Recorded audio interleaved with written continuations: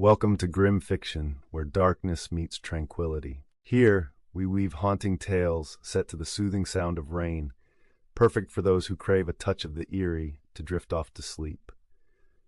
Every night, immerse yourself in new stories that blend the mysterious with the calming, transforming your nights into a journey through the shadows. Subscribe now and let the rain carry you into a world of chilling tales posted daily, just for you. The woods behind Sam's house weren't supposed to be scary. They'd always been a place to climb trees, collect acorns, and chase fireflies when summer's light lingered late. The towering maples and oaks created a cool canopy where sunlight filtered through in patches that danced with every breeze. But lately, something felt different. Sam noticed it first while walking his dog Rascal along the usual dirt path. Rascal had always been fearless, bounding ahead, barking at squirrels, sniffing every fallen branch. This time, though, the dog froze halfway down the trail, ears flat against his head. He whined, looking at the woods as though something stared back from the shadows. "Come on, boy," Sam said, tugging at the leash, but Rascal wouldn't budge. His hackles raised and his tail tucked so far under that Sam worried the dog might bolt. "Fine," Sam muttered, "you scaredy cat." Rascal stayed rooted in place as Sam stepped off the path, curiosity pulling him deeper into the trees. The air felt heavier here, the sunlight dimmer though the canopy overhead hadn't changed. A strange quiet settled over the woods. The usual sounds, the rustling leaves, birds chirping, and distant hum of cicadas faded into a thick silence. Sam could hear his own heartbeat. Then came the whisper. It was faint, barely more than a breath, but it froze Sam in place. He turned his head quickly, scanning the shadows between the trees, but saw nothing. It came again, softer than the wind. A voice just loud enough to make out words, but not who was speaking. Sam swore it said his name. "Hello?" he called, his voice trembling slightly. "Who's there?" The whisper stopped. The silence seemed even deeper now, more oppressive. Sam's stomach twisted, but his feet stayed rooted to the spot. He tried to tell himself it was the wind, a trick of his imagination. But the whisper had sounded too deliberate, too human. Another voice joined it, then another, too many to count, all speaking just low enough that he couldn't understand them. It was as if a crowd had gathered just out of sight, their murmurings meant for someone else. Then Rascal barked from the trail. It was a sharp, desperate sound that made Sam turn and run without thinking. He didn't stop until he reached the backyard, where the dog waited, trembling. Sam's lungs burned, his legs shaky from the sprint. He tried to calm Rascal, but his own fear made his hands unsteady. Sam didn't tell his parents what had happened. They wouldn't believe him anyway, and he didn't have any proof. He convinced himself that maybe he had imagined the voices. Maybe the woods were just different, and his brain was playing tricks on him.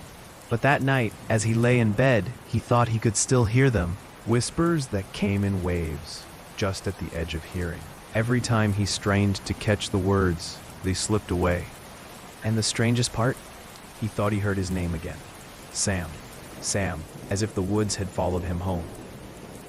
The next day, Black Hollow seemed as ordinary as ever. The sun rose over the cluster of homes, stores, and the single spire of the church steeple. Smoke curled up from chimneys as people brewed coffee and cooked breakfast. It was the kind of morning that should have pushed the strange events of the previous day from Sam's mind. But no matter how hard he tried, he couldn't shake the memory of the whispers, or the way Rascal had refused to go near the woods. Sam pedaled his bike to the village library, hoping to find something, anything, that might explain what he had heard. The library wasn't large, just a single room inside the town's old courthouse building, but it smelled of paper, leather, and varnish.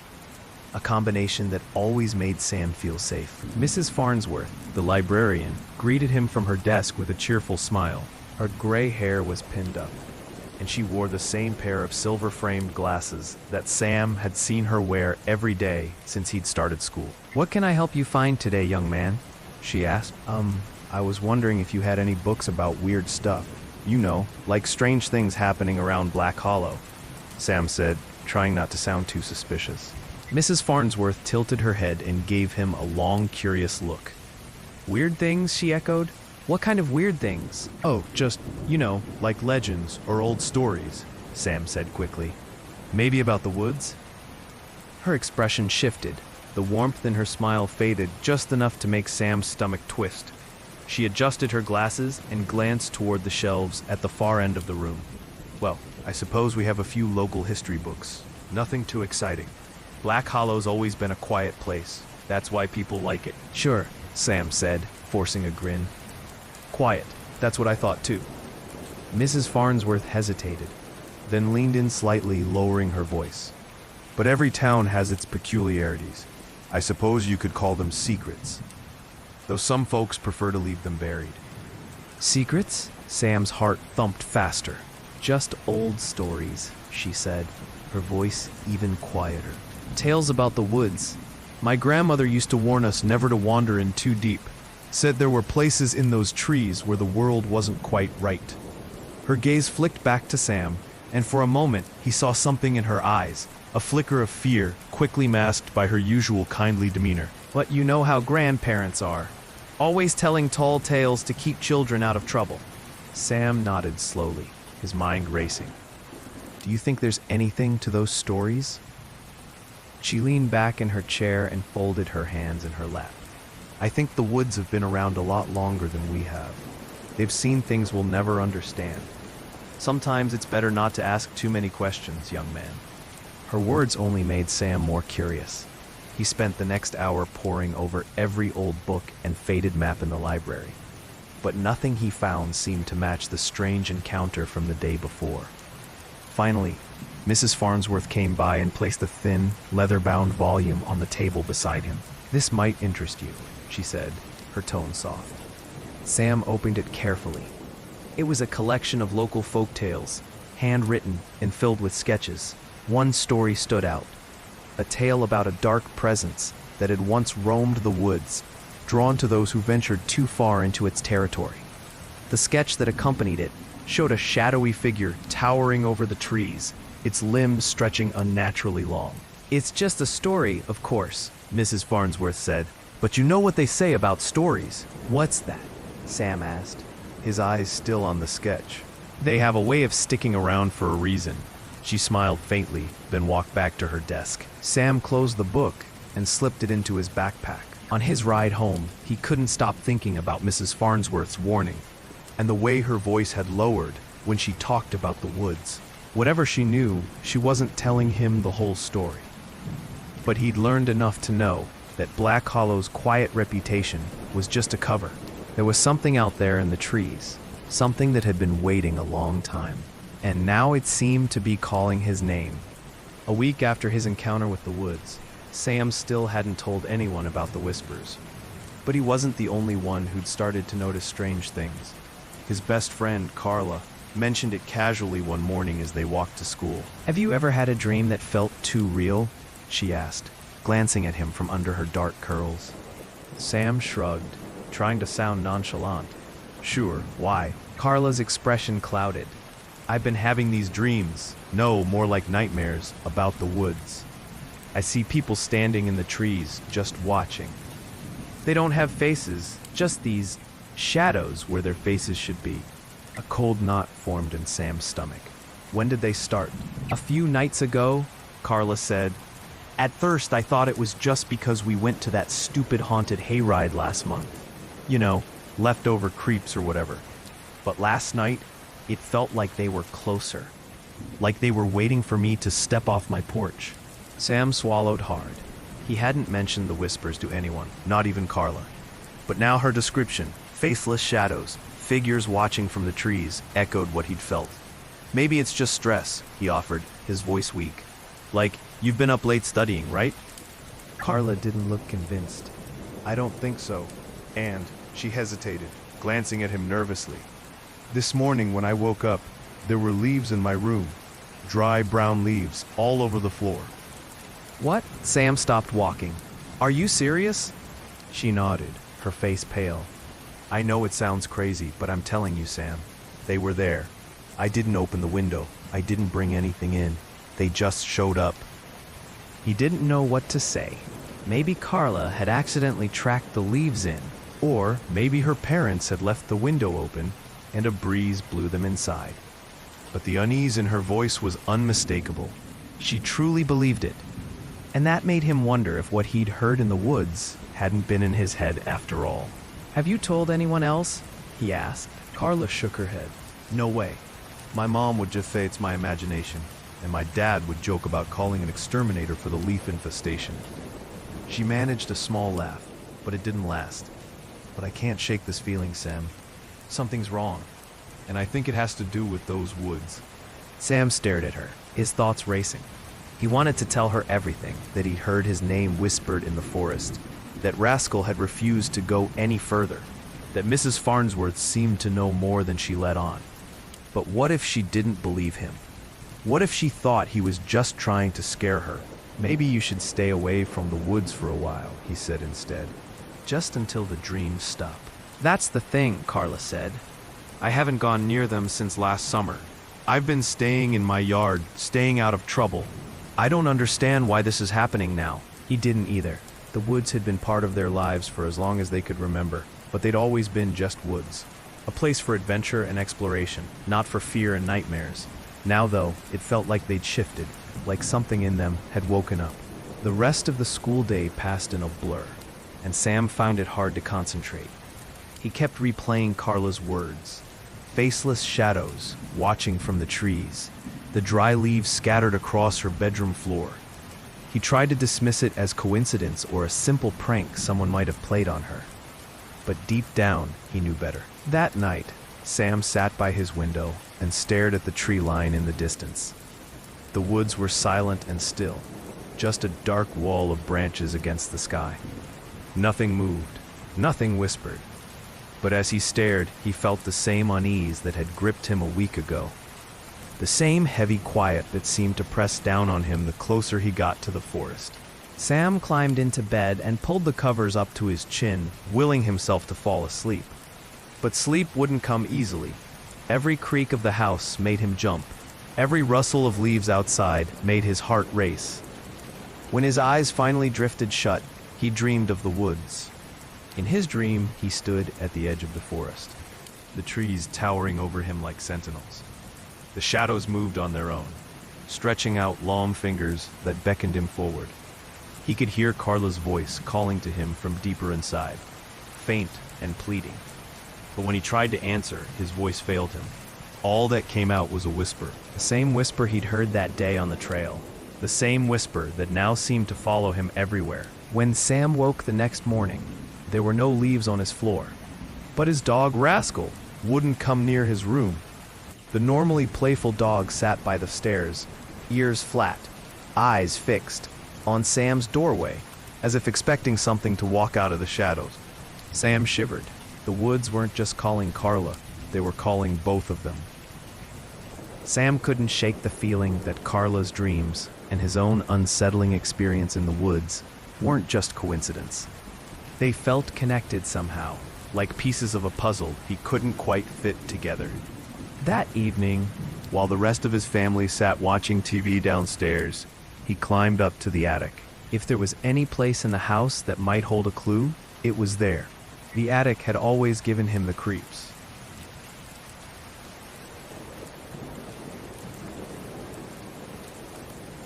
Its single bare bulb barely lit the space, leaving deep shadows in the corners where old furniture, cardboard boxes, and forgotten relics of the past sat in silent disuse. Sam switched on the light and crouched low, picking his way carefully through the clutter.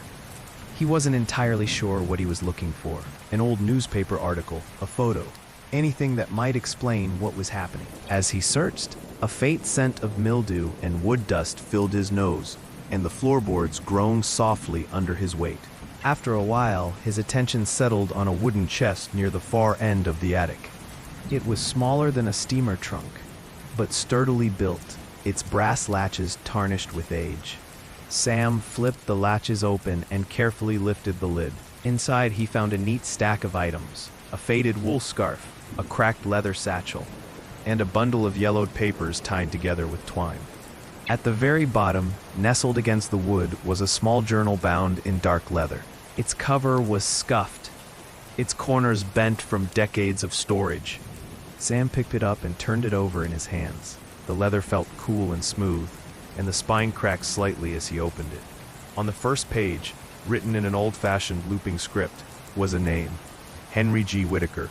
Below it, in smaller letters, was the date, September 1919. Sam frowned. Henry G. Whitaker. That was his great-grandfather. His mom's grandfather. He'd heard his name mentioned in family stories, but only in passing. Mostly that he'd been a farmer who helped build one of the first houses in Black Hollow. No one ever said much about him otherwise. Flipping through the pages, Sam noticed that Henry's handwriting was cramped and hurried. The ink sometimes smeared as though written in haste. Most of the entries were short, listing the day's weather, crops planted, or minor repairs made around the house. But a few entries in, the tone shifted. October 4th, 1919. The forest feels different now. I don't know why. The old paths I walked as a boy now seem unfamiliar, and the air is heavier, as if the woods are watching. Sam's pulse quickened. He read on, each line drawing him deeper into Henry's growing unease. October 8th, 1919. They whisper now. At first I thought it was the wind through the trees, but no. The sound is faint, but it calls my name. It calls the others, too. Last night, Richard came back from the woods, pale as a ghost. Said he saw something he couldn't describe, something that didn't belong here. Another name stood out, Richard. Sam didn't recognize it, but he kept reading. The next entry made his hands tremble. October 15, 1919, the Shadowkeeper. That's what Richard called it. A figure in the dark, taller than the tallest oak, its limbs twisting and reaching. He swore it followed him home. I didn't believe him until I saw it myself. The others say, we must act. We can't let it stay. Sam's throat tightened. He flipped forward, scanning the pages for more mentions of the Shadowkeeper. Over the following entries, Henry described how he and a group of neighbors had decided to confront whatever haunted the woods. They'd tried to perform a ritual of some kind. Henry didn't go into much detail, but it involved gathering certain items, drawing symbols, and reciting words from an old book.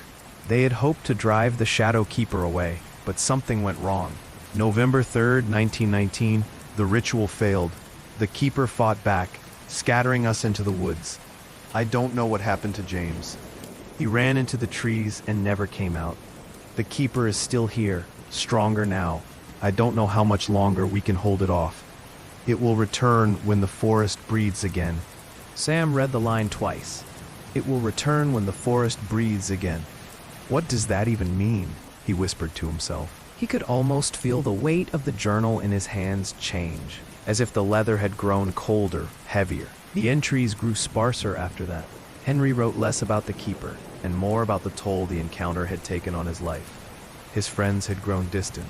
The village treated him with suspicion, and the woods seemed forever altered. The final entry was dated several years later, in the mid-1920s. It was brief. I pray that it stays dormant, but I fear the woods will never be the same. Sam closed the journal and sat there for a long time. The attic was silent except for the occasional creak of the floorboards. He felt a deep chill, as if the Shadowkeeper's presence had reached across the decades to touch him now. The journal's words matched the whispers he'd heard, Carla's dreams, even Mrs. Farnsworth's warnings. Whatever his great-grandfather and his friends had tried to stop, it had never really gone away. It had only been waiting. Sam slipped the journal into his backpack and climbed back down to his room. He didn't tell his family what he'd found. They wouldn't understand. But he knew one thing for sure. The forest was breathing again, and it wasn't done with him yet. The weight of the journal lingered in Sam's mind, its contents replaying in his thoughts over and over. He couldn't stop picturing the phrases his great-grandfather had written. The keeper is still here, stronger now. It will return when the forest breathes again. Those words gnawed at him. Carla's dreams, the whispering woods, the leaves appearing in her room, it all felt too connected. That night, Sam spread the journal out on his bed and reread the entries. The Shadowkeeper. The name sent a chill down his spine every time he saw it. Whatever it was, his great-grandfather and the others in the village had feared it enough to attempt a dangerous ritual. And even that had failed. Sam's eyes lingered on the phrase, a figure in the dark, taller than the tallest oak. He imagined some grotesque, towering silhouette looming above the treetops, its limbs stretching like shadows at dusk. What was the Shadowkeeper? A ghost? A monster? Or something worse? The last entry was the most troubling.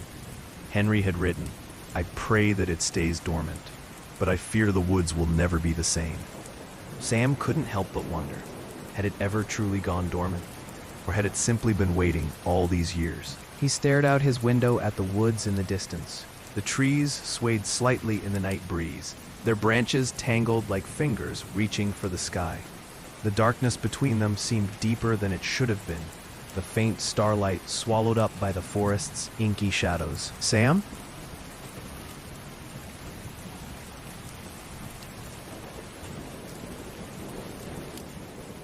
Oh, I'll be at work here. We'll discuss process and plan cancellation 2023. To have canceled concession procedures, meaning the transaction completed by conference protocol. He jumped at the sound of Carla's voice. She was standing at his bedroom door, her eyes wide and pale. Sam quickly shut the journal and sat up. "What are you doing here? It's late." I didn't know where else to go, she said, stepping inside. "Sam, I saw it again. The shadow. It was in my backyard, just standing there." Sam felt his pulse quicken. "What do you mean, standing there? Did it move?" Carla shook her head. "No, but it was close, closer than before. I could feel it watching me." She hesitated, then glanced at his bed. "What's that?" Sam hesitated. He hadn't planned to show anyone the journal, not yet, but Carla's expression told him she needed to know. Slowly, he opened it and slid it toward her. "It's my great-grandfather's. He wrote about the Shadowkeeper, about what's in the woods." She sat down next to him and read quietly, her finger tracing the lines of Henry's cramped handwriting. Sam watched her face as she took it all in. The whispering woods, the ritual, the failed attempt to banish whatever haunted the forest. By the time she finished, she looked even paler than before. "This is real," Carla whispered. "It's not just nightmares, not just in our heads."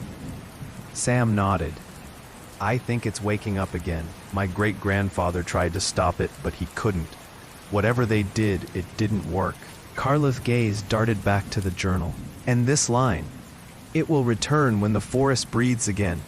What does that mean? "I don't know," Sam admitted. "But something's changed. The woods feel alive, almost. Like they're waiting for something." Carla closed the journal and looked at him, fear flickering in her eyes. "What do we do?" Sam had no answer.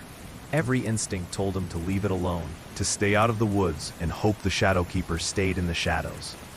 But he also knew that ignoring it hadn't worked for his great-grandfather. Whatever the Shadowkeeper was, it was stirring again, and it wasn't going to stop at whispers. "We need to find out more," he said finally. "Figure out what they tried before and what went wrong. Maybe there's something we can do." Carla didn't look convinced, but she nodded anyway. "Okay, but we have to be careful, Sam. If this thing is what your great-grandfather says it is, it's dangerous." "I know," he said. "We'll be careful." As they sat together in the quiet room, the shadows on the walls seemed to grow darker, stretching long fingers toward the edges of the ceiling. Sam tried not to look at them too closely. He'd been certain they were just tricks of the moonlight. But after reading the journal and hearing Carla's story, he wasn't sure anymore. The Shadowkeeper was no longer a forgotten legend. It was here, it was watching, and it wasn't going to stay hidden for much longer. The next morning, the village woke to an unusual wind rolling through Black Hollow. It wasn't the kind of soft breeze that usually swept down from the hills, carrying the fresh scent of pine and earth. This wind came in bursts, sharp, cold gusts that seemed to hum with a low, eerie tone. The trees along the forest's edge creaked and swayed as if moving to the beat of an invisible drum. Sam stood on his back porch, shivering in his hoodie, and watched the woods. The leaves danced wildly, though the air in the yard remained unnaturally still. It was as if the woods had their own weather, their own pulse. He wasn't the only one who noticed the change. By mid-morning, Black Hollow was buzzing with unease. At the diner, people muttered about how the woods seemed to be closing in. Trees that had stood at a distance from the road Now loomed closer, their branches reaching overhead. The sunlight seemed weaker than usual, even though the sky was clear. By the time Sam arrived at the library, A nervous energy filled the town. he didn't come to check out books this time. Instead, he went straight to Mrs. Farnsworth's desk, gripping the strap of his backpack tightly. She glanced up from her newspaper and raised an eyebrow. "You look like you've seen a ghost," she said, though her smile didn't reach her eyes. "Something's going on," Sam said. "The woods, they're different. Don't tell me you don't feel it." Mrs. Farnsworth lowered her voice, glancing around to make sure no one was nearby. "You've been digging into things you shouldn't," she said. "I can see it on your face. Those woods," she broke off, her lips pressing together into a tight line. "They've always been strange, boy. Always." Sam leaned in. "But it's not just strange. Something's waking up, isn't it?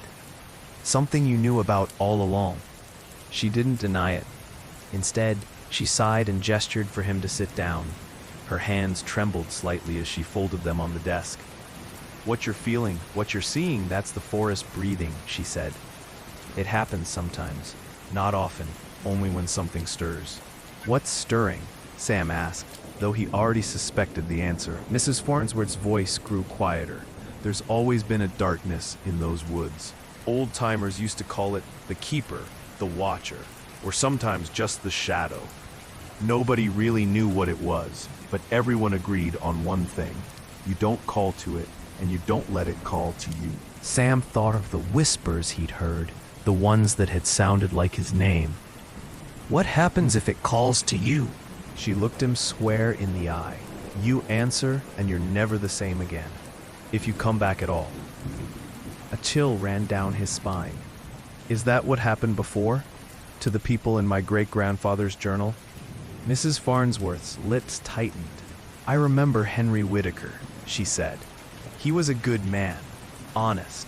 But after that night, whatever he and the others tried to do, he was never the same. He stopped coming to town, barely spoke to anyone, and those who did go into the woods, well, they didn't always come back." Sam gripped the edge of the desk. "What do I do? How do I stop it?" Mrs. Farnsworth sighed heavily. "I don't know that you can. If the forest is breathing again, it's not something you or I can control. All you can do is stay away from it. Don't listen to the whispers. Don't let it pull you in." But it was too late for that, Sam thought. The Keeper was already reaching out, already wrapping its unseen fingers around him and Carla. He nodded anyway, thanking her before hurrying out the door. As he stepped outside, the wind hit him again, cold and sharp. The trees seemed closer now, their branches swaying unnaturally in the breeze. Carla was waiting at the edge of the schoolyard, her arms crossed tightly over her chest. "You feel it too?" she asked as he approached. "Yeah," Sam said. "Mrs. Farnsworth said she called it the forest breathing. She says we can't stop it." Carla frowned. "So what? We just wait around for it to?" She trailed off, glancing toward the woods. "What happens when it's done breathing?" Sam had no answer. The thought terrified him. He only knew one thing. The Keeper was awake, and whatever had kept it at bay for the last 100 years was no longer enough. The forest was alive now, and it wouldn't be long before it crossed the line between the trees and the town. The days that followed were tense. The wind from the woods continued its erratic gusts, and the townspeople began to mutter in hushed tones. At first, Sam thought he might be imagining it, the way people glanced over their shoulders more often, the way they locked their doors earlier in the evening. Even Rascal, who'd started growling at nothing in particular, refused to venture outside after dusk. Then someone disappeared. Tom Granger was an older man who lived on the outskirts of Black Hollow. He was known for his small dairy farm and his habit of strolling into town every afternoon to buy a coffee and sit on the bench outside the post office. He always made the same joke to whoever passed by, something about the weather never cooperating with a farmer's schedule. People usually laughed politely, even if they'd heard it a dozen times. But one morning, Tom didn't come to town. By evening, word spread that no one had seen him. A few neighbors went out to his farm, only to find the front door unlocked, and his dinner still sitting on the kitchen table. The cows were wandering the field, lowing loudly, as if they hadn't been milked that day. The sheriff organized a search party, but after hours of combing the surrounding fields and forest edge, there was no sign of him. When Sam heard the news, his heart sank. He and Carla sat on the curb outside the library, listening to the low murmur of townsfolk as they debated what might have happened. He wouldn't just leave his farm like that, Carla said, hugging her knees. You think it's, related to the keeper? Sam hesitated. It has to be. That wind, the way the woods feel different now. Mrs. Farnsworth said something was stirring. Maybe it's starting to take people. Carla shivered, pulling her jacket tighter. What if we're next? Sam didn't want to think about it. He glanced toward the woods in the distance, where the treetops swayed unnaturally, even though the air around him was still. I think it's been watching us for a while now, he said quietly, but I don't think it's picked us. Not yet. Not yet, Carla echoed, her voice barely above a whisper. By the time they returned home, the sun was setting. Sam noticed that his parents seemed more on edge than usual. His mom kept checking the locks on the doors and windows, while his dad made sure the floodlights in the backyard were working. Sam didn't say much during dinner. His thoughts were on the woods and on Tom Granger's empty house. Later that night, after his parents went to bed, Sam sat on his floor with the journal again. He skimmed through the pages, searching for any mention of people disappearing. Toward the end of the entries, Henry Whitaker had written something that sent a chill down Sam's spine. The keeper does not kill in haste. It takes its time, drawing out the fear. The first to vanish are a warning, a sign that it's gathering strength. If we do nothing, it will spread beyond the woods, beyond the town. Sam sat back, letting the journal slip from his hands. A warning. Tom's disappearance wasn't random. It was a message. The keeper was growing stronger, and if the village didn't do something soon, the whispering woods would creep closer until no one was safe. The next day, the search party officially disbanded. The sheriff told the villagers that there was no evidence of foul play, that Tom had likely wandered off and would turn up in a day or two. But Sam knew better. Tom Granger wasn't coming back. And neither would anyone else the keeper decided to take. Sam and Carla had avoided the woods since Tom Granger's disappearance. But one restless night, as the wind howled and the woods whispered, Sam couldn't ignore the growing sense that the keeper was pulling them in. We have to go back in, Sam said the next morning as they stood by the edge of the forest. Carla shook her head. You want to walk into that, after everything we've seen? Sam gestured toward the treetops, swaying unnaturally in the windless air. It's not going to stop, Carla. Whatever's in there, it's not going away.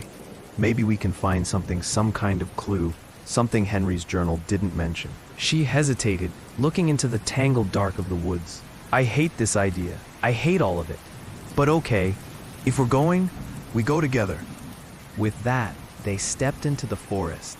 The air was cooler beneath the canopy, and the light seemed to bend strangely around the trees. The further they walked, the quieter it became. No birds, no rustling squirrels, just the sound of their own footsteps crunching through the underbrush. Sam led the way, using a printed map he'd found at the library. He'd marked the spot where, according to Henry's journal, a group of villagers had tried to perform their banishment ritual. He thought they might find something, old symbols, objects left behind. Anything that could help them understand what went wrong all those years ago. But they hadn't made it halfway to the marked location when they found something unexpected.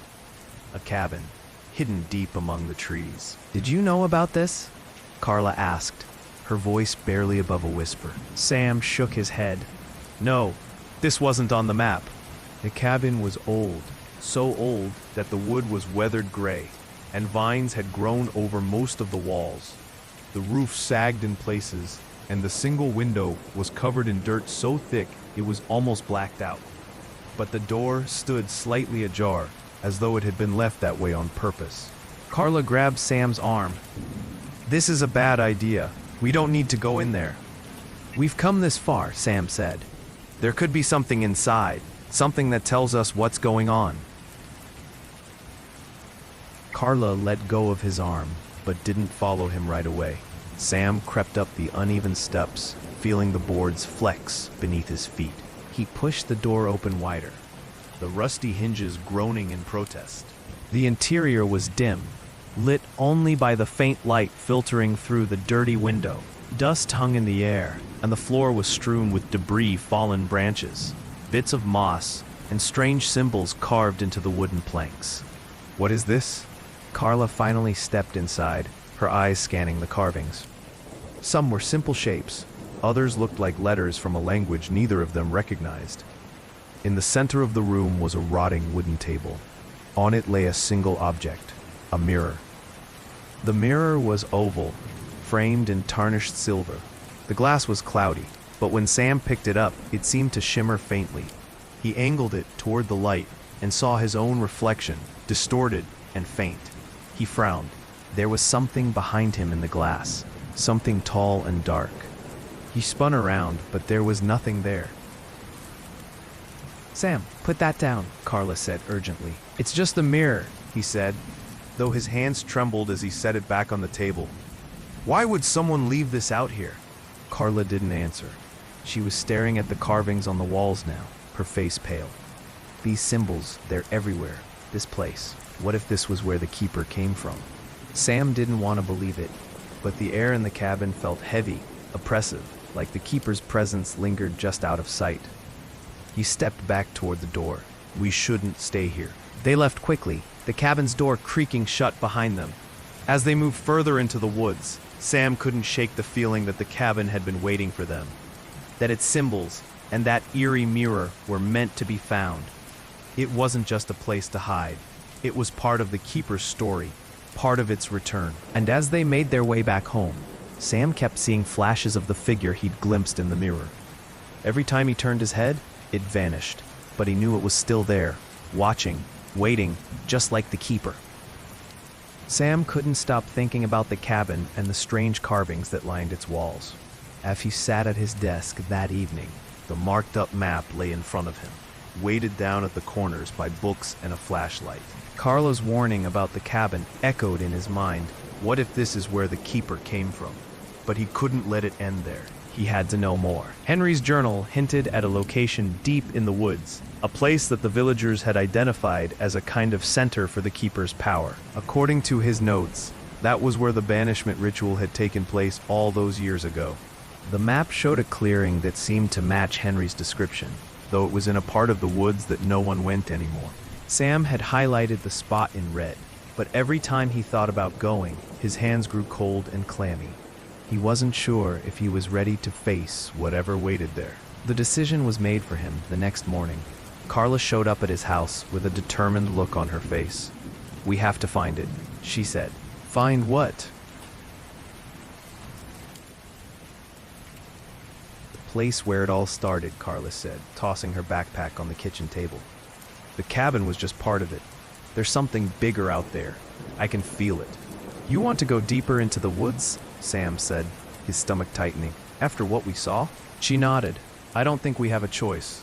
If we don't figure out what's going on, it's just going to get worse." Sam hesitated, but Carla's certainty pushed him forward. Within the hour, they were back on the trail. Sam carried the map, and Carla had brought along a small notebook and a flashlight, just in case they needed them before dark.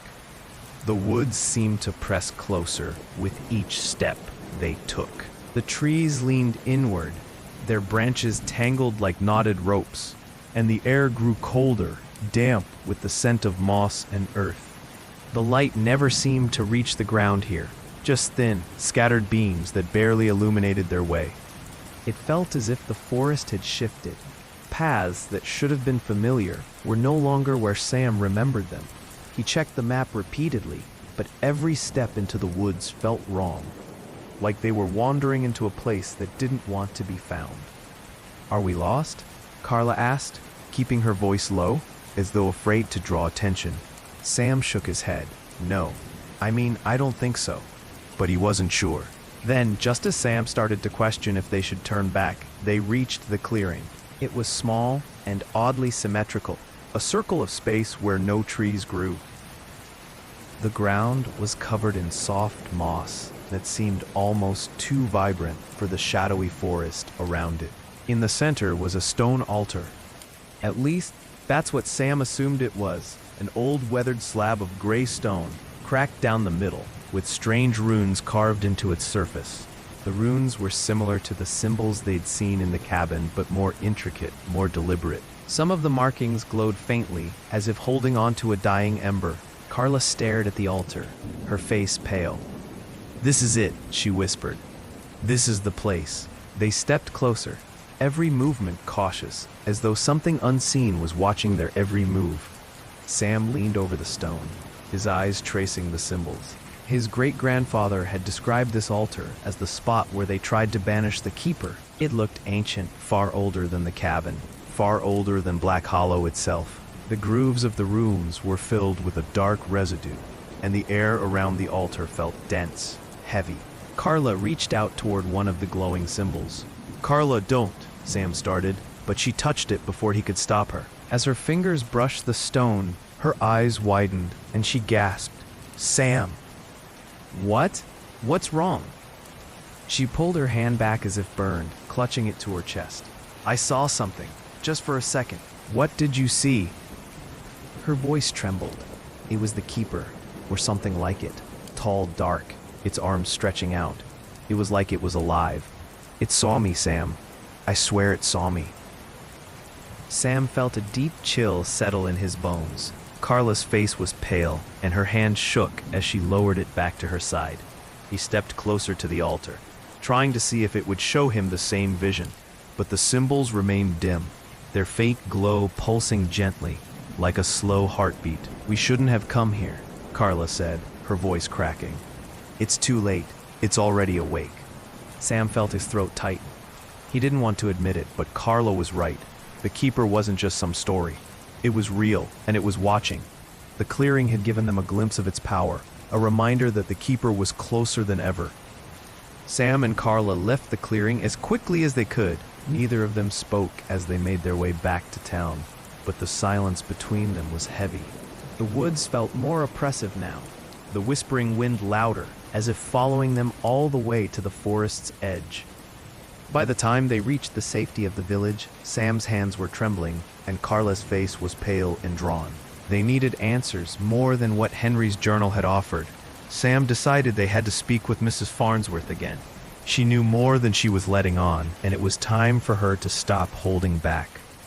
The library was nearly empty when they arrived. The librarian was shelving books in the far corner, her silver-framed glasses perched on the end of her nose. She looked up as Sam and Carla approached, her brow creasing with concern the moment she saw them. "You two look like you've seen a ghost," she said, though her tone was more serious than teasing. Sam set the journal on the desk in front of her, his hands still shaking. "We went back into the woods. We found the clearing." Mrs. Farnsworth froze. "You did what?"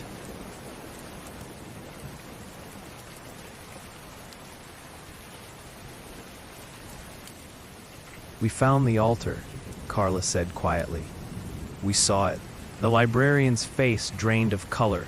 She took off her glasses, folding them neatly before placing them on the desk. "You should not have gone there. I told you." "We didn't have a choice," Sam interrupted. His voice was louder than he'd intended, but he didn't care. "The woods are changing. People are disappearing. And whatever's out there, it's not waiting anymore. You have to tell us everything you know." Mrs. Farnsworth hesitated, glancing toward the front door, as if checking to make sure no one else was around. Then she gestured for them to sit. "Fine. she said, her voice low. But you won't like what you hear. She began to speak slowly, carefully, As though each word carried a weight she could barely lift. I was a child the last time the woods stirred like this. My parents told me never to play near the forest's edge, but I didn't listen. I'd seen the older kids dare each other to go in and bring back a stone or a pine cone, so I thought it would be harmless. She paused, her hands tightening into fists. I heard the whispers, just like you did, and I saw something. It wasn't clear, not back then. Just a shadow, but it felt alive. My grandmother told me I was lucky I came back. Sam leaned forward.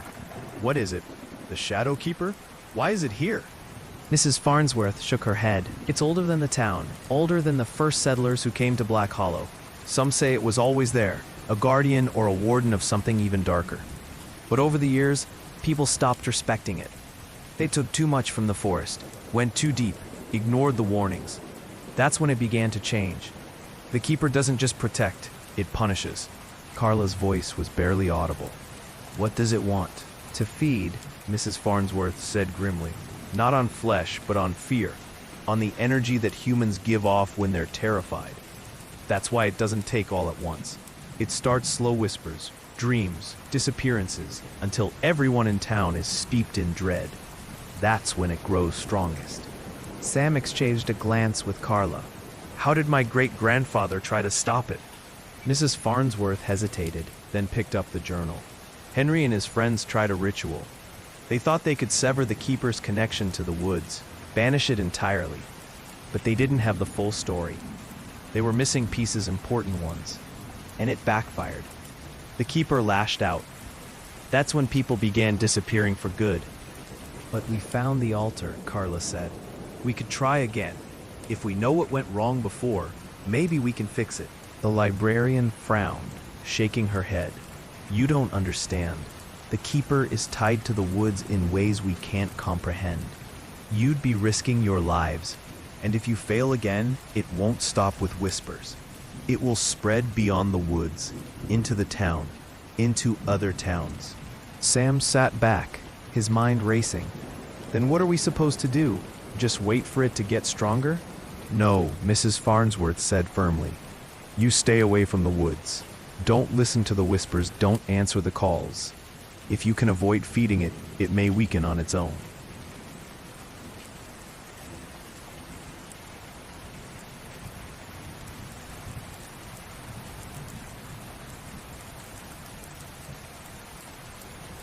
But it's already taken people, Carla said. It's not just whispers anymore. And if the forest is breathing again, like you said, it's not going to stop. Mrs. Farnsworth sighed heavily. You're right, she admitted. I wish I had a better answer for you. But this thing has been here long before us, and it will be here long after. The best you can do is survive. Her words offered no comfort. As Sam and Carla left the library, the wind picked up again, carrying with it the faint, haunting whispers from the forest. They both knew that avoiding the woods wouldn't be enough. The Keeper was already awake, and it wasn't going to stop until it had what it wanted. Over the next few days, Carla became quieter, more withdrawn. At first, Sam chalked it up to the stress. The encounter at the clearing, the stories from Mrs. Farnsworth, and the lingering unease from Tom Granger's disappearance, it was enough to weigh on anyone. But as the week went on, he began to notice something else. Carla seemed tired all the time, like she wasn't sleeping. Dark circles formed under her eyes, and she grew jumpy at the slightest sound. One morning, when Sam met her outside before school, she was already waiting for him, hunched over on the curb. Her hoodie sleeves were pulled down past her knuckles, and she avoided his eyes when she spoke. Sam, she said quietly, I need to show you something. What's going on? Sam asked, his stomach already knotting.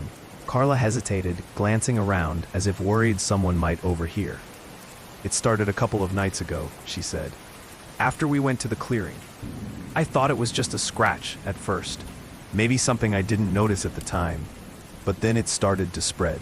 Spread? Sam's heart began to race. What do you mean? Carla sighed and pushed back her sleeve.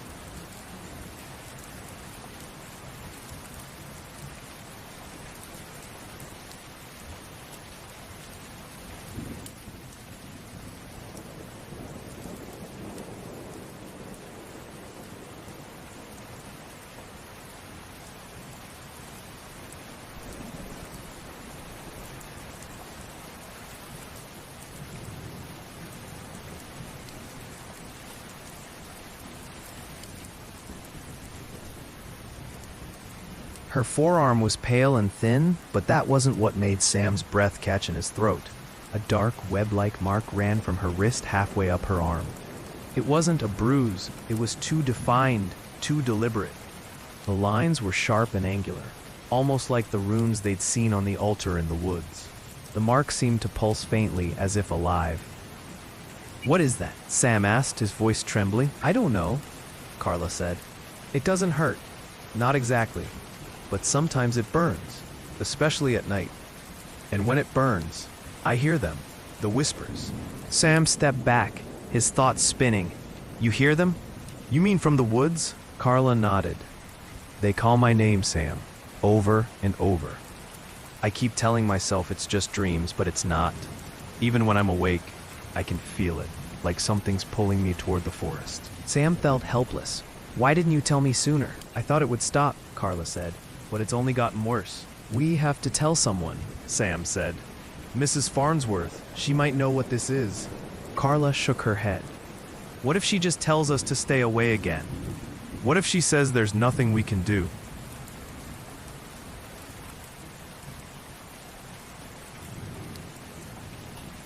"Then we'll find someone else," Sam said firmly. "We're not just going to let this, whatever it is, take you." Carla managed a weak smile, but it didn't reach her eyes. "Thanks, Sam. I don't know how much time I have before it gets worse. I don't even know what it wants." Sam looked down at her arm again. The mark seemed to shimmer faintly in the morning light, like it was feeding on something unseen. He realized with a sinking feeling that the Keeper hadn't just chosen the woods to grow stronger. It had chosen Carla. By the time the sun began to set that evening, Sam's resolve was set. He wasn't going to let the Keeper take Carla. They needed answers, more than Mrs. Farnsworth's warnings, more than the fragmented clues in Henry's journal. He spent the evening searching online, looking up local legends, folklore, and anything related to strange marks, curses, or forest spirits. But everything he found was either too vague or contradicted what he already knew. There were no clear instructions, no guide to unraveling the Keeper's power.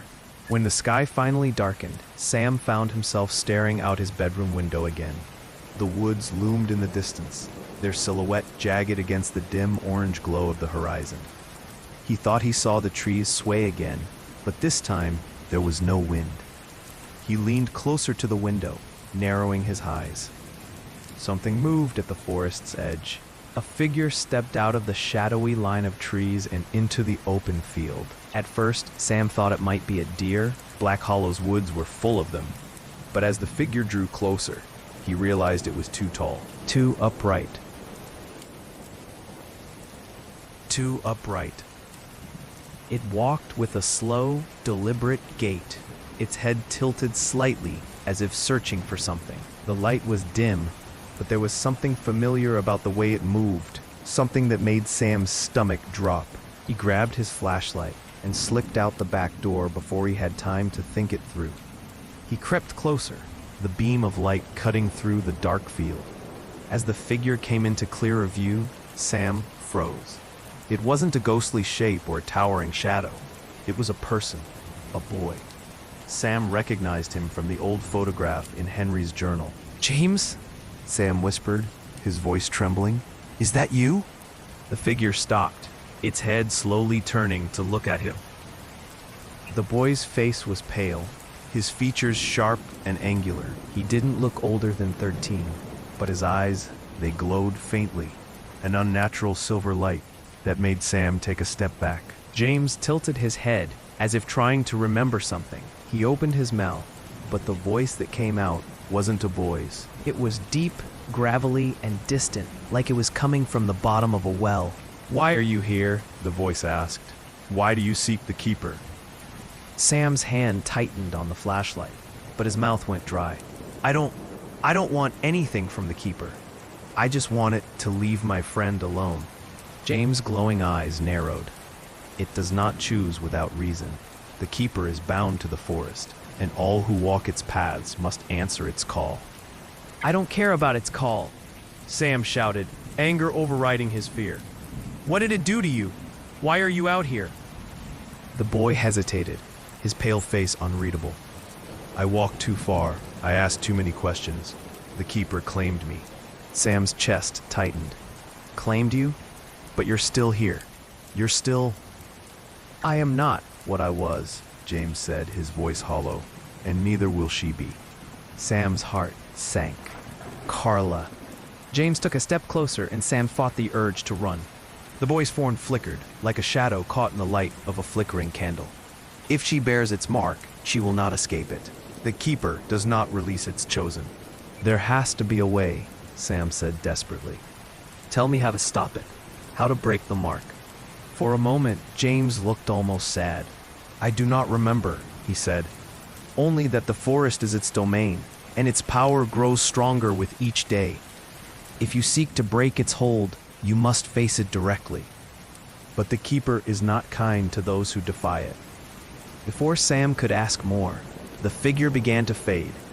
James turned back toward the forest, his body growing transparent, like smoke dissolving into the air. Wait, Sam called out. You have to help me. Tell me what I need to do. James looked over his shoulder one last time. His voice was quieter now, but it still carried that eerie, echoing tone. The altar dot is where it began. The altar dot is where it will end.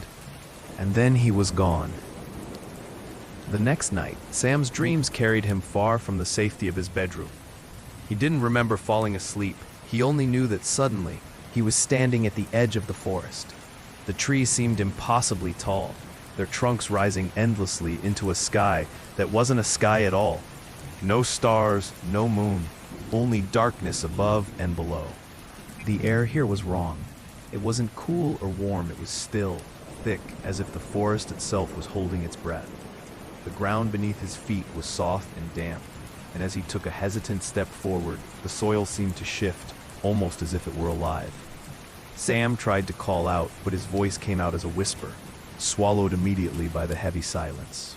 Then the shadows moved. It wasn't just the flicker of tree branches or the shifting of leaves.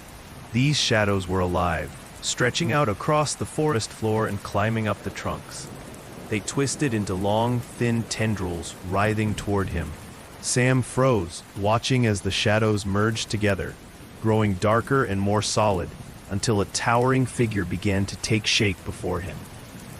The keeper. Its form was enormous, its head nearly touching the endless canopy above.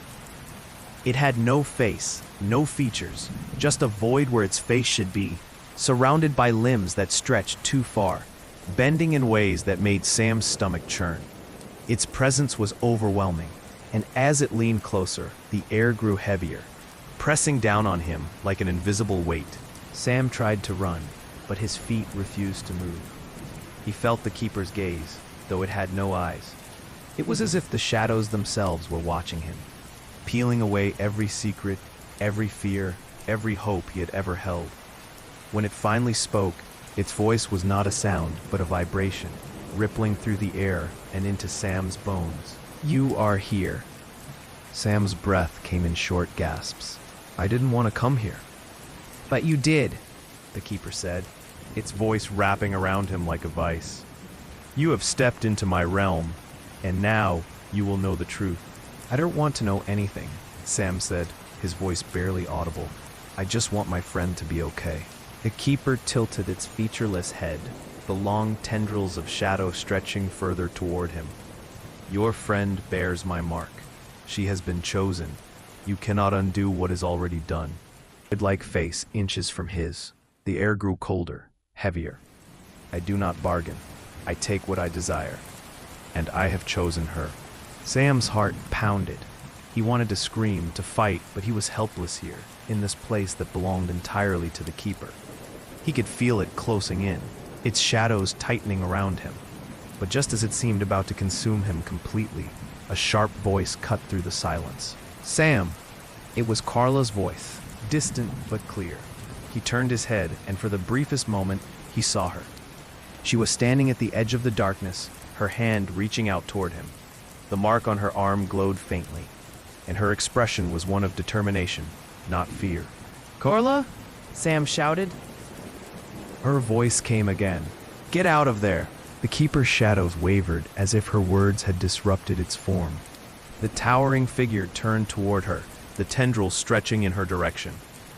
In that instant, Sam felt the weight on his chest lift.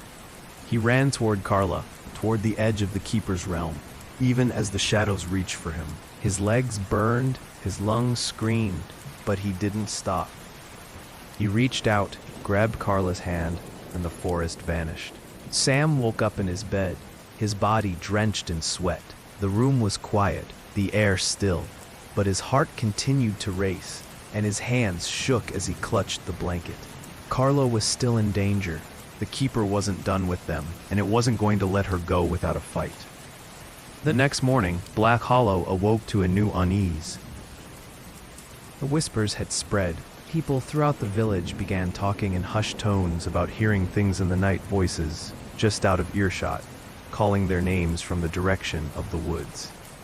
Windows that had been left closed were found open, their curtains fluttering as though disturbed by unseen hands.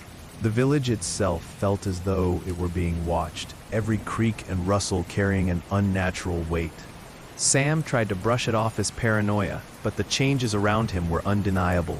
At school, the other kids were subdued, their conversations quiet and nervous. On his way home, he saw the sheriff's car parked by the edge of the woods. A deputy was stringing up yellow tape, and several villagers were gathered nearby, talking in low voices. Sam stopped to listen, catching fragments of their conversation. They found his boots just inside the tree line. Nothing else?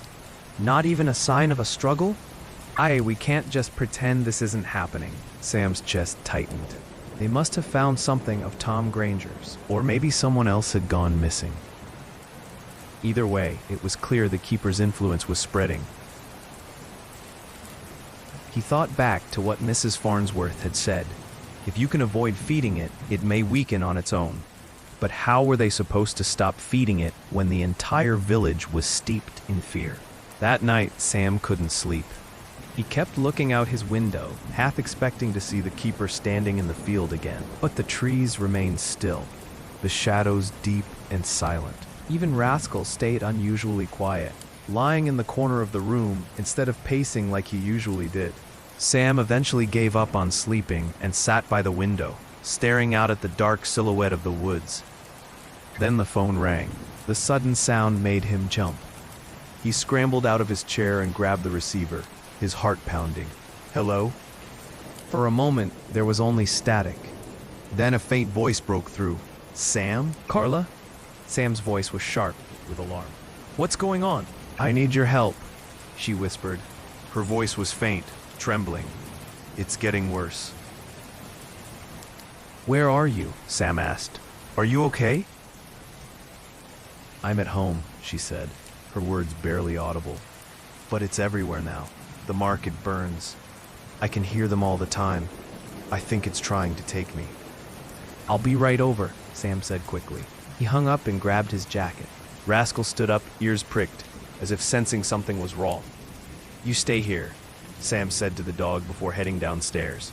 He slipped out the back door, careful not to wake his parents, and jogged toward Carla's house.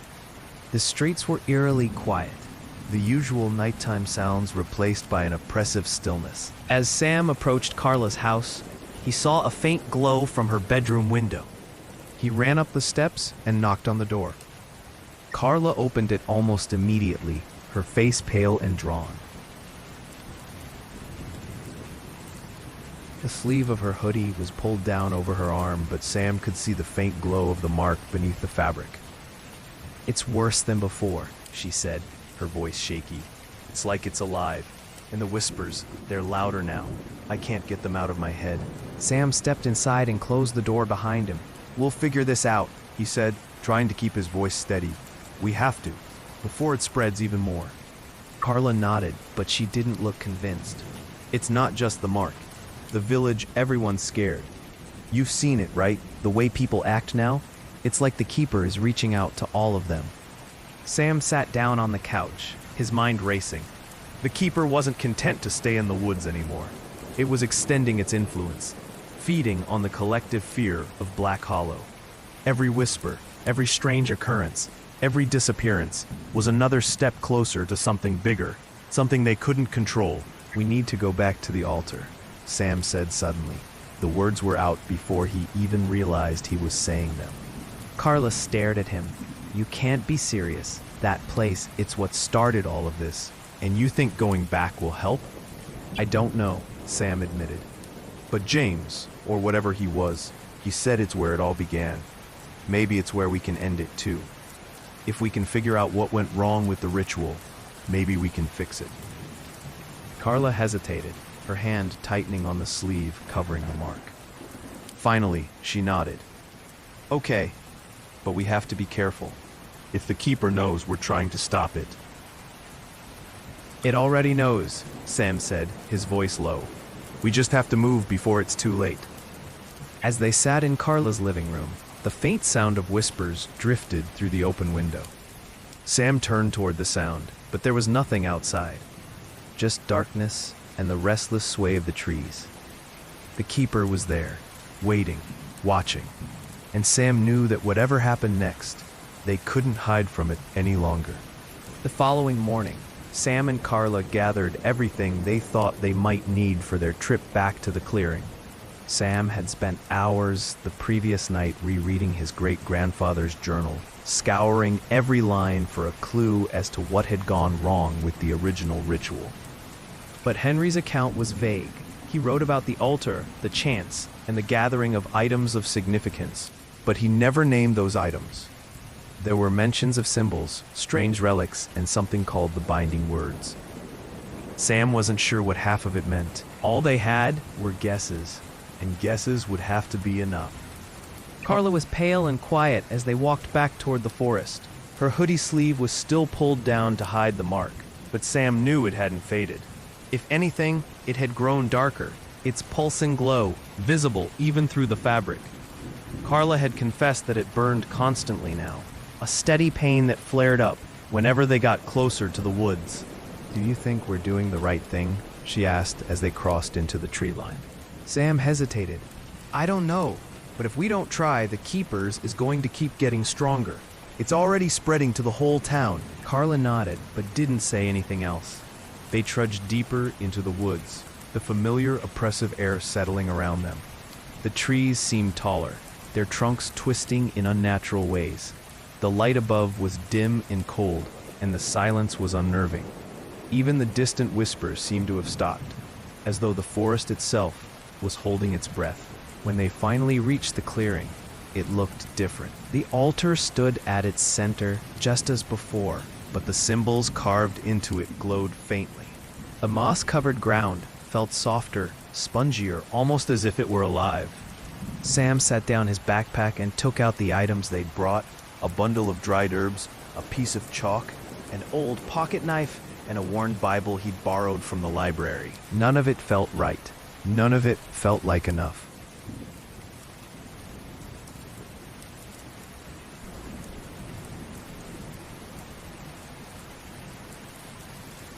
"We're guessing," Carla said, her voice trembling. "What if we don't have what we need? What if we mess this up again?" "We have to try," Sam said, kneeling by the altar. "We just need to draw the symbols, like Henry described. If we can get those right, maybe the rest will fall into place." Carla knelt beside him, pulling the chalk from her pocket. Her hand shook as she began sketching the first rune onto the mossy ground. The lines came out uneven, but the symbol took shape, a crooked star-like figure, with twisting lines radiating from its center.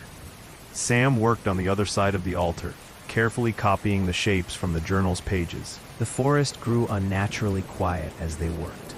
It was the kind of silence that pressed into your ears, making you feel as though even your breathing was too loud. The light above them dimmed further, casting the clearing in a grayish gloom.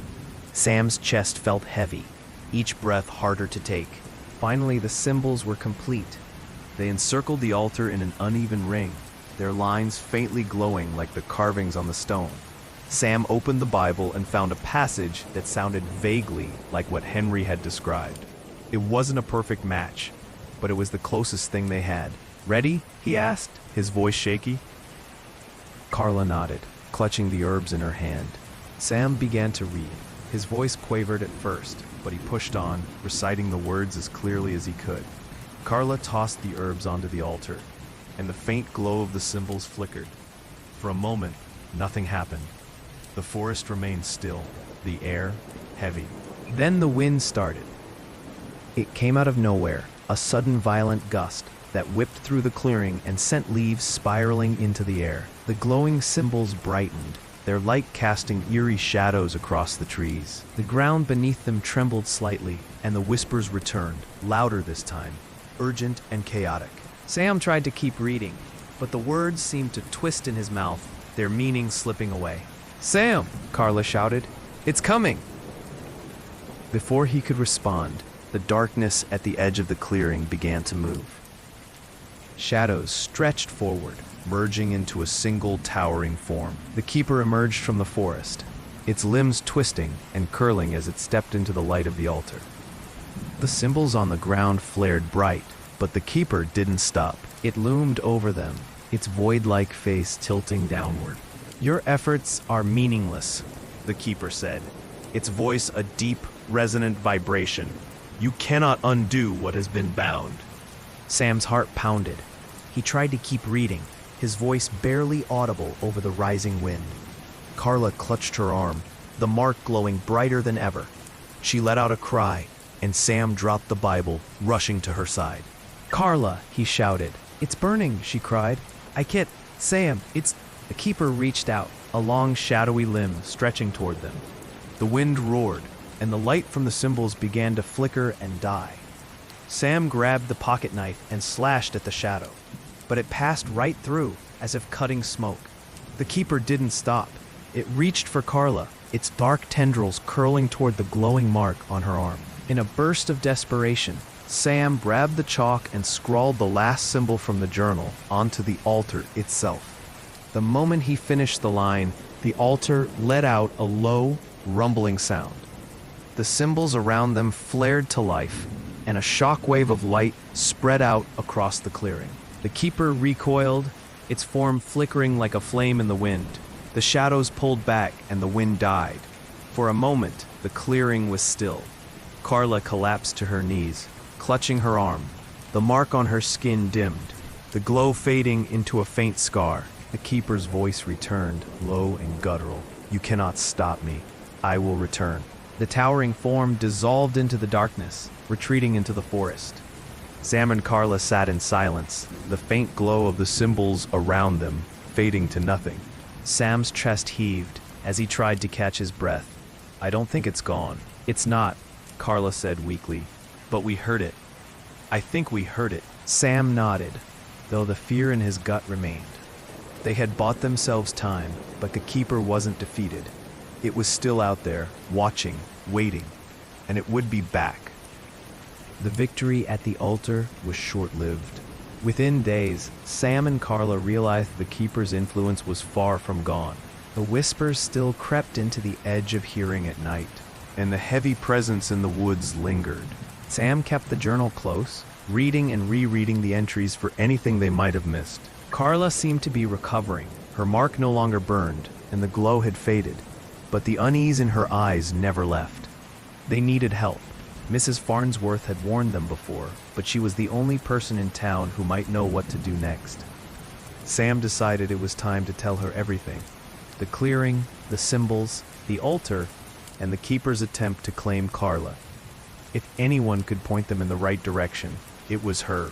When they arrived at the library, the old librarian was sitting behind her desk, sorting through a stack of books.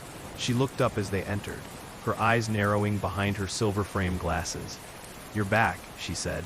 "I suppose you didn't listen to my warning." Sam set the journal on the desk in front of her. "We tried to stop it," he said. "We found the altar and performed the ritual, but it's not enough. The keeper's still here." Mrs. Farnsworth let out a heavy sigh.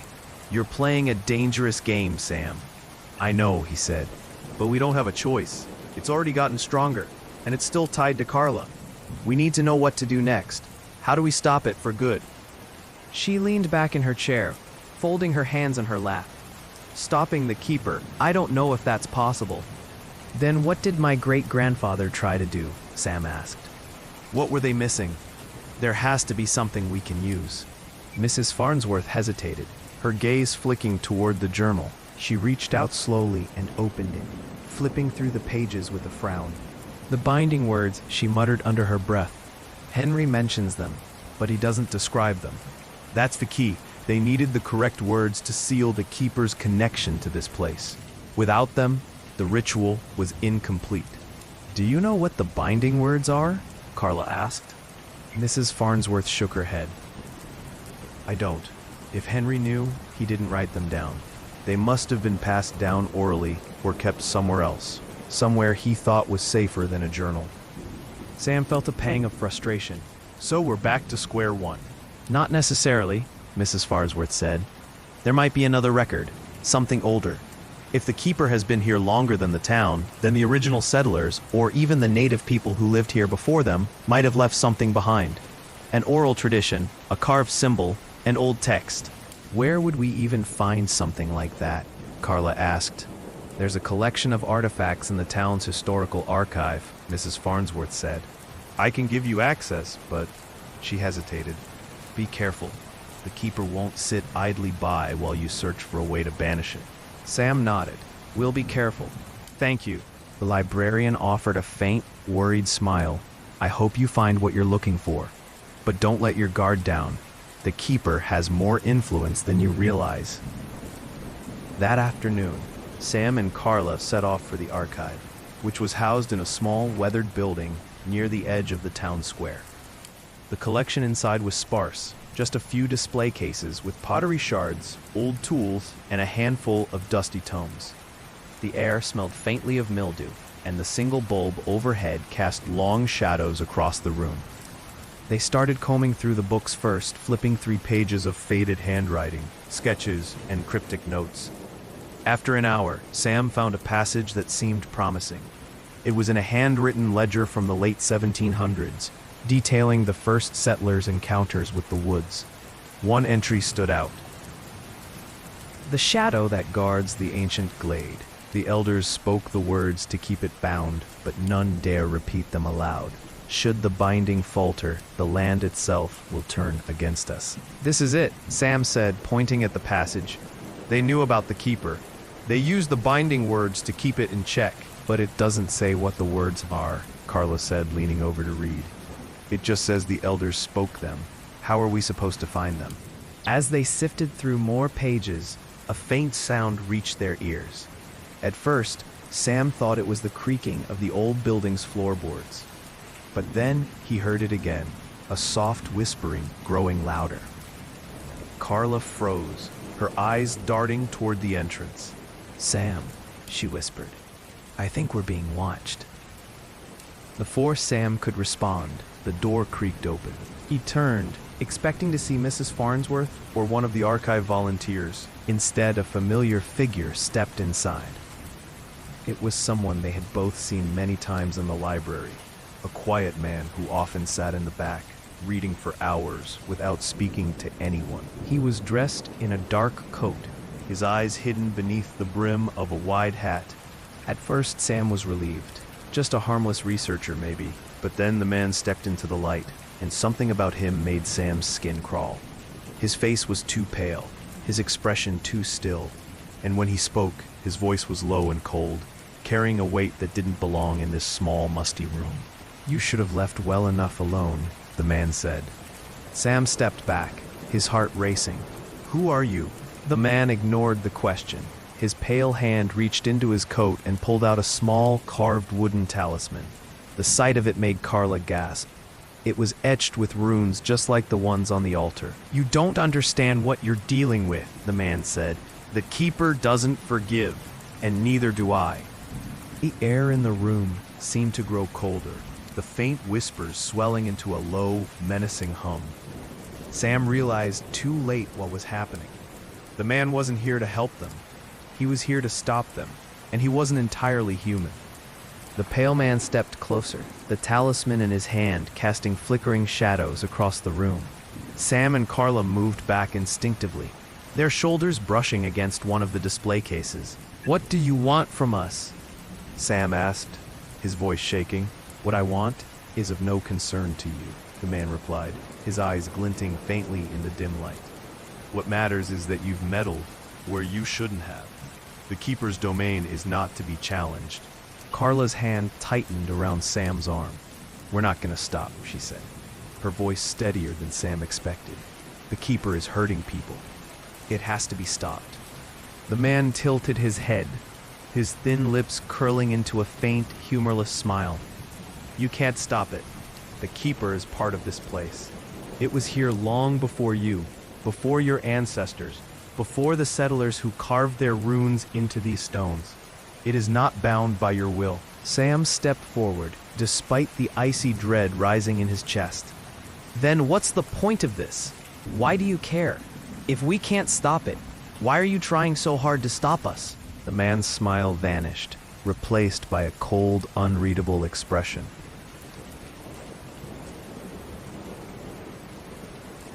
Because the Keeper's strength is not just in its presence, but in the fear it sows. It thrives on the chaos, the dread, the desperation of those who try to stand against it. You think you're doing good, but you're feeding it. Every step you take toward the altar, every whispered name, every frantic attempt to save your friend, it makes the Keeper stronger. Carla's grip on Sam's arm faltered. She looked at him, her face pale. "Sam, what if he's right? What if we're just making things worse?" "No," Sam said firmly, though his own doubt was clawing at the edges of his mind. "He's lying. He's trying to scare us." The man raised a single eyebrow. "Am I?" Sam took another step forward, trying to summon some courage. "If it's hopeless, then why haven't you stopped us already? Why are you even talking to us?"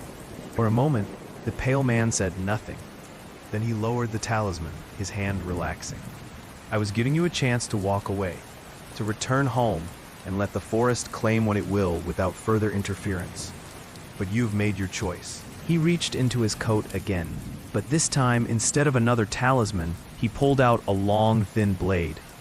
The whispers in the room grew louder, and the air grew colder still. Sam's heart raced. "Run!" he shouted, grabbing Carla's hand.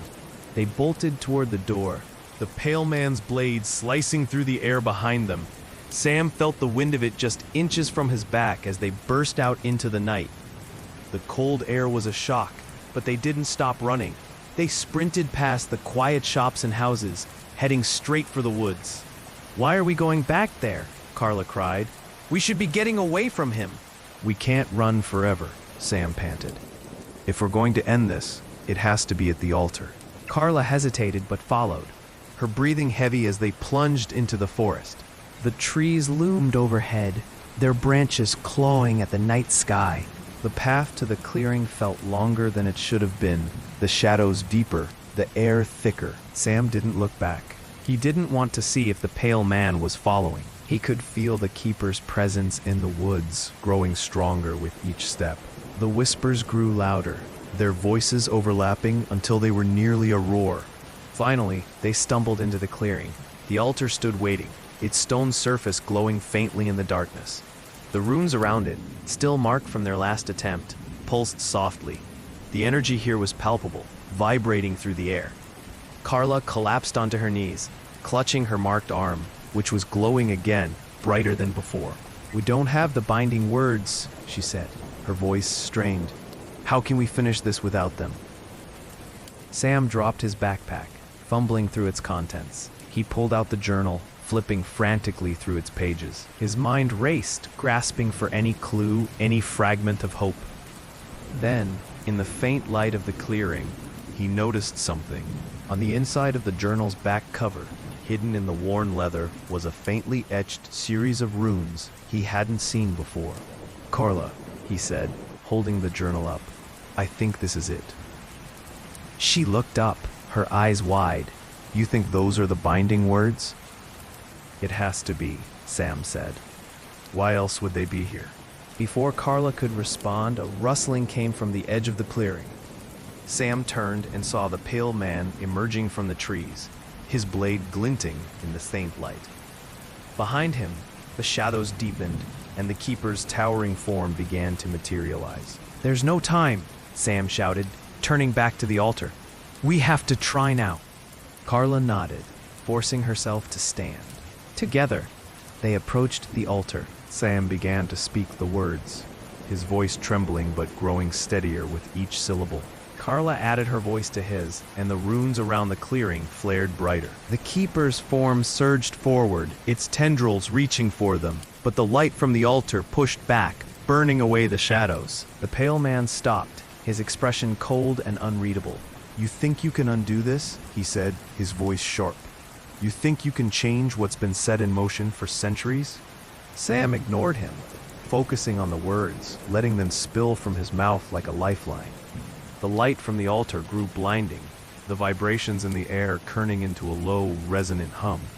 Carla gripped his hand tightly, her marked arm trembling as the glow intensified.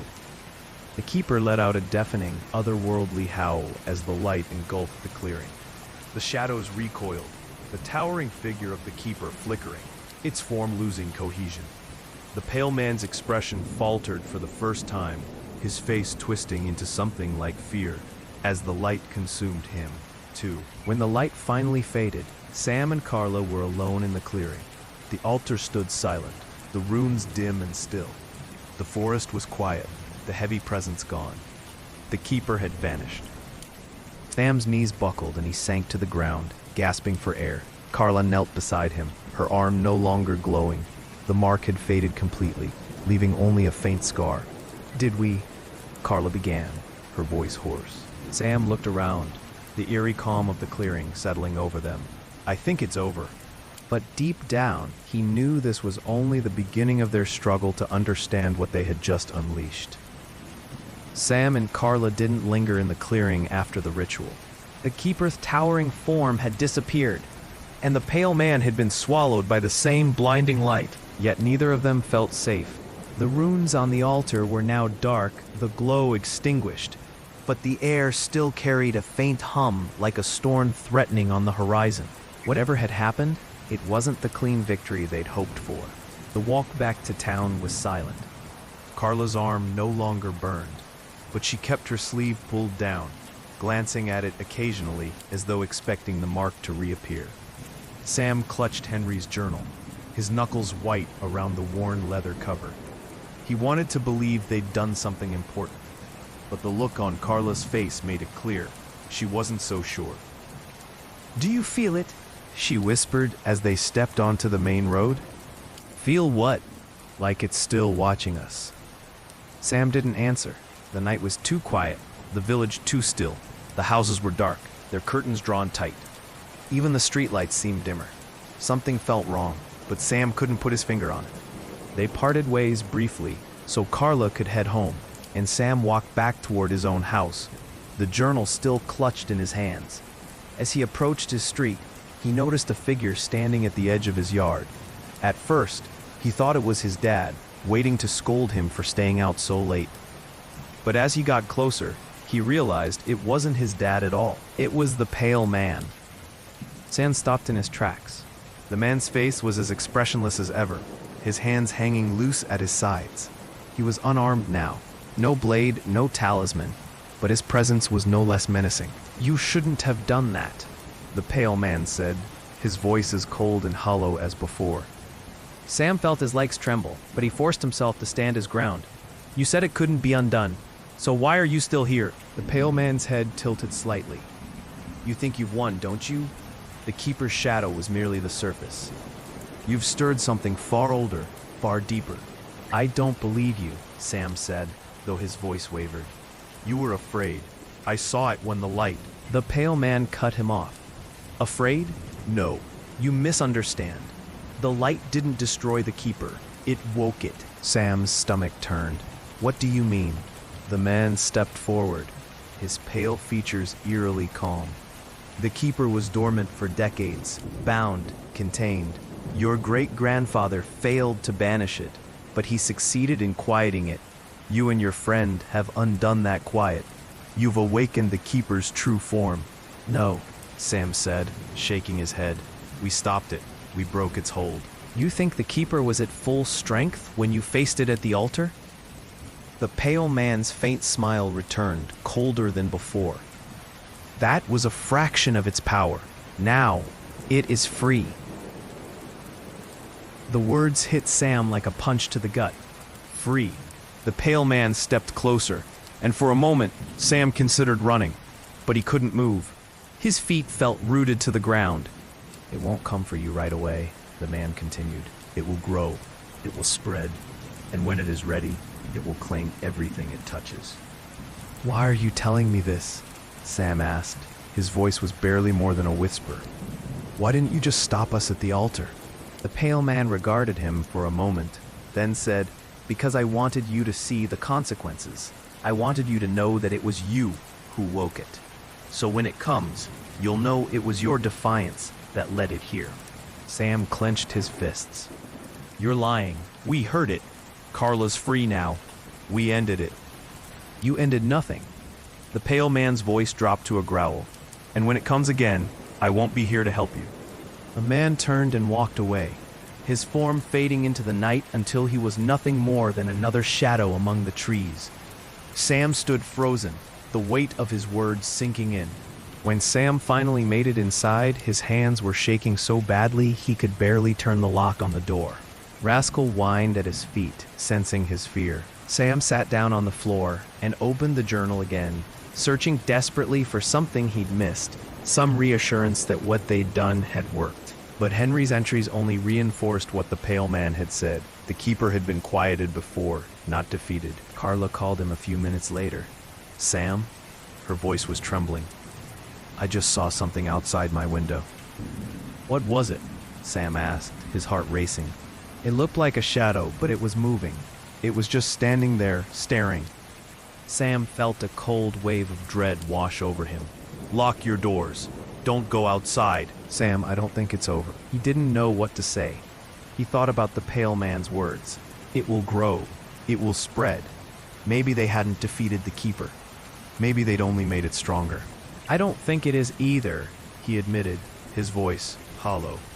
As they sat on the phone in silence, the faint sound of whispers began to fill the line, soft at first, then louder.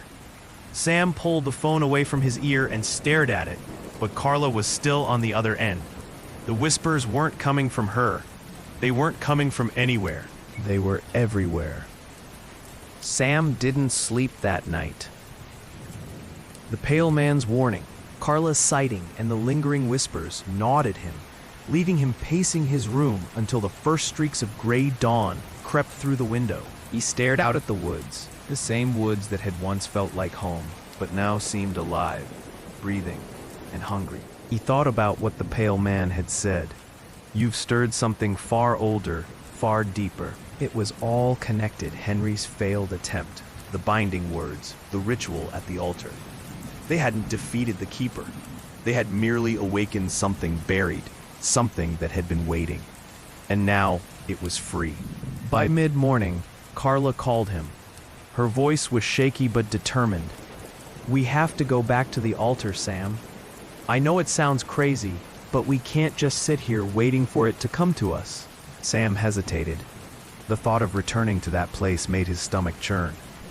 "What's the point? If it's free, what can we do?" "There has to be something we missed," Carla said. "We didn't fully understand the ritual last time. Maybe if we try again, if we give it more, we can put it back to sleep." "More? What do you mean, more?" Carla was quiet for a moment. In the journal, Henry talked about a personal cost, a sacrifice. Maybe we didn't go far enough. Maybe that's what was missing. Sam's grip on the phone tightened. "You're not sacrificing anything, Carla." "It doesn't have to be me," she said quickly. "But something has to give, Sam. We can't just walk in there, say the words, and hope it goes away. We have to show it we mean it." He didn't like the sound of this. But as the day dragged on, as the whispers grew louder in his ears, no matter how much noise he surrounded himself with, Sam realized Carla was right. The keeper was free, and if they didn't act, the village, and maybe more, would be consumed. He couldn't let that happen. At sunset, they met at the edge of the woods. Carla's arm was still scarred from the mark, though the glow was gone. Her face was pale, but set with determination. Sam carried Henry's journal and a small pouch of items they'd gathered. A broken compass Sam's father had given him years ago, a photograph of Carla and her late grandfather, and a lock of Sam's own hair tied with a piece of string. They didn't know if these things would work, but they were personal, meaningful. Maybe that was enough. They reached the clearing as night fell. The altar stood silent and cold, its runes faint, but still visible. The air was thick with tension, as though the forest itself was holding its breath. Sam opened the journal and turned to the last pages, where Henry had scrawled the remnants of the ritual's steps. He noticed something now that he hadn't before, A single hastily written line. "The forest must take what we hold most dear." "It's true," Carla said, reading over his shoulder. It needs a real sacrifice. Sam set the journal down, his thoughts racing. What could they offer that would matter? What would the Keeper accept? As if in answer, the whispers around them grew louder, more distinct. They no longer sounded like random murmurs. They were forming words. Give. Give. Give. Sam clenched his fists. "Fine, I'll do it." Carla grabbed his arm. "What are you talking about?" "I'll give it something it can take. Something that matters." "Like what?" she asked, her voice rising with panic. "What could you possibly—" "My father," Sam said quietly. Carla froze. "What?" "I'll give up the memory of my dad," Sam said, his throat tightening. "He died when I was little, but I still remember him. His voice, his laugh, the way he used to sing that dumb song while making pancakes. It's the most important thing I have. If I give that up—" He swallowed hard. "Maybe it'll be enough." "No," Carla said firmly. "You can't do that. Those memories are, Sam, they're all you have left of him." "And they're all I have to give," Sam said. He stepped toward the altar, pulling out the photograph of Carla and her grandfather. "This means something to you, right?" Carla nodded, her voice breaking. "It's the only photo I have of him." "And it's still here," Sam said, holding it up. But the memories I have of my dad, once I let them go, they're gone. That's what the Keeper wants. Something real. He placed the photograph on the altar, along with the compass and the lock of his hair. The whispers grew louder, swirling around them like a storm. Carla grabbed his arm again, tears in her eyes. "Please don't do this." Sam looked at her, his heart heavy. "We don't have a choice." He began reciting the words from the journal, his voice steady despite the lump in his throat. Carla joined him, her voice trembling but clear. The runes on the altar flared, and the clearing was filled with a blinding light. The whispers rose to a crescendo, then suddenly fell silent. When the light faded, the altar was empty. The photograph, the compass, the lock of hair, they were gone. The runes dimmed, and the air felt lighter, as if the forest had finally exhaled. Sam staggered back, his legs weak. Carla caught him before he fell. "Sam, are you okay?" He blinked at her, his mind strangely blank. He felt a hollow space inside him, a gap, where something important had once been. "I don't remember why I was so worried about doing that. It was just a sacrifice, right?" Carla's eyes filled with tears, and she nodded. "Yeah, that's all it was." Sam couldn't see it, but Carla knew the truth. The Keeper had taken more than an object or a phrase. It had taken the part of Sam that held his father's memory. It had taken something dear, something irreplaceable. And though the clearing was still, Carla couldn't help but feel they had only delayed the Keeper's hunger, if only for a little while. In the days following the ritual, Black Hollow grew unnaturally quiet. A restless wind ceased, the whispering woods fell silent, and the creeping shadows no longer loomed at the forest's edge. The villagers, unaware of what had transpired, began to return to their routines. The mysterious disappearances were chalked up to accidents or bad luck. The strange happenings, doors unlocking themselves, the sounds that shouldn't have been stopped entirely. The Keeper had vanished, and with it, the tangible feeling of dread that had hung over the town. But not everything had returned to normal. Sam and Carla felt the change most of all. For Sam, it was the hollow emptiness he carried inside, a dull ache he couldn't quite explain. He remembered his father in an abstract sense, knew he had been kind, knew he had cared, but all the details were gone. The memories he had cherished were now faint impressions, like the echo of a song he couldn't place. He didn't speak about it, not even to Carla, but she noticed. He was quieter now, less quick to laugh. He moved through the days as if part of him had been left behind in that clearing. Carla, too, bore the scars of what they had done. The mark on her arm had faded to a faint scar, barely visible, but she still woke in the middle of the night, expecting to hear whispers. She kept her bedroom curtains closed, not because she feared the keeper's return. She knew it was gone, but because she couldn't shake the feeling of being watched. She tried to push the thoughts aside, focusing on school and family, but the memory of the keeper's towering form lingered at the edge of her mind. One afternoon, Sam and Carla met at their usual spot near the old park bench. The late autumn sunlight filtered through the thinning leaves, casting long shadows across the ground. They sat in silence for a while, both reluctant to speak about what had happened. "Do you think it's really gone?" Carla finally asked, her voice quiet. Sam stared at the horizon. "It feels like it is, but I don't know if it'll stay that way. Not forever." Carla nodded, picking at the frayed edge of her sleeve. "I keep thinking about what that man said, about how we woke something. Do you think maybe it's just waiting?" Sam's jaw tightened. He didn't want to admit it, but the thought had crossed his mind. The pale man's words still echoed in his head, a grim reminder that their victory might have been temporary. "Maybe," he said, "but if it comes back, we'll deal with it again. We know more now. We can be ready." Carla glanced at him, her expression doubtful. "You really believe that?" He thought of his great-grandfather, of Henry's warnings in the journal, of the sacrifice he'd made at the altar. He thought of the weight he carried now, the empty space where his father's laugh had once been. "I have to believe it," he said. "Otherwise, what was it all for?" Carla looked away, her face troubled. The sunlight seemed weaker now, though it was still afternoon. A chill breeze swept through the park, rattling the branches overhead. For a moment, the sound reminded Sam of the whispers, and his stomach turned. He stood, shoving his hands in his jacket pockets. "I should head home." Carla nodded, standing as well. "Me too." They walked in opposite directions, neither saying goodbye, neither wanting to dwell any longer on the shadows that still hung over their thoughts. As Sam reached the edge of the park, he stopped and turned back. Carla was already gone, the path she had taken empty. The woods in the distance were still, their canopy dappled with the fading light of autumn. Sam stared at them for a long moment. The keeper was gone, at least for now. The whispers had stopped.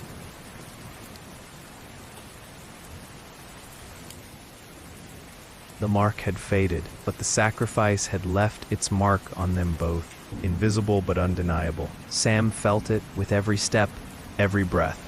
The keeper might never truly return, but its memory, its legacy would remain, not just in the woods, but in them. As the fur.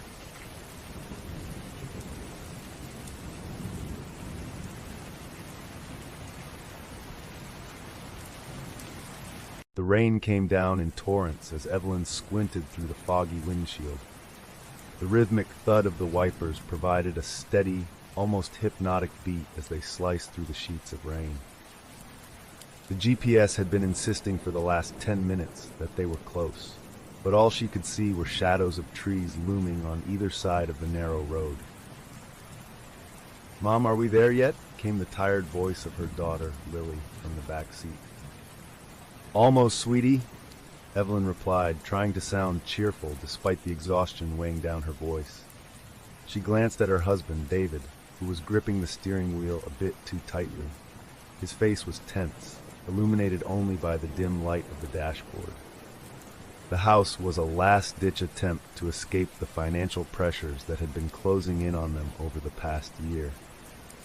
Losing David's job had been a blow, and the mounting bills left them teetering on the edge. When Evelyn received the letter notifying her that a distant great-uncle, someone she had barely known, had passed away and left her this property, it felt like a miracle. Sure, the house was far from town, practically isolated in the middle of nowhere, but they needed a fresh start. As they turned the final corner, the trees suddenly opened up to reveal a clearing. There it stood, the house. The old mansion loomed before them, its dark silhouette barely visible against the stormy sky. It was far larger than Evelyn had imagined, with multiple stories, turrets, and an elaborate facade that must have been magnificent decades ago. Now, however, it seemed to sag under the weight of its years, the paint peeling and the windows dark, like sunken eyes watching them approach. David parked the car in what appeared to be the remnants of a cobblestone driveway. The rain had turned it into a muddy mess, and they had to navigate puddles as they rushed to unload their belongings. Lily clutched her stuffed rabbit, Mr. Floppy, to her chest as she looked up at the house with wide eyes. "It's big," she whispered. "Yeah, it is," Evelyn said, forcing a smile. "Big and, well, it just needs a little love." As they reached the front door, Evelyn fumbled for the old brass key the lawyer had sent her.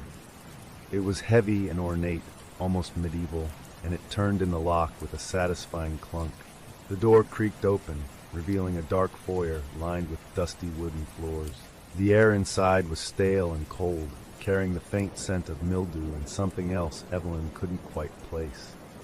"Home sweet home," David muttered under his breath, his voice thick with sarcasm. The entryway opened up to a grand staircase that seemed to spiral endlessly upward, its banisters thick with dust.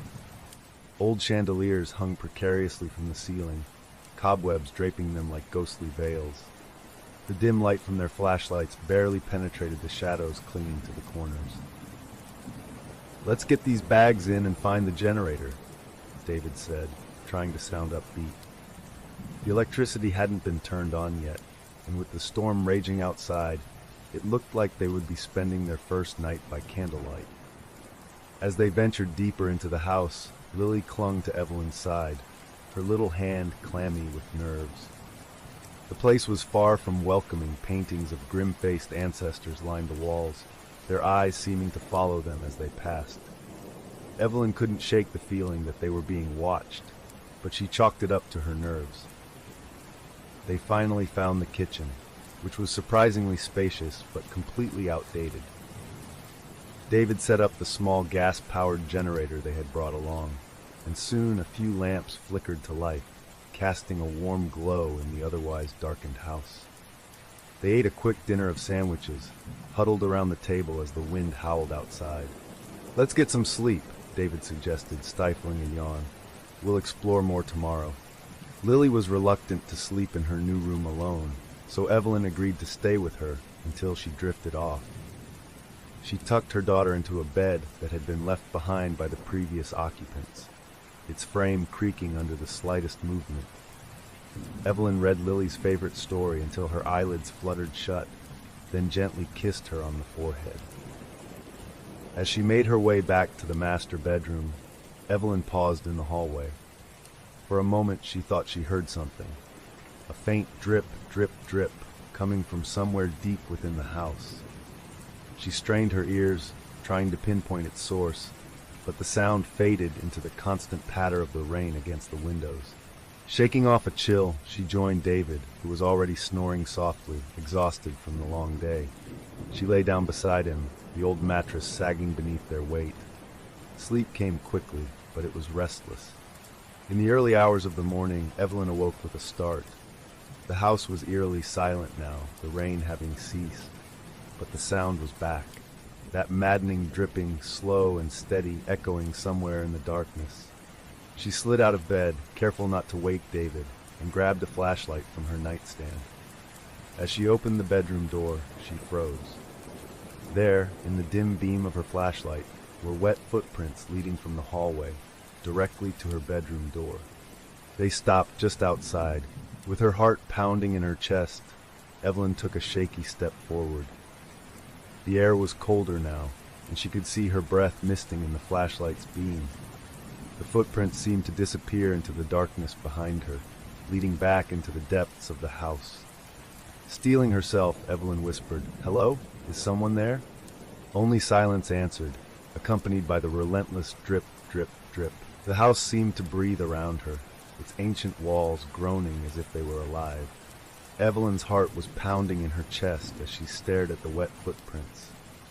The air around her felt thick, almost suffocating. For a moment, she questioned if this was all just exhaustion playing tricks on her mind. She blinked hard, rubbed her eyes, and looked again. The footprints were still there, glistening faintly in the dim light of her flashlight. Gathering her courage, she followed the trail back down the hall, every step sending chills crawling up her spine. The wooden floorboards creaked beneath her feet, their groans echoing through the silent house. The trail of wet prints led her past the dusty portraits hanging on the walls, each one more unsettling than the last. The faces in the paintings seemed to leer at her, their eyes gleaming as if they knew something she didn't. The footprints ended abruptly at the door to the basement, which was slightly ajar now. She was certain she had closed it earlier. As she approached, the faint smell of damp earth and rot wafted up from below. The dripping sound was louder here, like water slowly filling a basin. The darkness beyond the basement door seemed to swallow her flashlight's beam, revealing nothing but a yawning black void. "Maybe it's just a leaky pipe," Evelyn whispered to herself, trying to calm her racing heart. The old house was bound to have plumbing issues, right? But something deep inside her protested. There was something off, something that made her skin crawl. Still, she wasn't ready to face whatever might be lurking in the darkness of the basement. Not tonight. She closed the door firmly and made her way back to the bedroom, trying to shake off the feeling of being watched. As she crawled into bed beside David, she found herself straining her ears for the sound of the dripping, but it had gone completely silent. She lay awake for hours, staring at the ceiling, waiting for the sound to return. It didn't. Eventually, exhaustion won out, and she slipped into a fitful sleep. The next morning, the storm had passed, leaving behind a mist that clung to the ground outside like a shroud. Sunlight filtered weakly through the dirty windows as Evelyn dragged herself out of bed. David was already up, rummaging through the kitchen in search of coffee. "Hey, you look like you didn't sleep a wink," he said, raising an eyebrow. "What's up?" Evelyn hesitated. She didn't want to worry him, especially not on their first full day in the new house. "Just adjusting, I guess. This place is a little creepy, isn't it?" David laughed, though it sounded forced. "Yeah, it's a fixer-upper, all right. But hey, we got it for a steal. Once we clean it up, it'll feel more like home." He leaned in to kiss her on the forehead, but she couldn't shake the feeling that something was wrong. As they ate breakfast, Lily joined them, dragging her feet sleepily across the floor. Her eyes were red-rimmed, and she looked even more exhausted than Evelyn. "Rough night, kiddo?" David asked, pouring her a glass of orange juice. Lily nodded slowly, her eyes downcast. I heard someone whispering," she said, her voice barely audible. Evelyn's heart skipped a beat. "What do you mean, sweetie? Whispering where?" "In my room," Lily whispered. "There was a man's voice. He kept saying my name, over and over. I told him to go away, but he wouldn't stop." She gripped Mr. Floppy tighter, her knuckles turning white. David and Evelyn exchanged uneasy glances. "It was probably just the wind, honey," Evelyn said, trying to sound reassuring. "Old houses like this can make a lot of strange noises." But Lily shook her head violently. "No, it wasn't the wind. He was right by my bed." Tears welled up in her eyes, and Evelyn pulled her daughter into a comforting embrace, but inside she was trembling. The rest of the day was spent unpacking boxes and exploring the house, trying to distract themselves from the unsettling events of the previous night. Evelyn tried to dismiss her fears as paranoia, but every creak of the floorboards, every gust of wind rattling the windows, sent her nerves on edge. While sorting through old furniture in the attic, she came across a dusty old photo album tucked away in a wooden chest. The photos were faded, sepia-toned, and showed various families who had lived in the house over the decades. But something about the faces in the photos was disturbing. They all looked strangely hollow, as if they were masking a terrible secret behind their smiles. As she flipped through the pages, she noticed something odd.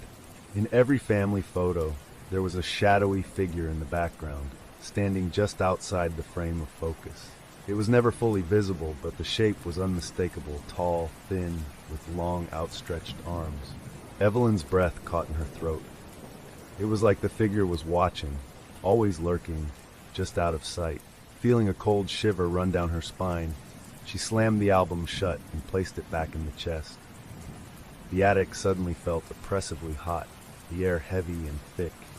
She hurried back downstairs to rejoin David and Lily. That night, after they put Lily to bed, Evelyn and David sat together in the dimly lit living room, the flickering light of the fireplace casting shadows that danced on the walls. Evelyn told David about the footprints and the dripping sound from the night before, hoping he would brush it off and reassure her. But as she spoke, she could see his face grow serious. "Maybe we should get someone to check the plumbing," David suggested, though his voice was tight. "And maybe get the locks checked too, just to be safe." The unease in his voice made Evelyn's anxiety spike. It was one thing to convince herself that it was all in her head, but if David was worried too, maybe there was something more to it. That night, the dripping sound returned, louder this time. It woke Evelyn from a deep sleep, dragging her back into the suffocating darkness of the old house. She tried to ignore it, pulling the covers over her head, but it was no use. This time, it was accompanied by something else, a whisper, barely audible, just outside her bedroom door. Evelyn, her heart froze. That was her name. She clutched David's arm, shaking him awake. "Did you hear that?" she whispered, her voice trembling. "What?" he mumbled groggily. Before she could answer, the whisper came again, clearer now, like someone was standing right outside their door. "Evelyn, I'm here." David shot up in bed, fully awake now. He reached for the flashlight on the nightstand, but before he could switch it on, the whispering stopped, plunging the room into an eerie silence. Evelyn held her breath, straining to listen, but all she could hear was her own heart thudding in her chest. For a moment, she thought it was over. But then, from somewhere deep within the house, the dripping resumed, louder and more insistent. Drip! And this time, it was joined by a slow, dragging sound, like something heavy being pulled across the floor below them. David and Evelyn exchanged terrified glances. Whatever was happening in this house, it was just beginning, and it was coming closer. The morning sun did little to ease the tension that hung in the air. Evelyn and David moved through the house like ghosts, their eyes bloodshot from another sleepless night. Lily, usually a bundle of energy, sat at the breakfast table picking at her food, her face pale and drawn. Mr. Floppy, her stuffed rabbit, was clutched tightly in her arms, as if it could somehow protect her from the horrors that had begun to seep into their lives. David cleared his throat, trying to break the uncomfortable silence. "I think we should check out the basement today," he said, not meeting Evelyn's eyes. "That dripping sound, it's probably a burst pipe or something. If we don't fix it soon, it could cause serious damage." Evelyn nodded, though a cold dread twisted in her stomach. She had been dreading the basement since the strange sounds and wet footprints started appearing. The thought of venturing into the darkness below made her skin crawl, but they couldn't avoid it forever. After breakfast, David grabbed a set of tools, and together they made their way to the basement door. Lily stayed behind in the living room, watching cartoons at a volume loud enough to drown out the whispers that seemed to haunt every corner of the house. As they approached the basement door, Evelyn's breath hitched. The door that had been slightly ajar the night before was now firmly shut, its brass handle cold to the touch. Evelyn glanced at David, who gave her a reassuring nod, though the tension in his jaw betrayed his unease. He reached for the handle, and with a creak that seemed to echo through the entire house, the door slowly swung open. A rush of damp, frigid air greeted them, carrying with it the smell of wet earth and something far more unpleasant, an odor that reminded Evelyn of decaying leaves, or perhaps something worse. She shuddered involuntarily as David flicked on his flashlight and began the descent into darkness. The wooden steps creaked ominously under their weight, each groan sounding like a warning. As they descended, the air grew colder, and the beam of David's flashlight barely seemed to penetrate the thick shadows. The dripping sound that had haunted them the past 2 nights was louder now, echoing off the stone walls like a sinister heartbeat. The basement was enormous, much larger than Evelyn had anticipated. The stone walls were slick with moisture, and the ceiling was covered in a web of old, rusted pipes. As they reached the bottom of the stairs, Evelyn's eyes were drawn to a series of strange symbols carved into the walls, twisted shapes that looked like they were part of some ancient language. "What the hell is that?" David muttered, shining his flashlight over the carvings. Evelyn couldn't answer. She could only stare at the symbols, her mind racing. They looked old, impossibly old, like something out of a forgotten era. But the thing that caught their attention the most was a large iron door at the far end of the basement. It was heavily padlocked, the metal rusted with age. The door looked entirely out of place, like it belonged in a medieval dungeon rather than the basement of a Victorian mansion. David tried to pull the door open, but the padlock held firm. He gave it a frustrated shake. Weird. Why would anyone lock a door down here like this? He muttered, more to himself than to Evelyn. As they stood in front of the locked door, the dripping sound suddenly stopped. The silence that followed was so intense, it felt as though the house itself was holding its breath. Evelyn's pulse quickened, and she could feel the tiny hairs on the back of her neck standing up. "Maybe we should leave it alone," she whispered, her voice barely audible. There was something about that door that felt inherently wrong, like it was holding back something that should never see the light of day. David, however, was determined. "If there's a leak behind this door, we need to fix it," he insisted. "We can't afford to let the house get damaged." Evelyn reluctantly agreed, but her eyes remained locked on the iron door. There was something dark and malevolent about it, a sense that it was guarding a secret better left undiscovered. They spent the next few hours searching the house for a tool that might break the padlock. David eventually found an old crowbar in a shed behind the house.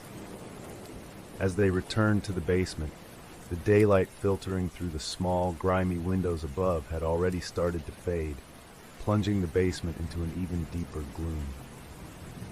As David wedged the crowbar into the rusted padlock, a strange sensation washed over Evelyn, a sudden, inexplicable feeling that they were not alone. The air seemed to pulse with an unseen energy, and the hair on her arms stood up. She turned around, shining her flashlight into the shadows, half expecting to see someone or something lurking there. But there was nothing, only darkness. The padlock finally gave way with a loud snap, the sound reverberating through the basement like a gunshot. Evelyn flinched, her nerves frayed to their breaking point. David shot her a quick grin, trying to lighten the mood, but it came off as more of a grimace.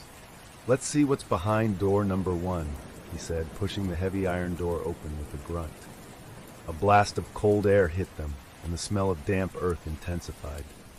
Inside, the room beyond was pitch black, the beam of David's flashlight revealing nothing but a stone floor covered in dust and grime. But as they stepped inside, Evelyn noticed something glinting on the ground, small, wet patches that looked suspiciously like footprints. "Do you see that?" she whispered, pointing. David nodded, his face tightening with concern. The footprints were small, almost child-sized, and they seemed to lead deeper into the darkness of the room. They followed the trail, the sound of their breathing, the only noise in the oppressive silence. At the far end of the room, they found a crude stone well, its edges crumbling with age. The dripping sound was louder here, echoing up from the black depths below. David leaned over cautiously, shining his flashlight into the well, but the light couldn't penetrate the darkness beyond a few feet. "That's strange. It doesn't look like it's filled with water," David murmured. As they stood there staring into the abyss, a low whisper began to emanate from the well. It was faint at first, barely discernible, but it grew louder with each passing second. The words were unintelligible, like someone speaking in a language they couldn't understand. Evelyn's skin prickled and she grabbed David's arm. "We need to go, now." But just as they turned to leave, the whispering stopped abruptly, replaced by a soft, childlike giggle that echoed up from the depths of the well. Evelyn froze, her blood running cold. That laugh, it sounded like Lily. David and Evelyn exchanged horrified glances. Without another word, they rushed back up the stairs, slamming the basement door behind them. They could still hear that faint giggle, echoing from somewhere deep beneath the house, even as they bolted the door shut. Breathless and panicked, Evelyn whispered, That sounded like her, like Lily." David was pale, his eyes wide with shock. But Lily was upstairs. She couldn't have...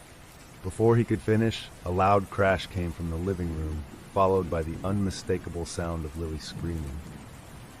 Dropping everything, they sprinted toward the sound, their hearts pounding. As they burst into the room, they found Lily standing in the center, trembling, with tears streaming down her face. "Mommy, Daddy, he's here," she sobbed, pointing toward the darkened hallway behind her. "He's here, and he wants me to go with him." But when Evelyn and David turned to look, all they saw was the empty, yawning darkness of the hallway, and the faint, wet footprints that sense. After calming Lily down and checking the house for any sign of intruders, David and Evelyn were left with more questions than answers. Despite their exhaustive search, they found no one, no evidence of anyone else having been in the house. Yet, the wet footprints leading down the hall were still there, fading slowly into the old wooden floors as if they had never existed. David tried to reassure Evelyn, but she could see the unease in his eyes. They both knew something was terribly wrong. The events of the past few days had shaken them both, but seeing Lily so frightened, terrified to the point of tears, had pushed them over the edge. "We'll get through this," David insisted as they tucked Lily into bed that night, trying to sound more confident than he felt. "Maybe it's just the stress of the move. We're all just exhausted." Evelyn nodded, not wanting to argue in front of Lily, but deep down she knew this was more than just stress. There was something malevolent in this house, something that had begun to dig its claws into her family. As they kissed Lily goodnight and left her room, Evelyn couldn't help but glance back, her heart aching at the sight of her daughter clutching Mr. Floppy like a lifeline. That night, Evelyn's sleep was plagued with dreams. She found herself standing in the basement, facing that same iron door. The air was thick with a damp, rotten smell, and the whispering voices surrounded her, echoing off the cold stone walls. She tried to move, to turn away, but her feet were rooted to the ground. The iron door creaked open slowly, revealing a pair of glowing red eyes staring at her from the darkness beyond. Then came the voice, a low, gravelly whisper. "Come closer, Evelyn. I'm waiting." She woke with a gasp, her heart racing, drenched in cold sweat. The room was silent, but she could still hear the echo of the voice in her mind. It had sounded so real, so close. She reached over to shake David awake, but he was already sitting up, his eyes wide and staring at the bedroom door. "Did you hear it?" he whispered, his voice trembling. Evelyn nodded, her mouth too dry to speak. She had hoped it was just a nightmare, but the look on David's face told her he had heard it too. Before they could speak, a loud thud came from down the hall, followed by the unmistakable sound of Lily's screams. They bolted from the bed, racing down the hallway to Lily's room. The door was already ajar, and when they burst inside, they found Lily standing in the middle of her bed, her eyes wild with terror. The room was freezing, their breath misting in the air despite the heater being on full blast. "Lily, what's wrong?" Evelyn cried, rushing to her daughter's side. Lily's small body was shaking uncontrollably. She pointed toward the corner of her room, her finger trembling. He was there," she whispered, her voice barely audible. "The man, he was standing right there." David turned the flashlight in the direction Lily was pointing, but there was nothing there except shadows and the peeling wallpaper. He crossed the room, opening the closet door and checking under the bed, but it was empty. "There's no one here, sweetie," David said softly, trying to soothe her. "It was just a bad dream." But Lily shook her head, tears streaming down her cheeks. "No, it wasn't a dream. He told me he was going to take me away. He said I belonged to him now." David and Evelyn exchanged a horrified glance. The words sent a chill down Evelyn's spine. She wrapped her arms around Lily, holding her tightly. "We're here, honey. No one's going to take you away. she whispered, trying to keep her voice steady. But even as she spoke the words, she couldn't shake the feeling that they were hollow promises. After they finally managed to calm Lily down, Evelyn insisted she sleep in their bed for the night. None of them could bear the thought of leaving her alone in her room. The three of them huddled together, and eventually, exhaustion took over. Lily drifted off first, then David, but Evelyn lay awake, staring into the darkness, her mind racing. It was around 3 a.m. when she heard it again, the whisper. This time it was so faint, so close. It almost felt like someone was breathing directly into her ear. Evelyn, her blood turned to ice. She shot up in bed, her eyes darting around the room, but there was no one there. David and Lily were still sound asleep beside her. She tried to convince herself it was just her imagination, but the sound had been so clear, so real. Summoning her courage, Evelyn slipped out of bed, careful not to wake her family. She grabbed her flashlight and made her way into the hallway, the floorboards creaking beneath her feet. The house was deathly silent, the kind of silence that made the hairs on the back of her neck stand on end. She stood there, listening, waiting for any sign of movement. Then, just as she was about to turn back, she heard it again, a faint scratching sound, like nails dragging against wood. It was coming from Lily's room. Heart racing, she crept toward the door, her flashlight shaking in her hand. The door was slightly ajar, and as she pushed it open, the scratching stopped abruptly. The room was cold, colder than it had any right to be, and the air smelled faintly of something burnt. She shone her flashlight around, her heart pounding. The beam landed on the closet door, which was slightly open. It hadn't been like that earlier, she was sure of it. Swallowing hard, Evelyn reached for the handle, every instinct screaming at her to turn and run. But she had to know. The door creaked open, revealing the dark interior. At first, there was nothing but Lily's hanging clothes and a pile of toys at the bottom. But then, in the far corner, something moved. A faint, rustling sound, like fabric dragging across the floor. Evelyn's flashlight flickered, the beam dimming. She could barely make out a shape, crouched in the corner, its outline shifting in the darkness.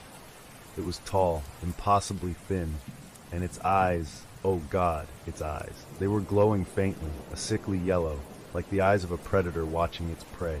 A sudden, inhuman hiss filled the room, and before Evelyn could react, the figure lunged toward her. She screamed, stumbling backward, but the moment she hit the floor, the figure vanished. The closet was empty, save for Lily's clothes swaying gently, as if something had just brushed past them. Trembling, Evelyn scrambled to her feet and ran back to the bedroom, her heart slamming against her ribs. She slammed the door shut, her breath coming in ragged gasps. David and Lily were still asleep, completely unaware of what had just transpired. As Evelyn stood there, panting, she noticed something horrifying. Wet footprints leading from the hallway to her side of the bed. The whispers returned, soft and taunting, just outside the door. Evelyn, let me in, let me in. But the most chilling part was not the voice. It was the faint giggle that followed, echoing through the darkness, a sound that, once again, was identical to Lily's. And as the giggling faded, Evelyn realized with growing dread that whatever was in the house was no longer just interested in scaring them. It was preparing to claim what it had come for. The next morning, Evelyn could barely hold herself together. Every creak of the floorboards, every gust of wind rattling the old windows set her on edge. She hadn't slept a wink after the encounter in Lily's room. The visions, the whispers, the wet footprints, they were no longer isolated incidents. They were becoming a relentless assault on their sanity. David noticed Evelyn's pale, drawn face and the dark circles under her eyes. He tried to brush off her worries as just stress and exhaustion, but deep down, even he couldn't deny that something was terribly wrong in this house. "Let's get some fresh air," David suggested after breakfast. "We've been cooped up inside for too long." Evelyn nodded reluctantly. It was a clear, crisp day, the first hint of winter in the air. They bundled Lily in a warm coat, her tiny fingers clutching Mr. Floppy as if it was the only thing tethering her to reality. The family ventured out into the overgrown backyard, hoping the sunlight might chase away some of the shadows that had settled over their lives. The yard was wild and untamed, with tall grass that nearly reached their knees. Beyond it, the dark woods loomed, thick with gnarled trees that seemed to bend inward as if conspiring to hide something. As they wandered through the backyard, Lily's mood brightened a bit. She skipped ahead, her laughter, though faint, a welcome relief after nights filled with screams and tears. But her playful mood was short-lived. "Mommy, Daddy, look! I found something!" Lily called out, her voice tinged with excitement. David and Evelyn hurried over to where Lily was standing at the edge of the clearing. The ground beneath her feet had collapsed into a slight depression, revealing the jagged stones of what appeared to be an old, forgotten well. The stones were moss-covered and slick, the well's opening barely visible under the tangle of vines and weeds. "Be careful, Lily," David warned, pulling her back. "You shouldn't get too close." Evelyn's stomach tightened as she looked at the well. There was something distinctly wrong about it, something that made her want to pull her daughter as far away as possible. The air around the well seemed colder, almost as if it was leaching warmth from the sunlit yard. David knelt down to inspect it, brushing away the leaves and debris covering the opening. "It's an old well," he muttered. "Looks like it hasn't been used in decades." As he leaned closer, a faint, fetid smell wafted up from the darkness below. It was the same sickly sweet odor that Evelyn had noticed in the house, the same scent that seemed to follow the wet footprints and linger in Lily's room. "Let's cover this back up," Evelyn said, her voice trembling. "We don't need any more hazards around here." David nodded, but before he could pull Lily away, she stepped closer, her eyes fixed on the well's opening. "Lily, stay back," Evelyn warned again, her voice sharper now. But Lily seemed entranced, her gaze locked on the darkness below. "I hear them," she whispered, her voice barely audible. "The voices, they're calling my name again." Evelyn's blood ran cold.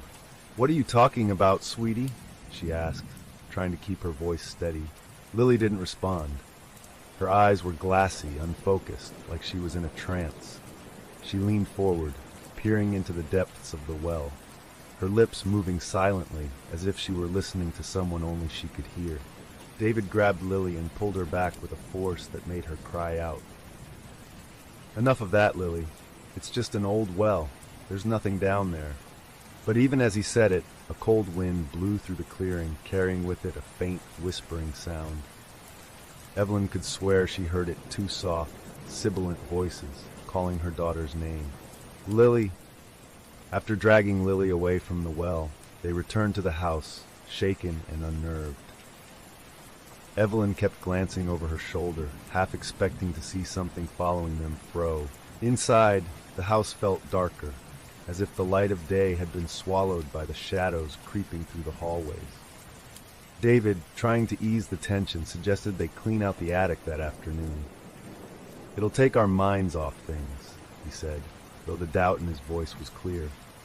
Lily was reluctant to be left alone, so they brought her up to the attic with them. As they sorted through the dust-covered relics of the past, Evelyn couldn't stop thinking about the well and the voices Lily had heard. What if the whispers in the house and the sounds coming from the well were connected? While David was busy moving old boxes, Evelyn noticed Lily standing by the attic window, staring out toward the woods. Her expression was distant, her lips moving again as if she were having a conversation. "Lily, who are you talking to?" Evelyn asked, trying to keep her voice calm. Lily turned slowly, her eyes unfocused, almost vacant. "He says I need to go to the well," she whispered. "He's waiting for me there." Evelyn's heart dropped. "Who's waiting, Lily? Who are you talking about?" But Lily didn't answer. Instead, she turned back to the window, humming a soft, tuneless song. It was the same melody Evelyn had heard whispered in her own nightmares. That night, Evelyn and David decided to lock all the doors and windows, hoping to keep whatever was haunting them at bay. But as they tried to settle in for the night, it was clear that the house had other plans. Around midnight, Evelyn woke to the sound of creaking floorboards. At first, she thought it was David, but when she turned over, she saw him lying beside her, sound asleep. The sound continued, moving slowly down the hallway, accompanied by that now all too familiar dripping noise. Determined not to let the fear control her, Evelyn grabbed the flashlight and slipped out of bed. The house was freezing, her breath misting in the air. As she made her way down the hallway, the dripping grew louder, leading her toward the back of the house. She stopped at the window overlooking the backyard, her heart pounding in her chest. The moonlight bathed the yard in a pale, ghostly glow, and from the window she could see the well. Her blood turned to ice. The iron cover they had placed over it earlier was gone. A dark figure stood beside the well, hunched over, its long, spindly arms reaching into the black depths below. The figure moved slowly, methodically, as if it were pulling something up from the well. Evelyn's scream caught in her throat. She blinked, and the figure was gone. The yard was empty once more, the well's dark mouth gaping open like a wound. She turned to race back to her bedroom, but as she did, she heard it again, the faint giggling of a child, echoing through the house. "Lily, Lily!" The voice was coming from Lily's room. Panic surged through Evelyn as she sprinted down the hallway. She threw open Lily's door, her flashlight flickering wildly, but the bed was empty, the sheets thrown aside. Lily was gone. In the dead silence that followed, Evelyn heard a single, chilling whisper from the hallway behind her. "Come to the well, Evelyn. She's waiting." The voice was unmistakable. It was her daughter's voice, soft, pleading, desperate. But deep down, Evelyn knew. Whatever was speaking to her, it was not Lily. Evelyn's heart was racing, her mind spinning with terror as she frantically searched the house for Lily. She could still hear that haunting whisper, echoing in her daughter's voice, urging her to come to the well. But she knew that whatever was calling her, whatever had taken Lily, was not her daughter. It was something far darker, far more malevolent. David joined her in the frantic search, his face pale and drenched in sweat. They turned the house upside down, checking closets, under beds, and every dark corner. But there was no sign of Lily. "Where could she have gone?"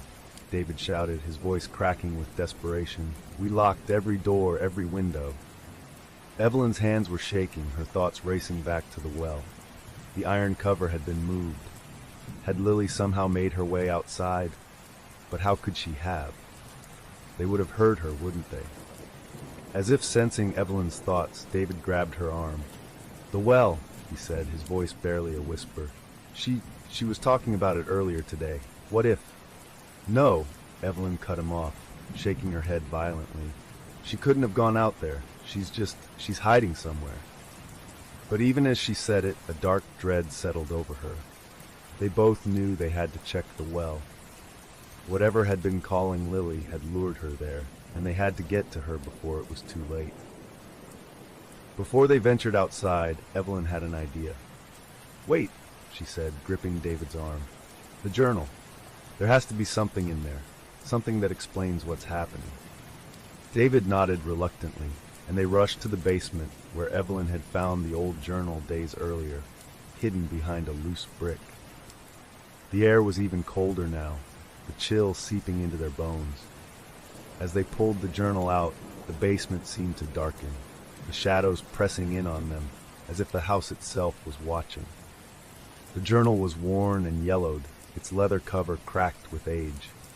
Evelyn opened it to the first page, her hands trembling. It was written in spidery handwriting, difficult to decipher in places, but the words that she could make out sent shivers down her spine. October 13th, 1876. The house has turned cold, colder than I have ever felt. The whispers have begun again.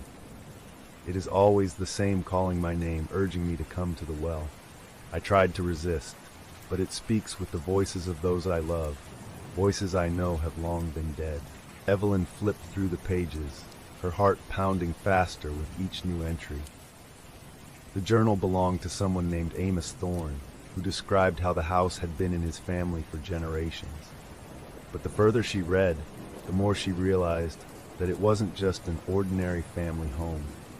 November 1st, 1876. It is not a well, not truly. It is a gateway, a hungry mouth that feeds on those who listen to its whispers. My wife Maria was the first to go. She heard the voices and went willingly, convinced she would find our lost son. But all I found was her lifeless body at the bottom, her eyes wide open and her mouth twisted into a scream. "David, listen to this," Evelyn said, her voice shaking. She read the passage aloud, and David's face grew paler with every word. "Are you saying that well is some kind of portal?" he asked, his voice barely a whisper. It's feeding on us," Evelyn said, her eyes wide with realization. "It uses the voices of our loved ones to lure people in. Once they get close, it takes them." David rubbed his hands over his face, trying to keep it together. "We need to find Lily, Evelyn. We can't waste any more time." But just as they turned to leave, Evelyn's eyes fell on another entry, hastily scrawled near the back of the journal. It was dated just a few days before Amos Thorne's final entry. December 4th, 1876.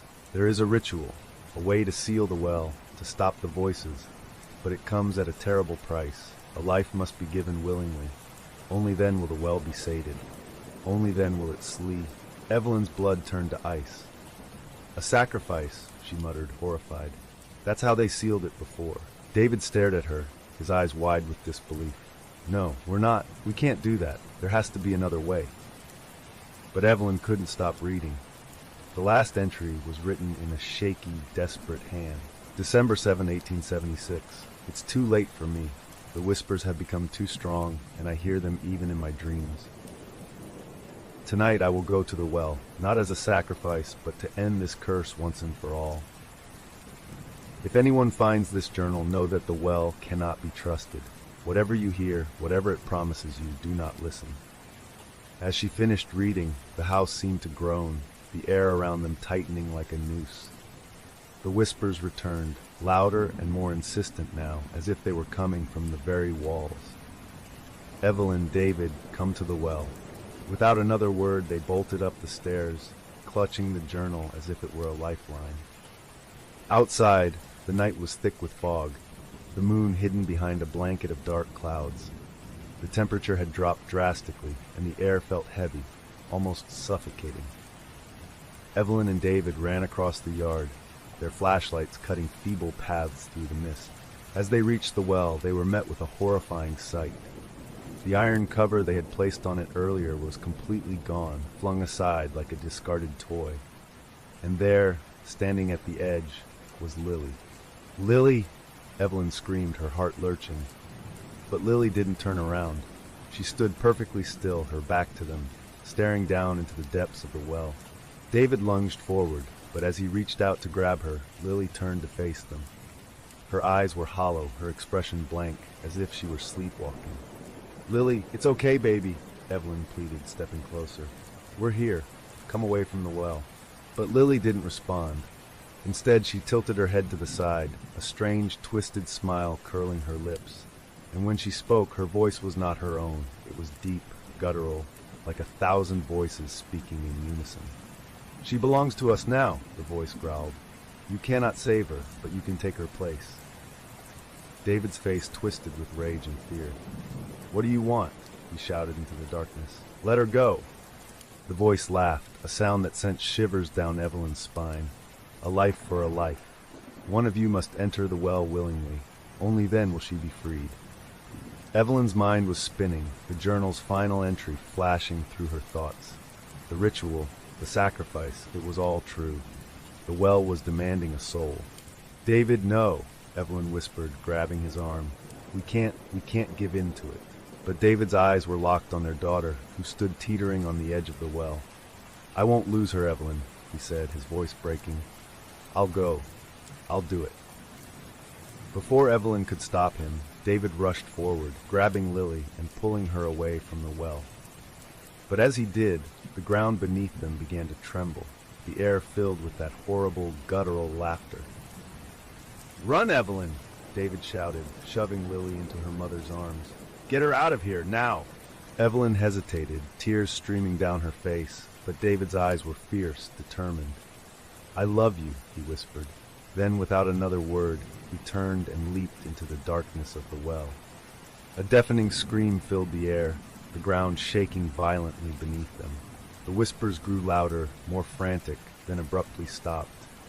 The well sealed itself with a horrifying crunch, as if the earth had swallowed it whole. Evelyn stood there, clutching Lily, her mind reeling. The whispers were gone, the air was still, but David was gone too. All that remained was the silence, and the knowledge that the well had been sated, at least for now. The house was quiet, unnervingly so. The whispers that had once haunted every shadowy corner had ceased, but the silence that replaced them felt oppressive, heavy, like the calm before an impending storm. Evelyn sat on the edge of her bed, staring vacantly at the wall. The events of the night replayed in her mind like a nightmare on repeat. David's desperate leap into the well, the sound of the earth sealing shut behind him, and the bone-chilling silence that followed. She had saved Lily, but it had cost her everything. Evelyn's eyes were red and swollen from crying. Lily, too, had not spoken a word since they returned from the well. The little girl was curled up in her mother's bed, clutching Mr. Floppy to her chest, her wide eyes staring into the darkness. Evelyn tried to comfort her, but there were no words to make sense of what had happened. How could she explain that her father had sacrificed himself to save them from something neither of them could truly understand? The morning sun filtered weakly through the grimy windows, casting a pale light on the dusty floor. Evelyn hadn't slept a wink, afraid that if she closed her eyes, she would hear David's voice again, or worse, see the hollow-eyed figure that had spoken through Lily. Lily was the first to stir, her eyes heavy with exhaustion. Evelyn helped her dress and coaxed her downstairs to the kitchen, hoping that some semblance of a normal routine would help. But the house, once merely eerie, now felt like a tomb. Every creak of the old wooden floorboards sent chills down Evelyn's spine. She couldn't shake the feeling that something, or someone, was watching them. As Evelyn made breakfast, her hands trembling, Lily sat at the table in silence, her eyes unfocused. Evelyn placed a bowl of cereal in front of her, but Lily just stared at it. "Sweetheart," Evelyn said softly, kneeling next to her, "you have to eat. You need your strength." Lily slowly turned to her mother, her eyes distant. "Is Daddy coming back?" she asked, her voice a fragile whisper. Evelyn's heart shattered. She had no answer. Instead, she hugged Lily tightly, trying to hide the tears that streamed down her face. "No, honey, Daddy's gone," she whispered, her voice breaking. "But he did it to protect us. He wanted us to be safe." But even as she said it, she couldn't help but feel that the house was far from safe. The malevolent presence that had lured David to his death might have been temporarily sated, but Evelyn couldn't shake the feeling that it wasn't over.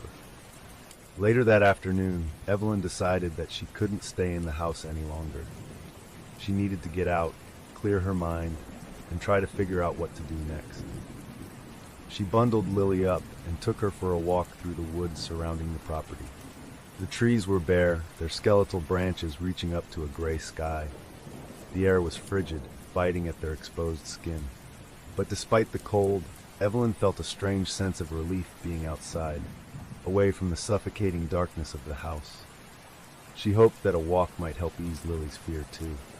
Lily, however, seemed even more withdrawn, her eyes darting nervously as if she expected something to jump out from behind the trees. "Everything's going to be okay," Evelyn said, trying to reassure both herself and her daughter. But as they walked deeper into the woods, Evelyn began to feel that same unnerving sensation she had felt in the house, the feeling of being watched. It started as a whisper of unease, a prickling sensation on the back of her neck. She kept glancing over her shoulder, convinced she saw movement out of the corner of her eye, but every time she turned, there was nothing there. The trees stood silent, the forest floor undisturbed. But Lily sensed it too. She tightened her grip on Evelyn's hand, her eyes wide with terror. "Mommy," she whispered, "he's here." Evelyn's heart skipped a beat. "What do you mean, Lily? Who's here?" Lily didn't answer. Instead, she stared straight ahead, her eyes wide and unfocused. as if she were listening to something only she could hear. Evelyn's pulse quickened. She strained her ears, but all she could hear was the rustle of leaves and the faint whisper of the wind. "Lily, we're going back to the house," she said, trying to keep her voice steady. But as they turned to head back, a new sound cut through the cold air, a soft crunch, like someone stepping on dried leaves. Evelyn froze, her breath catching in her throat. Slowly, she turned around, her eyes scanning the woods behind them. There was nothing, just the trees, silent and still. But then she heard it again, another crunch, closer this time. It was as if someone or something was following them, matching their every step. The sensation of being watched intensified, and Evelyn's panic began to rise. Grabbing Lily's hand, she broke into a run, pulling her daughter along as they sprinted back toward the house. The sound of footsteps followed them, echoing in the cold, damp air, always just out of sight. It was as if the forest itself was alive, reaching out to claim them. When they finally burst through the door of the house, Evelyn slammed it shut behind them, her chest heaving with exertion. The footsteps stopped abruptly, as if whatever was following them had melted back into the shadows. Lily was sobbing, her tiny body trembling. "He's going to take me, Mommy," she whimpered. "He said it's not over." Evelyn hugged her daughter tightly, her mind racing. The journal had said the well could be temporarily sealed with a sacrifice. But what if that wasn't enough? What if whatever was inside it was still hungry, still searching for another soul to claim? That night, as the wind howled outside, Evelyn tried to keep herself busy, distracting her mind from the creeping dread that had taken root in her heart. She searched the house for any clue, any hidden journal or letter that might reveal more about the well and the curse that seemed to haunt this place. While rifling through a pile of old books in the attic, she found a small leather-bound diary tucked behind a dusty box. It was older than the journal she had found before, its pages brittle with age. The entries were written in a different hand, shakier, more erratic. One entry caught her eye. October 1891. "We tried to seal it again, but it was not enough. The well is never truly satisfied. It does not just crave a single soul, it craves the family. It will take them one by one, pulling them into its darkness, until its hunger is sated. Even after the ritual, it will follow, it will haunt, it will take, until there is nothing left." Evelyn's hands began to shake as she read the final, hastily scrawled entry. "He came for my wife, and now he comes for me.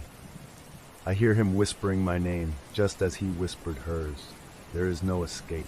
Once you have heard his voice, you are marked. He will follow you, even in the daylight, even in your dreams." A cold, paralyzing fear gripped Evelyn. The footsteps in the woods, the whispers, Lily's strange behavior, it all made sense now. Whatever was inside the well had not been satisfied with David's sacrifice. It was coming for them, and it wouldn't stop until it claimed them all. As Evelyn closed the diary, she heard it again, the faint, familiar sound of footsteps in the hallway just outside the attic door. The house, the forest, the well, it was all connected, and now it was hunting them. Evelyn knew with a cold certainty that the nightmare was far from over. The house felt darker than ever, the shadows clinging to every corner like a shroud. Evelyn could no longer tell if it was day or night. The oppressive gloom seemed to permeate the walls, swallowing what little light seeped through the dirty windows. It had been 2 days since David's sacrifice, and the house seemed to be growing hungrier by the hour. Lily had not spoken since their frantic return from the woods. She wandered through the house like a ghost, her eyes vacant, her lips moving silently, as if she were talking to someone only she could see. Evelyn watched her daughter with growing dread, feeling helpless to stop whatever was happening to her. The diary entries she had found in the attic haunted Evelyn's thoughts. The entity in the well, it seemed, did not just demand a single life. It was insatiable, a malevolent force that would stop at nothing until it had devoured an entire bloodline. David's sacrifice had only delayed the inevitable. Now the darkness was closing in once again, its eyes set on Lily. Evelyn knew they needed to leave, but something was keeping them trapped. Every time she tried to muster the courage to pack up and go, an overwhelming sense of dread would flood her mind, paralyzing her with fear. It was as if the house itself was holding them hostage, keeping them within its grasp. On the third morning after David's disappearance, Evelyn woke to the sound of Lily screaming. She bolted out of bed, heart racing, and ran down the hallway to her daughter's room. When she burst through the door, she found Lily standing in front of the bathroom sink, her tiny hands gripping the edge of the porcelain so tightly her knuckles had turned white. The faucet was running, but instead of clear water, a thick, black sludge poured out, swirling like a living thing as it filled the sink. "Lily, get away from there!" Evelyn shouted, grabbing her daughter and pulling her back. The stench of rotten decay hit her like a physical blow, nearly making her gag. The black substance continued to flow, spilling over the sides of the sink and spreading across the floor in oily tendrils. Lily's eyes were wide with terror, but she wasn't looking at the black water. She was staring into the mirror above the sink, her reflection distorted and wrong. In the warped glass, Evelyn saw her own face, twisted into a hideous grin that did not match the fear in her eyes. The reflection began to move on its own, its mouth opening wide as if to scream, but no sound came out. Instead, the mirror began to crack, spiderwebs of fractures spreading across the glass. Evelyn grabbed Lily and yanked her away, just as the mirror shattered, shards of glass spraying the room like deadly rain. The faucet abruptly shut off, the room plunging into silence. The black sludge that had spilled onto the floor slowly began to retreat, seeping back into the drain as if it had a mind of its own. The stench lingered, hanging in the air like a miasma. Evelyn was shaking, her hands gripping Lily's shoulders. "Are you okay, baby? Did it touch you?" Lily's eyes were unfocused, her face pale. She shook her head slowly, her lips trembling. It whispered to me," she said in a small, trembling voice. "It said Daddy is waiting for us, down in the well." Evelyn's blood ran cold. She tried to calm Lily, but the look in her daughter's eyes sent chills down her spine. It wasn't just fear, there was something else, something dark and distant, as if a piece of Lily's spirit had already been taken. That night, the house became a prison of horrors.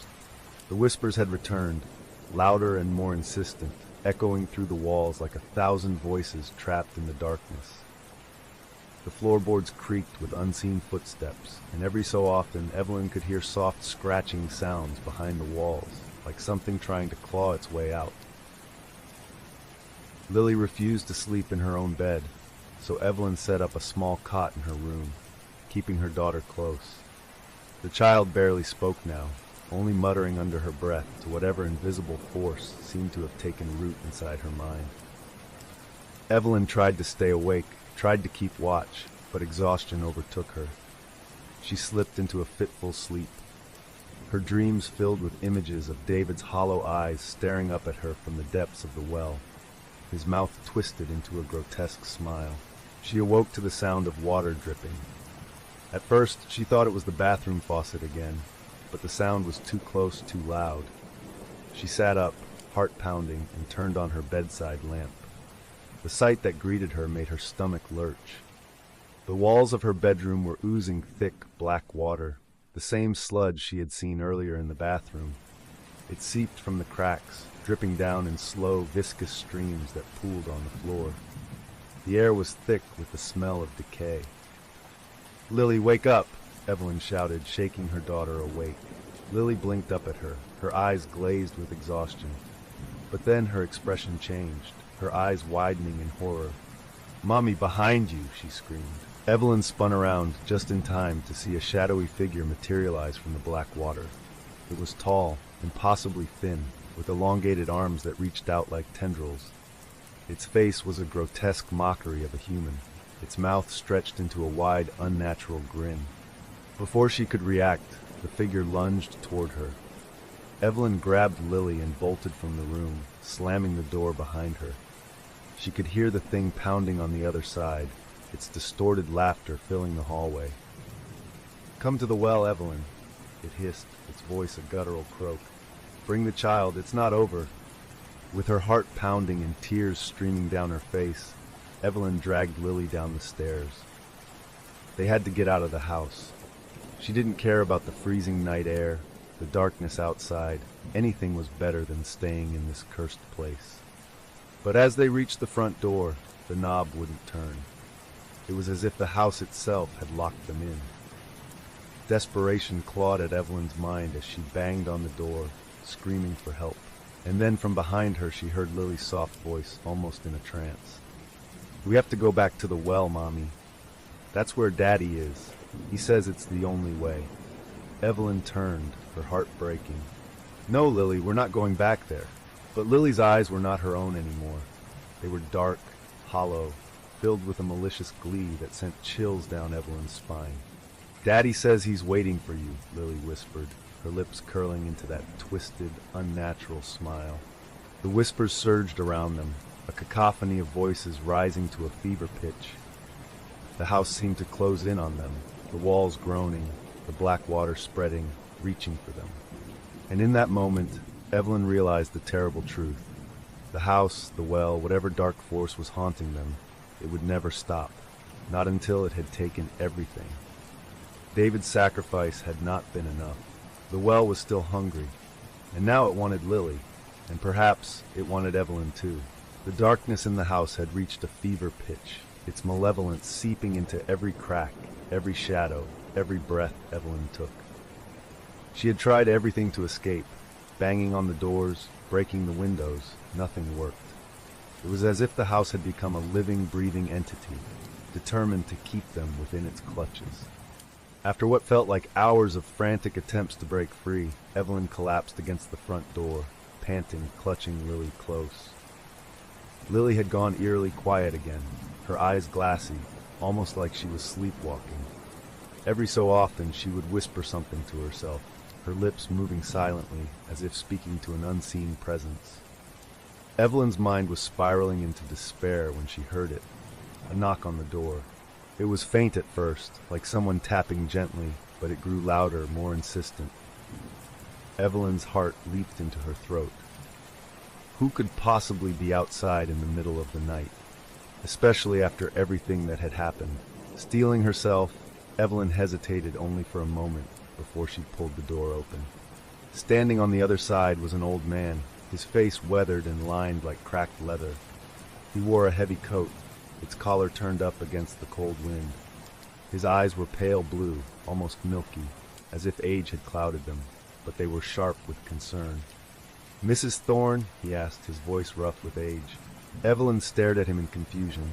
Who are you?" "My name's Thompson," the old man replied, glancing nervously at the house behind her. "I live in the town nearby. I was a friend of Amos Thorne, the previous owner. When I saw the lights in this house again, I knew I had to come." Evelyn felt a chill run down her spine at the mention of Amos Thorne, the name she had seen in the journal. "What are you talking about?" she asked, her voice barely above a whisper. The old man stepped forward, his expression grim. "You need to get out of this house.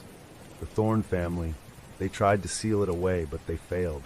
They couldn't stop it, and neither can you." Evelyn's heart pounded in her chest. "What do you mean? What's happening to us? What is this thing in the well?" Mr. Thompson shook his head, his eyes filled with a sorrow that seemed to span decades. "I've seen it before with Amos. He tried to break the curse, tried to save his family, but once it takes hold, there's no stopping it. That well isn't just a hole in the ground, it's a doorway to something that should never have been let into our world." He leaned closer, his voice dropping to a whisper. "It doesn't just feed on one soul, it craves families. It wants to consume you all, one by one, until there's nothing left. That's why it's taken your husband. But it's not satisfied. It never is." Evelyn's knees nearly buckled. "David, he's gone because of that thing?" She could barely choke out the words, her mind reeling with the horror of it all. Thompson nodded slowly. "Amos tried to seal it just as your husband did, but all he managed to do was delay the inevitable. The well, it will keep coming back, keep whispering until it drags every last one of you down with it." Evelyn's breath hitched, panic rising like a tidal wave. But there has to be a way. There has to be something we can do to stop it. The old man sighed heavily, looking down at his worn boots, as if weighing his next words carefully. There's only one way to break its hold entirely, but it's not a solution you're going to like. What is it? Evelyn demanded, desperation coloring her voice. The well demands a willing sacrifice, Thompson said softly. But not just any life.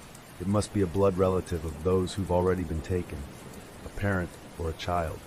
His gaze flicked to Lily, who stood silently by her mother's side, her eyes glazed over. Evelyn felt as though the ground had dropped out from beneath her. No, she whispered, shaking her head violently.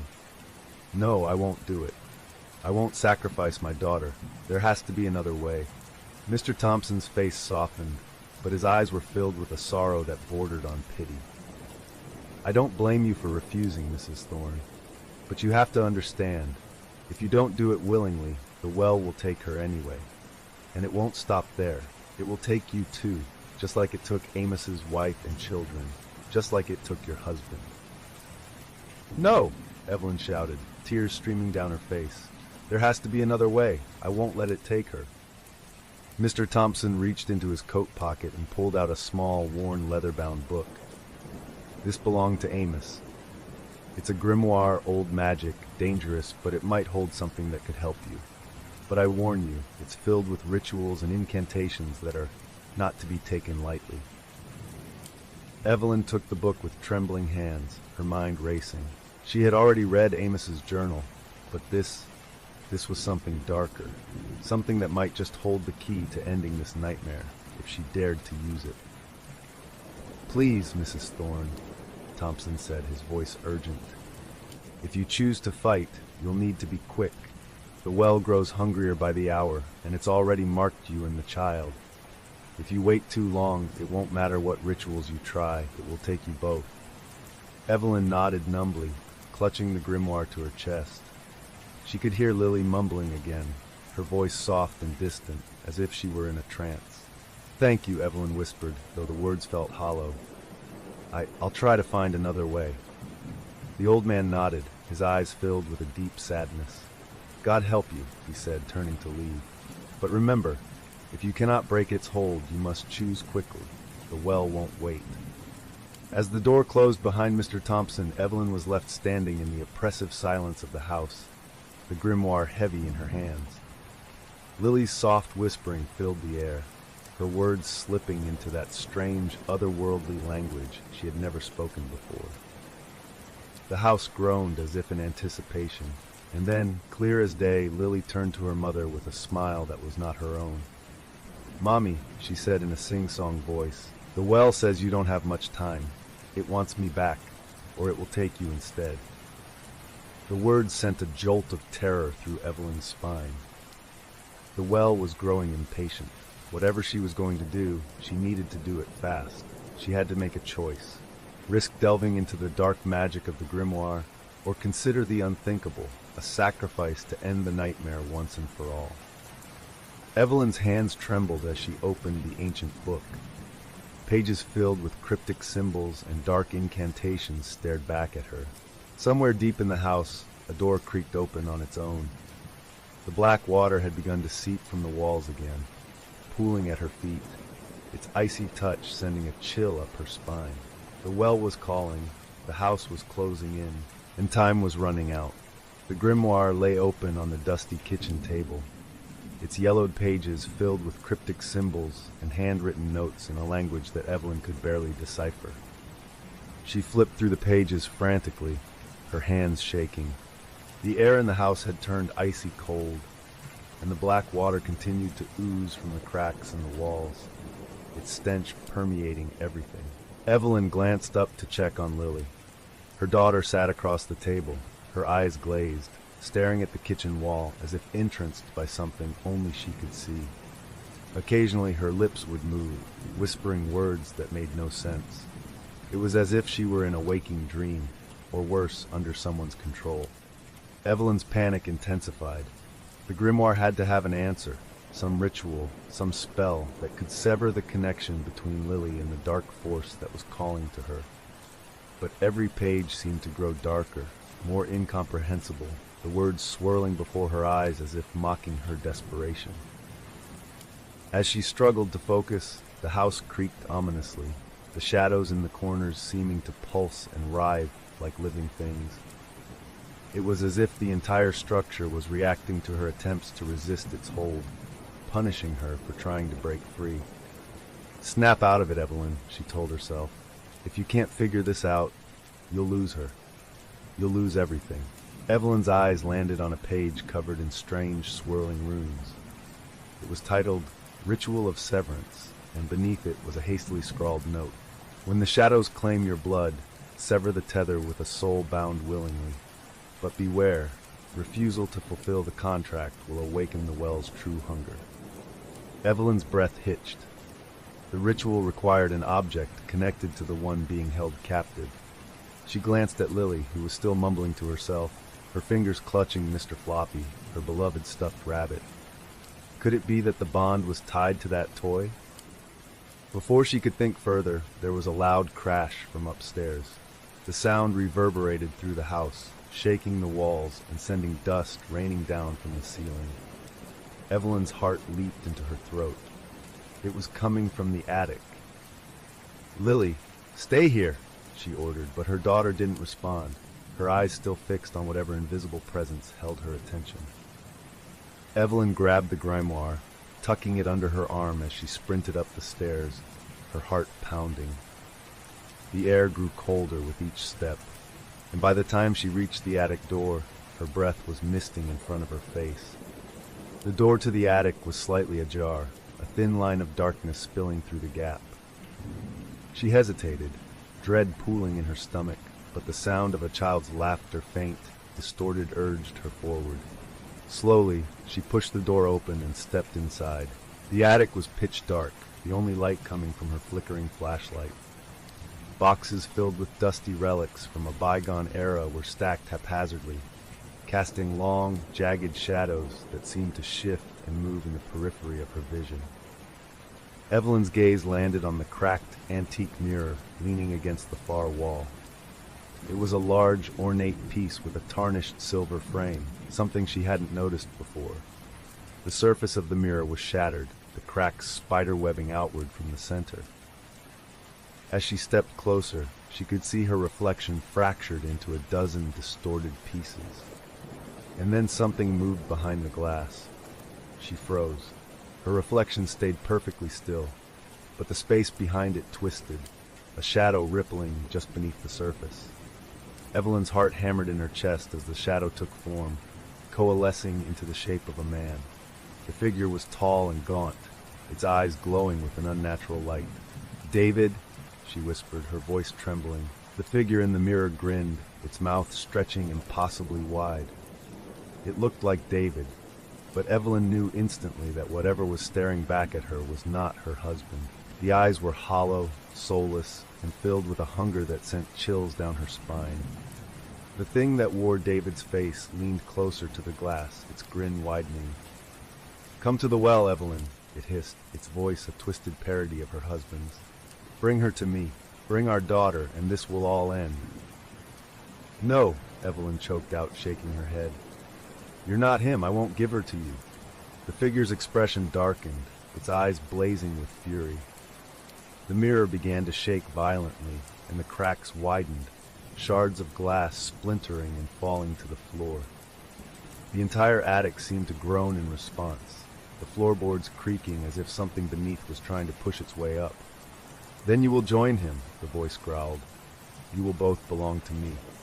Evelyn staggered back as the mirror shattered completely, sending shards flying through the air. She threw her arms up to shield her face, the jagged pieces slicing into her skin. A cold, inhuman laugh filled the attic, reverberating off the walls. The black water began to seep up through the floorboards, pooling around her feet, cold and viscous like a living thing. It seemed to pulse, inching closer, as if it were trying to pull her into its depths. Panicking, Evelyn stumbled toward the door, clutching the grimoire to her chest. But as she reached for the doorknob, it melted away, the wood warping into grotesque shapes that resembled skeletal hands reaching out to grab her. She was trapped. Downstairs, Lily's voice echoed through the house. "Mommy, he says we're running out of time." Evelyn's heart sank. She had to get back to her daughter before the well could claim her. She needed to find a way to end this nightmare once and for all. Gritting her teeth, Evelyn flipped through the grimoire frantically, her hands shaking. Finally, she found a ritual that might work. It was a desperate, dangerous spell designed to sever the well's hold on a marked soul, but it required blood, a connection to the one being held. Evelyn's eyes darted to her bleeding hands, the cuts from the shattered mirror still fresh. She had no time to think. She quickly pressed her bleeding palm to the pages of the grimoire, whispering the words inscribed there.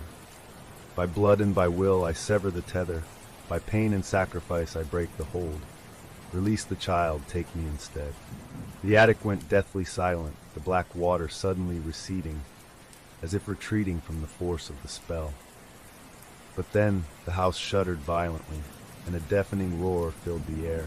The shadows in the room twisted, convulsed, and then with a final, ear-splitting crack, everything went still. Evelyn slumped to the floor, her vision blurring, her strength drained from the ritual. She could hear Lily's voice calling her faintly from downstairs, but it sounded distant, almost like it was coming from another world. "Mommy, Mommy, please come back." Gathering the last of her strength, Evelyn forced herself to her feet and staggered toward the door, which had finally returned to its normal shape. The house was silent now, the oppressive darkness that had filled it seeming to lift. But as she made her way down the stairs, clutching the grimoire like a lifeline, she couldn't shake the feeling that she had only made things worse. The well was angry now, furious even. And whatever was inside it was no longer satisfied with whispers and threats. It was coming for them, and it was no longer content with a single sacrifice. As she reached the bottom of the stairs, she saw Lily standing in the hallway, her eyes wide with terror. "Mommy, he's here," Lily whispered, pointing toward the front door. The door slowly creaked open, revealing a figure standing on the other side. It was David, or what was left of him. "Evelyn," he said, his voice a horrible guttural rasp. "I told you, the well is never satisfied." The figure at the doorway looked like David, his familiar silhouette, the way he stood with one shoulder slightly slumped, but there was something terribly wrong. The once warm, gentle eyes that Evelyn had known for so many years were now hollow, black pits that seemed to drink in the light. His skin was ashen, with patches of dark rot spreading across his face, and his mouth twisted into a grotesque smile that revealed jagged, unnatural teeth. "Evelyn, I've missed you," he rasped, the voice like nails on a chalkboard. It was David's voice, but it was twisted, corrupted, as if spoken through a throat filled with gravel. Lily whimpered, clutching Mr. Floppy to her chest, her eyes wide with terror. "Mommy, that's not Daddy!" she cried, backing away until she was pressed against the wall. Evelyn's heart pounded so hard she thought it would burst out of her chest. She had seen David disappear into the well. She had heard his screams. Whatever was standing in front of her now was not her husband. It was something else, wearing his skin like a mask. "David, or whatever you are, stay back!" Evelyn shouted, holding up the grimoire as if it could somehow protect her. The pages fluttered in a sudden gust of cold wind, the ancient ink almost glowing in the dim light. The thing that wore David's face tilted its head, as if amused. "You think that little book can save you? The well is hungry, Evelyn, and you know the price. One sacrifice was not enough. It wants more. It wants you both." Before she could react, the creature lunged forward with unnatural speed, its claw-like hands reaching for her throat. Evelyn screamed and instinctively raised her arm to block the attack, but it was too fast. Just as its cold fingers brushed her skin, Lily let out a piercing scream. "Leave my mommy alone." The air seemed to vibrate, and the creature froze, its eyes widening in surprise. Lily's voice had a strange resonance to it, a power that Evelyn had never heard before. The entity that wore David's face hesitated, its grin faltering. Seeing her chance, Evelyn grabbed Lily's hand and pulled her away, sprinting down the hallway. "We need to get out of here," she yelled. But even as they ran, the house seemed to shift and warp around them, the walls stretching like sinew, closing in to trap them. Behind them, the creature howled in rage. The sound was otherworldly, a guttural roar that shook the very foundation of the house. "You cannot escape," it bellowed. "The well claims what it is owed." The temperature plummeted, and the black water began to seep through the cracks in the floor again, spreading like a creeping tide. Evelyn's feet slipped on the slick surface, nearly sending her sprawling, but she tightened her grip on Lily's hand and kept moving. The hallway seemed to stretch on endlessly, turning into a labyrinth of darkened corridors that Evelyn didn't recognize. Every door they passed slammed shut behind them, as if the house itself were trying to funnel them towards some dark fate. "Mommy, where are we going?" Lily gasped, her voice trembling with fear. "I don't know, honey," Evelyn admitted, tears streaming down her face. "I'm just trying to find a way out."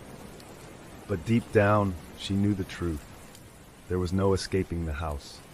It had become an extension of the well's malevolent hunger, a prison designed to trap them until it got what it wanted. Finally, they burst into the living room, panting and desperate. The fireplace, which had been cold and unused for years, was now roaring with blue flames that cast eerie shadows across the room. In the center of the room stood Mr. Thompson, the old neighbor who had warned her just hours ago. But his face was twisted in horror, his eyes wide as if he had seen something unspeakable. "Thompson, what's happening?" Evelyn cried, clutching Lily to her side. The old man turned slowly, his eyes hollow. "I told you, the well never lets go," he whispered, his voice cracking. "It's not just a place. It's a hunger that consumes everything it touches. It will twist your loved ones into monsters, use their voices, their faces, to break you." As he spoke, the front door behind him swung open with a deafening crash, revealing the figure of David once more. Only now, his form was deteriorating rapidly, pieces of his flesh sloughing off to reveal the writhing black mass beneath. "Run, Evelyn!" Thompson shouted, stepping between her and the creature. "I'll hold it off as long as I can." "No, you can't," Evelyn began, but the old man turned to her with a look of resolve. "This is my debt to pay," he said, pulling a small vial from his coat and hurling it at the creature. The glass shattered, and the black mass screamed as the liquid hissed and bubbled on its surface. "Go!" Thompson roared, his voice filled with a desperation that sent Evelyn scrambling for the back door. Clutching Lily's hand, she fled, not daring to look back as the sound of Thompson's screams filled the air. They burst out into the cold night, the moon hidden behind thick clouds. The only light came from the house itself, which seemed to glow with an unnatural, sickly hue. Evelyn's lungs burned with every breath, but she kept running, dragging Lily toward the only place she could think of, the well. If the house was truly tied to the well, maybe, just maybe, she could end this nightmare where it began. The clearing where the well stood was even darker than before, the shadows so thick they seemed to swallow the light from her flashlight. The iron cover that they had placed over the well was once again pushed aside, as if whatever was inside had burst free. Lily pulled on her hand, her eyes wide with terror. "Mommy, we can't go back there. He's waiting for us." Evelyn knelt down, gripping Lily by the shoulders, forcing her to look into her eyes. "Listen to me, Lily. I need you to be brave, okay? I think we can stop this if we go to the well, if we face it." Lily's lower lip trembled, but she nodded slowly, tears welling up in her eyes. "I'm scared, Mommy." "I know, sweetie," Evelyn whispered, choking back her own sobs. "I am too, but we're going to do this together, all right?" With a deep breath, Evelyn pulled Lily closer to the well's edge. The air was frigid, and the foul smell of decay was overwhelming. She peered into the darkness below, her flashlight barely penetrating the inky depths. And then she saw it. Something was moving down there, writhing and slithering like a mass of serpents.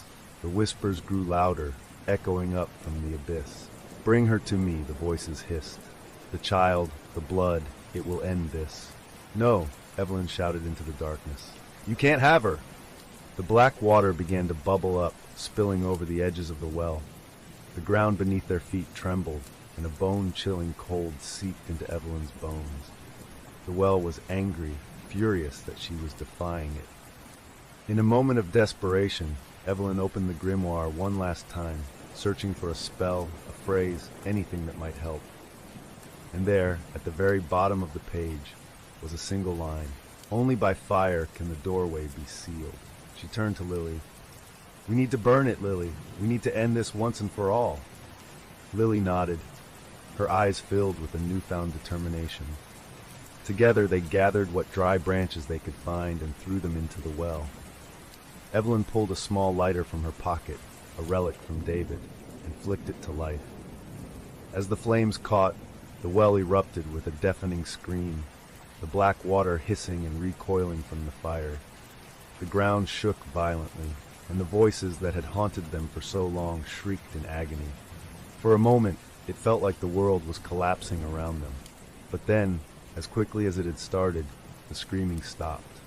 The ground stilled, the black water receded. The well was silent. Evelyn called, the dawn was a thin, gray line on the horizon when Evelyn and Lily finally made it back into the house. They were both exhausted, covered in dirt and sweat, their clothes soaked with the stench of the black water from the well. For now, the whispers had stopped, and the house seemed eerily calm, as if holding its breath. The flames they had set in the well were still burning, a thin column of smoke rising into the cold morning air. But Evelyn knew it was only a temporary fix. The fire had driven back whatever dark force lurked beneath, but she could still feel its presence, like a shadow pressing against the edges of her mind. The house, however, had become a silent observer. The walls no longer groaned, and the black water had stopped seeping from the cracks. For a moment, Evelyn dared to hope that maybe, just maybe, they had driven it back for good. But that hope was shattered as soon as she stepped through the front door. The house was in ruins. The furniture was overturned, shattered glass littered the floors, and the air was thick with the lingering scent of decay. It looked as if a hurricane had swept through the place. Lily clung to her side, her small body trembling. "Mommy, is it really over?" she whispered, her voice tinged with a hope Evelyn couldn't bear to squash. Evelyn forced a smile, brushing a hand through Lily's tangled hair. "For now, sweetie, for now." But deep down she knew better. The well wasn't done with them. Not yet. Evelyn couldn't afford to rest. She knew they were living on borrowed time. The grimoire, now worn and covered in her own blood from the ritual, had hinted at a darker truth. The well was not just a portal. It was a prison for something ancient and unspeakable, something that had been sealed away long before this house had ever been built. But now the creature was awake, and it was hungry. She needed answers and fast.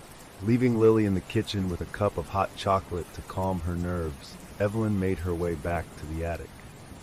The place still reeked of burnt wood and ozone from the shattered mirror, but she couldn't shake the feeling that there was something she had missed. If there was a way to end this curse once and for all, it had to be hidden somewhere in the remnants of Amos Thorne's possessions. As she sifted through the piles of dusty old books and crumbling papers, she came across an old, locked wooden box that she hadn't noticed before. Its surface was engraved with strange symbols that glowed faintly in the dim light. With shaking hands, she forced the box open. Inside she found a stack of letters, their edges frayed with age. The top letter was addressed to Amos Thorne from a man named Father Samuel Whitaker, dated nearly 150 years ago. "Amos, the well you have discovered is not merely cursed. It is a gateway to something far darker, a creature bound within, a creature that craves the souls of the living to sustain itself. The rituals you attempted can only delay its hunger. To truly end it, you must find its source deep within the well. But be warned, the creature can mimic those you love. It will use their voices, their faces, their memories to lure you into its grasp. You must not trust it." Evelyn's heart pounded in her chest. The well was not just a portal, it was a gateway to whatever horrific entity lay beneath. And if Father Whitaker's letter was to be believed, the only way to truly end this nightmare was to face the creature itself in the depths below. A cold resolve settled over her. She would not let this thing take Lily. She would do what Amos Thorne could not. She would descend into the well and confront whatever dark force had claimed her husband and now sought her daughter. Gathering what supplies she could find, flashlights, rope, and a small hunting knife she had found in the basement, Evelyn returned to the kitchen where Lily waited. The little girl's eyes were wide with fear as she watched her mother strap the knife to her belt. "Mommy," Evelyn knelt down, taking Lily's small hands in her own. "Sweetheart, I need you to be brave for me, okay? I have to go back to the well." Lily's face went pale. "No, Mommy, please don't go. He's waiting for you down there. He said if you go, you'll never come back." Evelyn's heart broke at the fear in her daughter's eyes, but she couldn't let that stop her. "I have to, Lily," she said softly. "If I don't, he'll keep coming for us. I need to end this once and for all." Tears welled up in Lily's eyes, but she nodded, her grip on Mr. Floppy tightening. "Promise me you'll come back," she whispered. "I promise," Evelyn said, even though she wasn't sure if it was a promise she could keep. The walk to the well felt like a journey into the heart of darkness. The early morning sun was barely visible through the thick fog that clung to the ground like a shroud.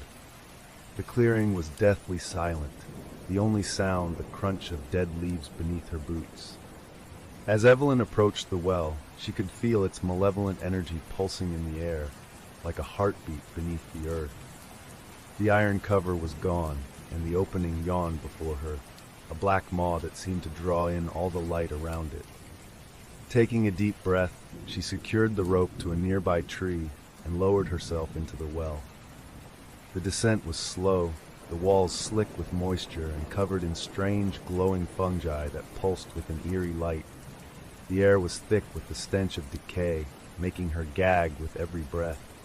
The whispers began almost immediately. At first they were faint, like a distant conversation. But as she descended deeper, they grew louder, more insistent, echoing off the damp stone walls. "Evelyn, come to me." She recognized the voice. It was David's. "Don't listen," she muttered to herself, her grip on the rope tightening. "It's not real." But the voice continued, growing more desperate. "Evelyn, I'm down here. Please help me." Tears streamed down her face, but she kept going. She had to finish this. She had to face whatever was lurking in the darkness below. At the bottom of the well, the stone floor gave way to a cavern, its walls covered in ancient symbols that pulsed with a sickly green light. The air was thick and oppressive, each breath feeling like inhaling tar.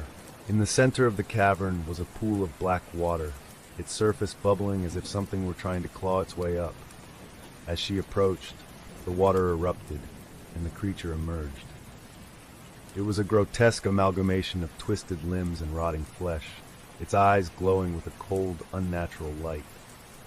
But the worst part was the faces, hundreds of them, shifting across its surface, each one a distorted mimicry of someone it had consumed. "David," Evelyn whispered, seeing her husband's face emerge from the creature's grotesque mass. The creature grinned, its many mouths opening in unison. "Join me, Evelyn," it whispered in David's voice. "Let's be a family again, forever." Steeling herself, Evelyn pulled out the hunting knife. "You're not him," she hissed, "and I'm not leaving without my daughter." As the creature lunged toward her, Evelyn slashed at it with the knife, the blade glowing faintly as it made contact. The creature screamed, its many faces contorting in agony.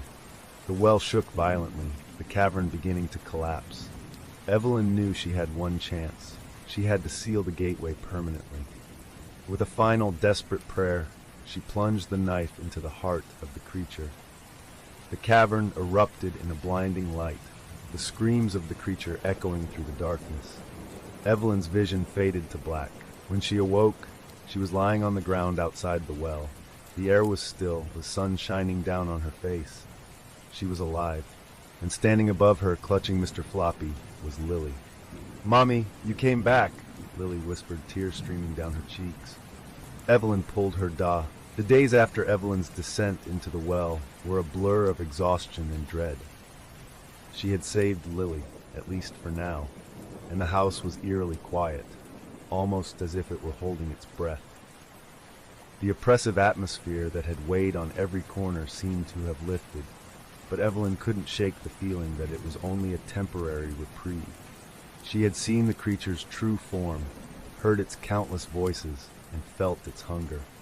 Destroying the heart of the thing within the well had driven it back, but the darkness was not truly gone. It had retreated, waiting, watching, and Evelyn feared it was only a matter of time before it resurfaced. Lily clung to Evelyn constantly now, never letting her mother out of her sight. The trauma of what she had witnessed had left her quieter, more withdrawn, her once bright eyes now shadowed with fear. Every time Evelyn left a room, Lily would whisper, "Promise you'll come back, Mommy." Evelyn did her best to comfort her daughter, but she knew deep down that their nightmare was far from over. The well may have been sealed, but the house remained tainted by its influence. The air inside was still thick with a cloying sense of unease, as if the house itself resented being robbed of its prize. That feeling was confirmed one night, 2 weeks after her encounter in the well.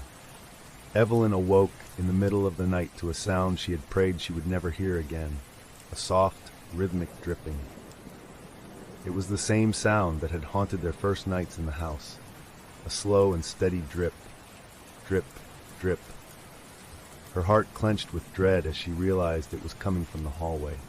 She quietly slipped out of bed, careful not to wake Lily, who was sleeping beside her.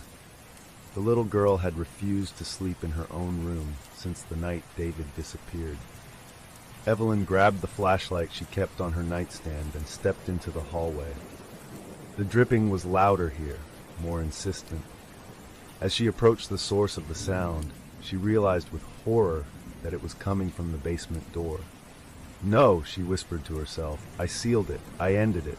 But the house seemed to laugh at her, the walls creaking softly, as if mocking her desperation. The basement door was ajar, and black water seeped from the crack, pooling on the floor like an oil slick.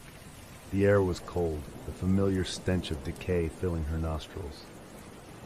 Gripping the flashlight tightly, Evelyn pushed the door open and descended into the darkness. The basement was exactly as she had left it, the remnants of her earlier rituals scattered across the cold stone floor. But now, the black water was back, spreading from the far corner where the sealed iron door still stood. The door that she had thought was forever locked. But something was different. This time, the door was not only leaking, it was pulsing, as if something behind it was struggling to break free. A low, guttural whisper filled the air, the same one that had haunted her nightmares. "Evelyn, you cannot run from me. You cannot escape what I am owed." Evelyn's knees buckled and she fell to the cold stone floor. "I sealed you," she whispered, her voice shaking. "I did everything. I gave you what you wanted." The whispers intensified, filling the room with a cacophony of overlapping voices. "You thought you could cheat me? You thought a knife and a flame could end what has been bound for centuries? No, Evelyn. The well's hunger is eternal, and you have only delayed what is inevitable." Tears streamed down Evelyn's face. "What do you want from me?" she screamed, her voice raw with desperation. "I gave you David. I gave you what you demanded." The whispers paused, and then a single voice, soft, almost gentle, filled the silence. It was David's voice. "You gave me to the darkness, Evelyn, but it is not enough. The well must have a willing sacrifice, one who gives their soul freely. It cannot be taken, it must be offered." Evelyn's heart twisted painfully. "David, if you're really in there, tell me how to end this." But the creature that wore David's voice only laughed, a hollow, mocking sound that sent chills down her spine. "I told you, my love, the well demands one more soul willingly given, and only then will it release us."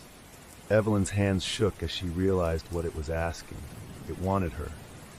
It wanted her to give herself freely, to walk into the darkness and join David, to sacrifice her life in exchange for Lily's safety. She gripped the edges of the grimoire she had brought with her, scanning its pages for something, anything that could offer another way. But the pages were covered in strange symbols that seemed to shift and blur as she read them, the words slipping from her grasp like water. The whispers continued, relentless. There is no other way, Evelyn. You know it as well as I do. The only way to break the curse is to offer yourself willingly, a mother's sacrifice for her child's freedom. It is the oldest bargain, the truest magic. Evelyn was trembling now, her mind racing. She thought of Lily's tear-streaked face, of her promise to protect her daughter at all costs. If she went into the well, it would all end. Lily would be free. The house, the darkness, the whispers, they would finally stop. But could she really trust the creature? Could she believe that sacrificing herself would truly free Lily from its grasp? Then she heard it. Lily's voice, faint and desperate, coming from behind the sealed door. "Mommy, help me, please!" Without another thought, Evelyn threw the grimoire aside and grabbed the iron handle. The door was hot to the touch, pulsing beneath her fingers as if it were alive. The black water surged around her feet, rising to her ankles as if trying to pull her into its depths. With a scream, she yanked the door open. What she saw on the other side was beyond anything she could have imagined. The cavern below the house had transformed into a grotesque, pulsating hellscape. The walls were covered in writhing tendrils of darkness that seemed to breathe, expanding and contracting like the lungs of some great beast. At the center of it all was the well, its mouth gaping wide, tendrils of black water reaching out like claws. And there, standing at the edge of the well, was Lily. Her daughter was standing perfectly still, her eyes wide and glassy, her lips moving silently as if in prayer. The black water was slowly creeping up her legs, pulling her toward the well. "Lily!" Evelyn screamed, rushing forward. But as she tried to reach her daughter, the tendrils of darkness wrapped around her legs, pulling her to the ground. A figure emerged from the shadows, David, or rather, the twisted mockery of what was once David. His eyes were pits of darkness, his mouth twisted into that grotesque grin. "It's time, Evelyn," the creature whispered, reaching out a hand. "Come willingly, and she will be free. Refuse, and she will take your place." Evelyn looked at Lily, who was staring at her with eyes filled with terror. "Mommy, don't let it take me," she whispered, her voice trembling. Evelyn's heart shattered. She knew what she had to do. Tears streaming down her face, she turned to the creature. "Take me," she said, her voice barely a whisper. "I offer myself willingly. Just let her go." The creature's smile widened, its many voices overlapping in a triumphant roar. The tendrils released Lily, who stumbled back, her eyes clearing. But Evelyn felt herself being pulled toward the well, the darkness wrapping around her like a lover's embrace. Lily screamed, "No, Mommy, don't go!" But it was too late. Evelyn gave one last look at her daughter, a soft smile on her lips. "I love you, Lily. Be brave." And with that, the darkness swallowed her whole, pulling her into the depths of the well. The last thing she heard was Lily's voice, crying out for her in the dark. The darkness was absolute. It swallowed Evelyn whole, wrapping her in its cold, suffocating embrace. As she was dragged deeper into the well, it felt as though the very air was being squeezed from her lungs. Her body was no longer her own. Her limbs refused to obey her commands, moving only where the black water wished to take her. The icy tendrils clung to her, pulling her downward, deeper into the abyss. She tried to scream, but the water filled her mouth, her throat, her lungs, choking her cries into silence. All she could hear was the relentless whispering voices overlapping, maddeningly close, yet impossible to understand. It was as if the souls of all those who had been taken by the well were speaking at once, their words jumbled, their cries blending into a cacophony of torment. Then, just as suddenly as it began, the downward pull stopped. Evelyn found herself in a cavern, far beneath the surface. The oppressive darkness gave way to a faint, sickly green light that emanated from the walls, casting eerie, flickering shadows. She fell to the cold stone floor, gasping for breath, the air thick with the stench of rot and decay. She could barely comprehend where she was. The cavern stretched on endlessly, filled with twisted columns of black stone that seemed to pulsate like living veins. The ground was slick with the same oily black water that had nearly drowned her. All around her, the walls seemed to breathe, expanding and contracting as if the entire space was alive. This is where it lives, she thought, the realization sending a jolt of terror through her. This is its domain. As Evelyn struggled to her feet, she heard it again, the voice that had lured her down here, the voice that had worn her husband's face. Evelyn, it whispered, soft and mocking. You came willingly. You truly thought you could save her. How noble, how foolish. The creature that had taken David's form emerged from the shadows, its figure shifting and changing like smoke caught in a breeze. Its eyes glowed a sickly yellow, its mouth twisted into a grotesque parody of a smile. But it was no longer content to pretend to be her husband. The facade had melted away, revealing its true form, a towering, nightmarish figure composed of countless writhing shadows, its body a mass of twisted limbs and gaping mouths. Evelyn stood her ground, her fists clenched at her sides. I gave you what you wanted, she said, her voice raw with defiance. I came willingly. Let Lily go. The creature's laughter filled the cavern, a sound that sent icy fingers of dread crawling down her spine. Oh, Evelyn, it purred. You think this ends with you? The well has tasted your bloodline now. It is bound to your family. It will never stop unless I consume every last one of you. Her heart sank. She had hoped her sacrifice would be enough to end it all, to protect Lily. But it had been a cruel trick, a final act of deception to lure her into its lair. The creature began to circle her, its many eyes glowing in the darkness. There is no escape for you, Evelyn, but perhaps you could join me. I could give you power. I could give you life beyond death, and together we could bring your daughter into our embrace. Evelyn's stomach churned. Never, she spat, backing away. I'll die before I let you take her. The creature's grin widened. Oh, but you already have, it said with a mocking tone. You are already dead, Evelyn, or rather, you are mine. You chose to sacrifice yourself, and now you will join the others. The cavern began to shift and pulse, the walls trembling as if the creature's rage was seeping into the very earth. Around her, the black water began to rise, creeping toward her feet. But this time it wasn't trying to drown her, it was reshaping itself, forming into grotesque figures. One by one, the figures took on familiar shapes. Evelyn's heart clenched as she recognized the faces of those who had been taken by the well over the centuries. Their eyes were hollow, their mouths twisted into screams that never ended. And then she saw him, David, standing among the damned. His eyes were wide with pain, his hands outstretched as if reaching for her. Evelyn, he whispered, his voice filled with sorrow. I tried to fight it, but it was too strong. Tears streamed down her face. David, I'm so sorry, she sobbed. I thought I could save you. The creature laughed, its many voices overlapping in a grotesque harmony. He is mine now, just as you are, it hissed. But I am not without mercy. I will allow you one last choice, Evelyn.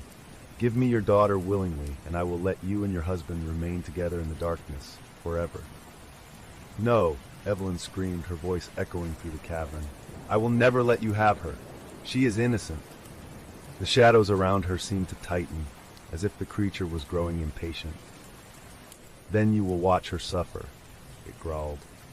You will see her dragged down, just like all the others. She will call for you, but you will be powerless to help her. And when she finally succumbs, her soul will feed me for centuries. Evelyn's mind raced. There had to be a way out, some way to turn the creature's own twisted rules against it. She remembered the grimoire, the ancient texts that spoke of the well's hunger, its need for willing sacrifices. It had tricked her into offering herself, but maybe, just maybe, she could use that same rule against it. Taking a deep breath, Evelyn steeled herself. You said I came willingly, she said, her voice shaking but determined. That was the bargain. But you're wrong, I didn't offer myself to you. I offered myself to break your hold. The creature paused, its many eyes narrowing. What are you saying? Evelyn's heart pounded as she continued. You said the well requires a soul willingly given, right? Well, I didn't come here to join you. I came here to seal you away. My sacrifice was not to feed you, it was to bind you. The creature roared in fury, the ground shaking beneath her feet. "Lies!" it screamed, lunging toward her. But Evelyn had already pulled the knife from her belt, the one she had used to wound the creature before. "By my blood, I sever the bond," she cried, plunging the blade into her own hand. The black water erupted around her, hissing and writhing as the ground beneath her feet trembled. The cavern began to collapse, the shadows screaming in agony as the light from Evelyn's blood cut through the darkness like a beacon. The creature shrieked, its form unraveling, the faces it had stolen melting away. "Evelyn, no!" David's voice called out, but she couldn't stop now. She had to finish this. "I bind you to this place," she screamed, "forever. You will never take another soul." With a final, desperate thrust, she plunged the knife into the ground. The cavern exploded with light, the creature's screams fading into a distant echo as the world around her disintegrated into nothingness. When Evelyn opened her eyes again, she was lying on the cold ground outside the well. The sun was rising, casting a golden light over the clearing. The air was still. The oppressive darkness that had hung over the land finally lifted. She struggled to her feet, her vision blurred, her body weak. And then she heard it, a voice soft and filled with relief. "Mommy, you did it." Lily stood at the edge of the well, her face streaked with tears, but her eyes were clear and bright. Evelyn stumbled toward her, pulling her daughter into a tight embrace, sobbing with relief. "It's over, Lily," she whispered. "It's finally over." But as she looked back at the well, she couldn't shake the feeling that it was only sleeping. And that one day it would wake again. The morning sun cast a warm, golden glow over the landscape, the clearing bathed in the soft light of dawn. Evelyn stood at the edge of the well, staring into its now sealed depths. The once ominous black water had receded, leaving only a faint, acrid smell in the air. Lily clung to her side, her small fingers digging into her mother's arm, as if afraid that if she let go, Evelyn would disappear. "It's over, Lily," Evelyn whispered, her voice shaking with exhaustion. "We did it. It's finally over." Lily looked up at her, her eyes wide and filled with the kind of innocence Evelyn had thought they'd lost forever. "The voices? They're gone?" Evelyn forced a smile, stroking her daughter's hair. "Yes, sweetie, they're gone. You don't have to be afraid anymore." But even as she said the words, Evelyn felt a lingering sense of dread gnawing at her heart. She had done everything she could, faced the darkness, sacrificed herself, and fought against the ancient entity that had claimed David. But the memories of the cavern, the whispers, and the creature that had worn her husband's face refused to fade. She couldn't shake the feeling that the well had simply gone dormant, that it was biding its time. Back in the house, the air was different, lighter. The oppressive weight that had made it hard to breathe was gone, and the constant feeling of being watched had dissipated. The house was quiet, almost peaceful. The black water stains that had seeped from the walls were gone, leaving only faint traces like scars. Evelyn and Lily worked together to clean up the mess left behind. They threw out broken furniture, cleaned the shattered glass, and swept the floors. For the first time in weeks, the house began to feel almost normal. But Evelyn couldn't bring herself to sleep in the master bedroom, where she had shared so many memories with David. Instead, she and Lily set up camp in the living room, blankets and pillows strewn across the floor. They curled up together, watching the fireplace crackle softly, trying to find comfort in the simple act of being close. As the fire burned low, Lily began to doze off, her head resting on her mother's lap. Evelyn gently stroked her hair, staring into the dying embers. For a moment, she allowed herself to hope that they could move on, that the nightmare was truly over. But then, just as she was beginning to drift off to sleep, she heard it.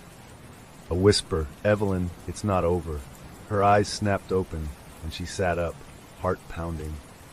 But the room was silent except for the crackling of the fire and Lily's soft breathing. "It's just in your head," she told herself. "It's just the trauma playing tricks on you." Yet the whisper had been so clear, so close. It had sounded like David's voice, desperate and pleading. The next morning, Evelyn decided it was time to leave the house. She had clung to the hope that she could make it a home again, but now she knew better. The well, the darkness, it had tainted everything. She couldn't risk staying here any longer, not when Lily's safety was at stake. Packing was a hurried affair.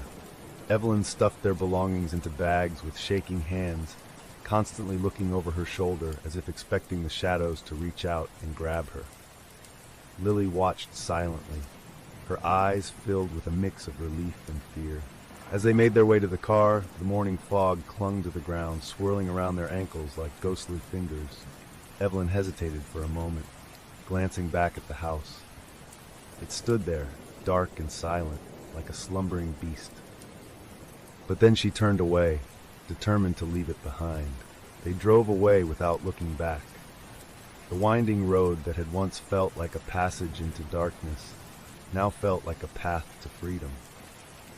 But as they reached the outskirts of town, Evelyn noticed something in the rearview mirror, just a fleeting glimpse of a shadowy figure standing at the edge of the woods, watching them leave. She shook her head, refusing to give in to the paranoia. It's over, she told herself. We're free. The days turned into weeks, and slowly, life began to resemble something close to normalcy. Evelyn found a small apartment in a town far from the house, where no one had ever heard of the cursed well or the Thorne family's dark history. She enrolled Lily in a new school, hoping the change of scenery would help her daughter forget the horrors they had faced. But even in their new home, Evelyn couldn't escape the lingering sense of dread. Every time she turned off the lights at night, she would hear faint creaks, soft whispers, the drip of water echoing somewhere in the distance. Lily, too, had grown quieter, more withdrawn. She no longer talked about the voices, but she would wake up in the middle of the night, crying and clutching Mr. Floppy, insisting she had heard someone calling her name. "Mommy," Lily whispered one night as they lay in their shared bed, the moonlight filtering through the curtains. "Do you think Daddy is still down there?" Evelyn's throat tightened, but she forced herself to stay calm. "No, sweetie, he's gone. He's at peace now." But even as she said it, she couldn't forget the look on David's face in that dark cavern, the agony in his eyes as he reached for her, begging for release. One night, nearly a month after they had fled the house, Evelyn woke up to a soft sound, faint, almost imperceptible. At first she thought it was just a dream, but as she sat up, she realized it was real. A slow, rhythmic drip. Her heart froze. The sound was coming from the bathroom. Taking a deep breath, Evelyn grabbed the flashlight from her nightstand and made her way down the dark hallway. The apartment was quiet, but the sound of dripping water grew louder with each step, echoing off the walls. When she reached the bathroom door, she hesitated. She could feel the cold air seeping through the crack, a chill that sent shivers down her spine. Slowly, she pushed the door open. The sink faucet was dripping, dark water pooling in the porcelain bowl. The stench of decay hit her like a physical blow, making her gag. But that wasn't what made her scream. In the mirror above the sink, there was a message, scrawled in black, dripping letters. "You can't run forever." And beneath it, a single word, one that made her blood run cold. "Lily." The apartment lights flickered, and the whispering began anew, rising to a fever pitch. "The well is never satisfied. It will find you. It will find her." Tears streamed down Evelyn's face as she stumbled back, the whispers filling her mind, the shadows pressing in. The creature hadn't been defeated. It had only been delayed. And now, it was coming for them again. The well would never let them go. As she stood there, trembling in the dark, Evelyn realized the terrible truth. This nightmare was far from over. The whispers would never stop, because some doors once opened could never truly be closed. The end for now. Welcome to grim fiction, where darkness meets tranquility. Here, we weave haunting tales set to the soothing sound of rain, perfect for those who crave a touch of the eerie to drift off to sleep. Every night, immerse yourself in new stories that blend the mysterious with the calming, transforming your nights into a journey through the shadows. Subscribe now and let the rain carry you into a world of chilling tales posted daily just for you. Emily Clark's hands tightened around the steering wheel as her car rumbled down the narrow, fog-covered road. The headlights barely pierced the dense mist that hung like a shroud over the lonely landscape. Trees with skeletal branches loomed on either side, their gnarled limbs reaching out like the fingers of the dead. The eerie silence was broken only by the crunch of gravel beneath her tires as she approached her destination, the infamous Vandermir House. For as long as Emily could remember, tales of the old mansion on Blackwood Road had swirled through the town of Hollow Pines like dark secrets carried on the wind. The Vandermir House was whispered to be cursed, abandoned for decades, shunned by locals, and left to decay under the weight of its sinister reputation. No one dared to approach it after sunset, and the few who did never spoke of what they saw within its crumbling walls. But Emily wasn't like the townsfolk. As a freelance journalist with a taste for the macabre, she had spent years chasing stories of haunted houses, urban legends, and the supernatural. She lived for the thrill of unraveling mysteries, and the Vandermir House promised to be her biggest story yet. Skeptics had called her a sensationalist, but she knew that every legend had a kernel of truth hidden within it. The fog thinned as Emily turned onto the overgrown driveway leading up to the house. The moment she saw it, her heart skipped a beat. The old mansion loomed before her, a dark silhouette against the pale moonlit sky. Vines twisted up its walls like veins on decaying skin, and the shattered windows were like empty eye sockets, staring into the abyss. The air was thick with the scent of damp earth and decay, sending a shiver down her spine. Emily parked her car and stepped out, the gravel crunching beneath her boots. The temperature seemed to drop by several degrees as she approached the house, her breath misting in the frigid air. She had read all the stories, how Eliza Vandermeer and her family had vanished without a trace over a century ago, leaving the house to rot. Some said the Vandermeers had dabbled in dark rituals. Others claimed the house was built on cursed ground, but no one knew for sure, and that was what she intended to uncover. The porch groaned under her weight as she climbed the crumbling steps. The door was a towering slab of weathered oak, its surface etched with deep gouges. For a moment, Emily hesitated, the warnings she had heard playing in her mind. Old Mrs. Hargrove at the town's general store had looked her dead in the eyes and whispered, "No one who goes in there ever comes back the same." But Emily was determined. She reached for the rusty doorknob and twisted it. To her surprise, the door swung open with a slow, agonizing creak, as if the house itself were breathing out a long sigh after years of silence. The darkness inside seemed almost alive, pooling like ink beyond the threshold. "Hello?" Emily called out, her voice wavering slightly. But the only response was the low groan of the wind as it swept through the nearby trees. Steeling herself, she stepped inside. The air was thick with the smell of mildew and something else, something acrid that stung her nostrils. She pulled out her flashlight, the narrow beam cutting through the gloom to reveal a grand foyer covered in dust and cobwebs. The floorboards creaked under her weight, the sound echoing in the cavernous space. As she moved deeper into the house, Emily couldn't shake the feeling that she was being watched. The portraits lining the walls were faded and peeling, but their eyes seemed to follow her every move. She shone her flashlight on one of them, a young woman with hauntingly pale skin and hollow eyes. The brass nameplate at the bottom read, "Eliza Vandermeer." Emily's heart thudded in her chest. She had read about Eliza, the last known resident of the house. According to the sparse records she had found in the town archives, Eliza had been a recluse, only seen through the attic window, her eyes staring out at the world as if searching for something, or someone. The sound of wood creaking behind her made Emily whirl around, but there was nothing there, just the shadows stretching along the walls like black fingers. She forced herself to breathe slowly, convincing herself it was just the old house settling. But there was an undeniable chill in the air, as if something unseen was brushing against her skin. Pressing on, she walked through the grand hall, her footsteps echoing in the eerie stillness. As she passed by a broken grandfather clock, something glinted in the corner of her eye. Turning, she saw a small, dusty object lying on the floor near the staircase. It was an old, leather-bound journal, half buried under a thick layer of dust. Kneeling down, Emily picked it up. The cover was cracked, and the pages were brittle with age. As she flipped it open, her eyes widened. The faded handwriting was neat but shaky, as if written by someone on the brink of madness. The first entry was dated October 3rd, 1893, and it chronicled the thoughts of Eliza Vandermir herself. The entries were cryptic, filled with references to strange noises, flickering shadows, and the feeling of being watched. One line in particular sent chills down Emily's spine. "They come in the night. I hear them whispering behind the walls. I fear for my soul." A sudden crash echoed through the house, followed by the sound of footsteps heavy and deliberate.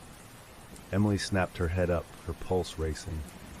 The sound came from upstairs, where the attic was located, the place where Eliza had spent her final days. Gripping the journal tightly, Emily took a deep breath and made her way toward the staircase. Every instinct screamed at her to leave, but she couldn't turn back now. She had to know what happened to Eliza Vandermir and what secrets this house held. As she ascended the stairs, the whispering began. Faint and unintelligible, it seemed to come from everywhere and nowhere at once, like the house itself was speaking to her. The air grew colder with each step, and the shadows seemed to writhe and pulse, alive with a malevolent energy. When she reached the top, she froze. The door to the attic was ajar, and from the darkness beyond, a soft, rhythmic tapping echoed. It was the unmistakable sound of fingernails drumming on wood. And then, just for a moment, she saw it, a pale, ghostly face staring at her from the shadows. The eyes were hollow, black pits, and a twisted smile spread across its lips. Emily's scream caught in her throat as the door slammed shut with a deafening bang, trapping her in the darkness.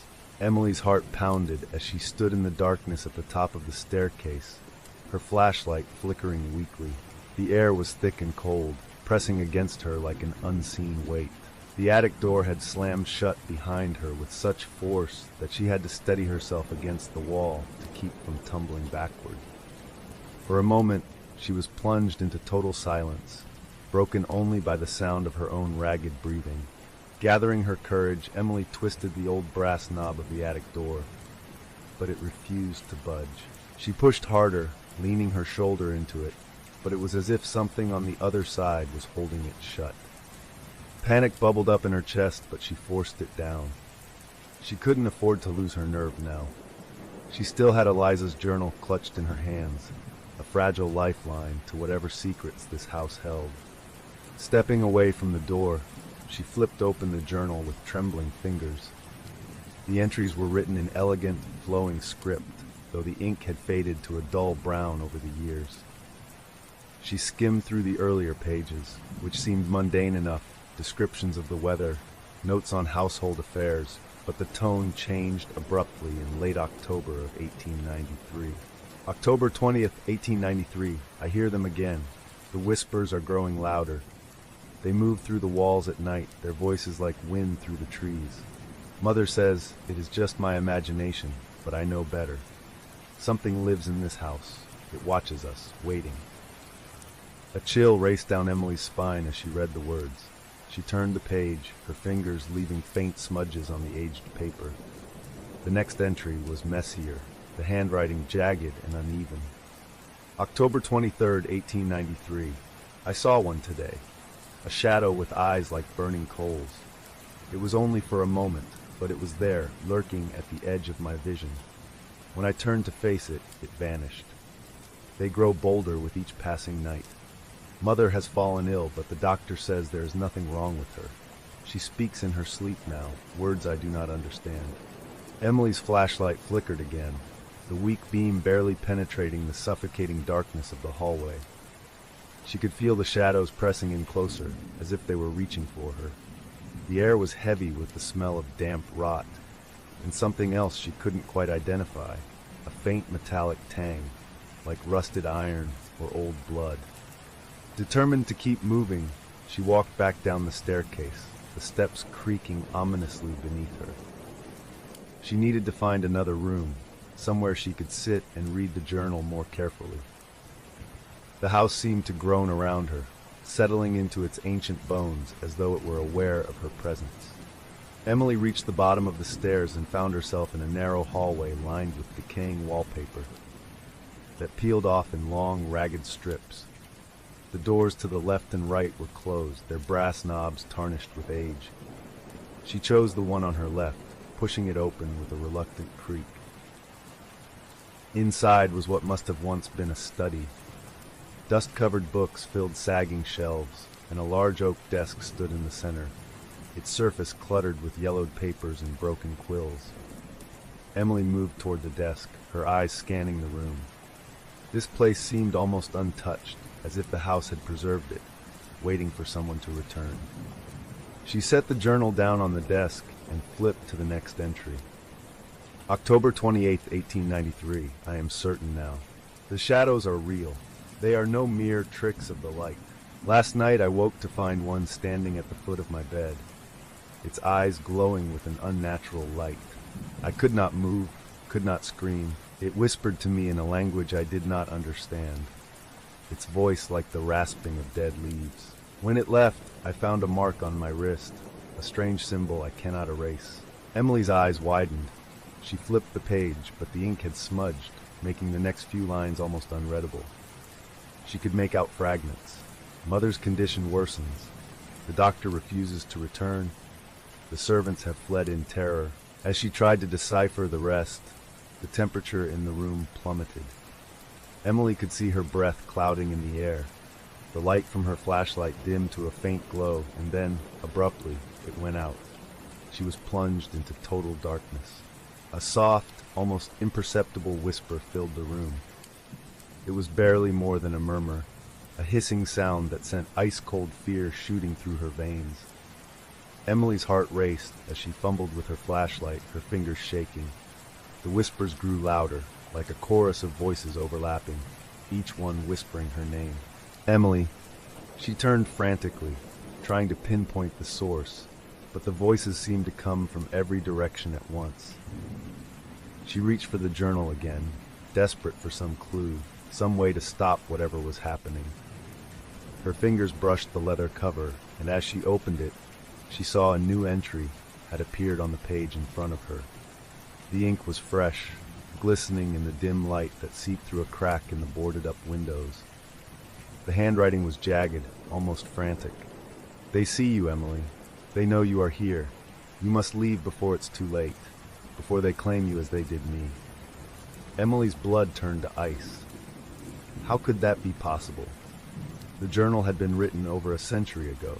Was the house trying to communicate with her, or was something far more sinister at play? The whispers grew louder, more urgent, and Emily felt the hairs on the back of her neck stand up. She turned toward the doorway, and that's when she saw it, something moving in the shadows. It was barely more than a dark blur, but its eyes glowed like embers in the dark. It moved closer, the shadows twisting and writhing around it like a living shroud. Panicking, Emily grabbed the journal and backed away, her hands trembling. The thing in the shadows seemed to hesitate, its glowing eyes fixed on the book. In a flash of inspiration, Emily realized that whatever these entities were, they were somehow bound to the journal's contents. Without wasting another second, she bolted from the room. The thing behind her let out a low, guttural growl, a sound that reverberated through the old house like a death knell. Emily raced down the hallway, the journal pressed to her chest as if it were a shield. She had to get out of this cursed place before whatever haunted it decided she was the next soul it would claim. But as she reached the front door, it refused to budge. The whispers were deafening now, surrounding her in a cacophony of desperate, hungry voices. And then just as suddenly as it began, everything went silent. The house seemed to hold its breath. Emily turned slowly, her back against the door, her eyes darting through the darkness. The shadows seemed to ripple and part, revealing something scrawled on the wall in fresh, dripping ink. "You can't leave. You're one of us now." A single cold breath brushed past her ear, and a voice soft, almost tender, whispered, "Welcome home, Emily." In that moment, she realized the true horror. She was no longer an intruder in the Vandermir house. She was a prisoner. Emily's panicked breaths came out in ragged gasps as she leaned against the front door, its cold wood pressing into her back. The whispers had stopped, the house falling into an unsettling, deathly silence. But she could still feel the lingering presence of whatever dark force had spoken to her. She pushed against the door again, but it remained sealed shut, as though the house itself had decided she was not allowed to leave. Steeling herself, Emily forced her shaking hands to steady. She had faced strange things before, rumors of hauntings, cryptic messages scrawled in hidden places, but nothing like this, nothing so immediate, so terrifyingly real. She needed to calm down and think. Panicking wouldn't get her out of here. She glanced at her phone. The battery was at 43%, but there was no signal, not even a single bar. The house seemed to be in a dead zone, cut off from the rest of the world. As she tucked the phone back into her pocket, she turned her attention to the journal she still held in her hands. The fresh, frantic handwriting that had appeared earlier had dried, becoming almost indistinguishable from the older entries. "They see you, Emily. They know you are here." The words echoed in her mind, a chilling reminder that she was being watched.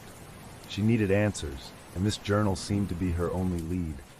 But she couldn't focus while standing at the front door, her back exposed to the shadows that seemed to have a mind of their own. She needed to find a safe place to set up her equipment and figure out her next move. Gripping the journal tightly, Emily made her way down the dark hallway.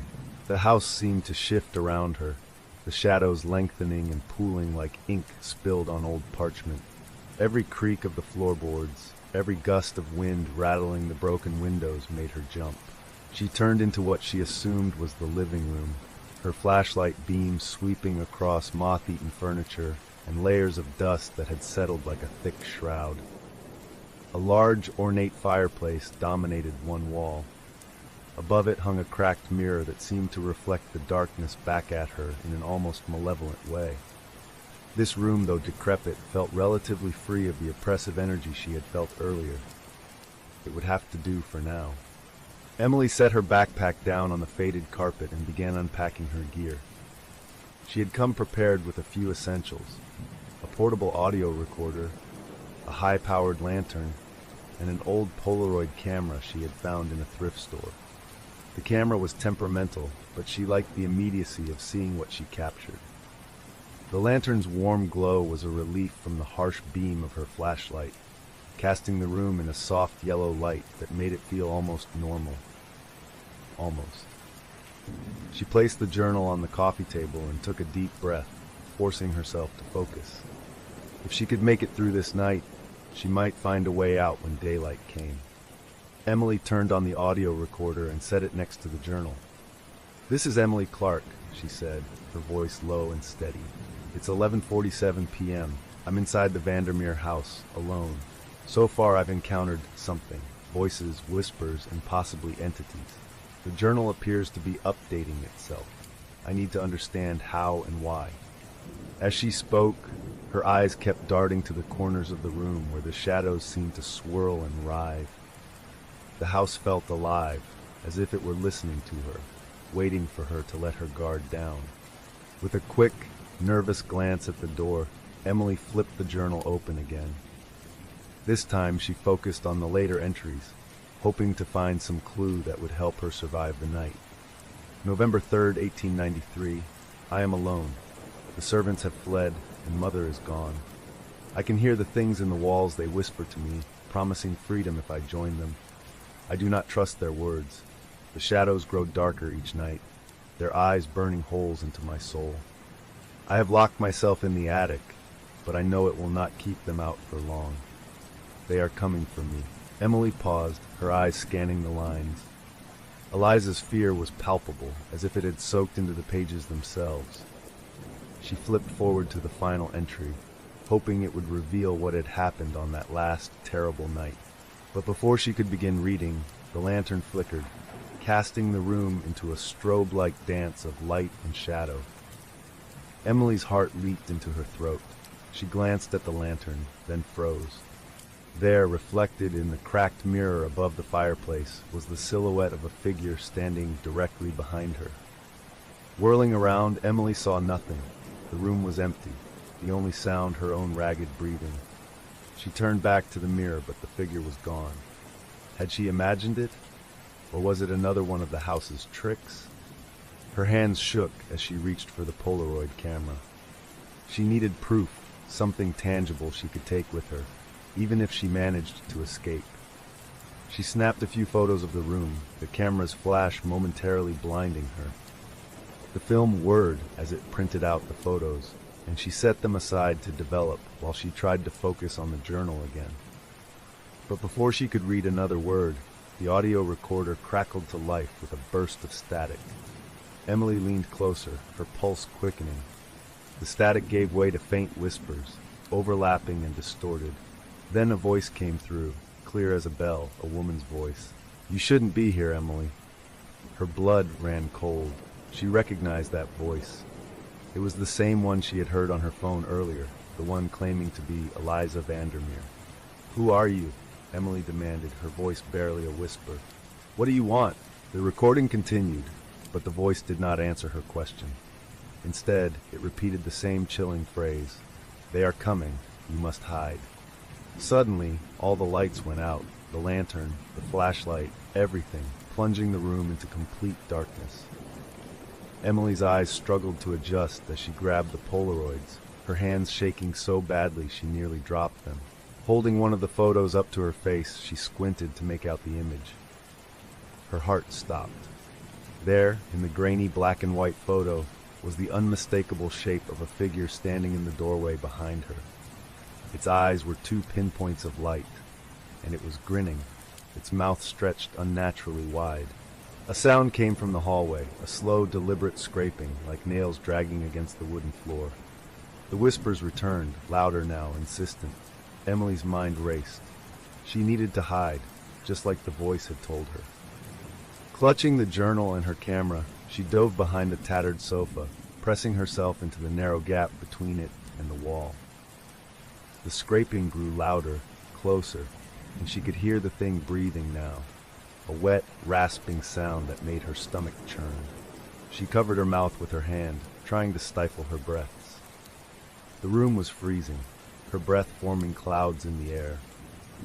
The thing in the hallway stopped just outside the living room, its shadow stretching into the room like a black stain. The whispers turned to laughter, low and mocking. The thing knew where she was hiding. It was playing with her, savoring her fear.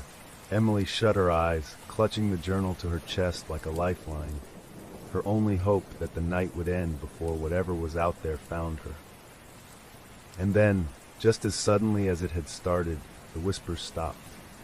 The house fell into a silence so deep it felt suffocating. Emily waited, every muscle in her body tensed, but the presence seemed to retreat. After what felt like an eternity, she dared to peek out from behind the sofa. The room was empty, but the feeling of being watched was stronger than ever. She knew now that the house wasn't just haunted, it was alive, and it had no intention of letting her leave. Emily's heart continued to pound as she crawled out from behind the sofa, her limbs stiff from staying so tense for so long. She clutched the journal and Polaroids to her chest, her hands shaking. The house had gone quiet again, but she could still feel its oppressive presence, like it was watching her every move. Whatever had been in the hallway had retreated, but she knew it was still out there, lurking in the shadows, waiting for her to slip up. The photographs she had taken earlier were now fully developed. With trembling hands, she spread them out on the coffee table, hoping for some clue or explanation. Each image showed the dark, decaying room she was in, but in every single one there was a shadowy figure. Sometimes it stood in the doorway, other times it hovered in a corner, its eyes glowing faintly like embers. Emily's stomach churned as she realized the figures had been following her, watching her, and she hadn't even known it. The final photograph sent a chill down her spine. It showed her crouching behind the sofa, taken from an angle that suggested it had been snapped from directly above her. But that was impossible.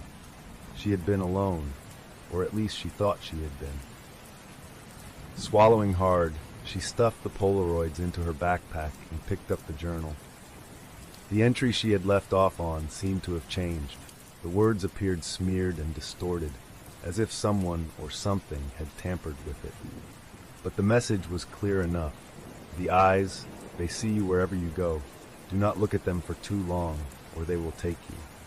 The words echoed in her mind as she stood up, her legs trembling. She needed to keep moving. Staying in one place made her too vulnerable. As much as she wanted to flee, the front door remained locked, as if sealed by some malevolent force.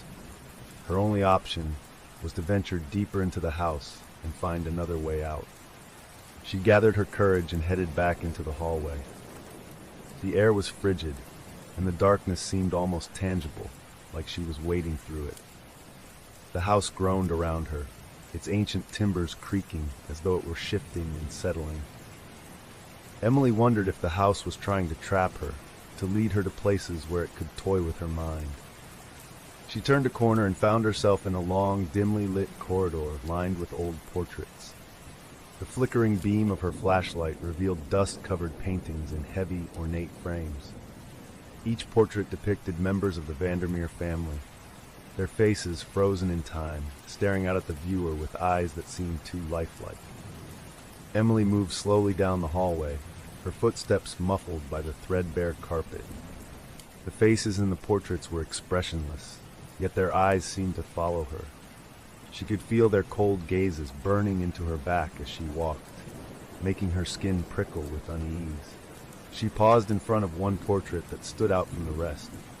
It was of a woman dressed in a flowing black gown, her hair cascading in dark waves around her shoulders.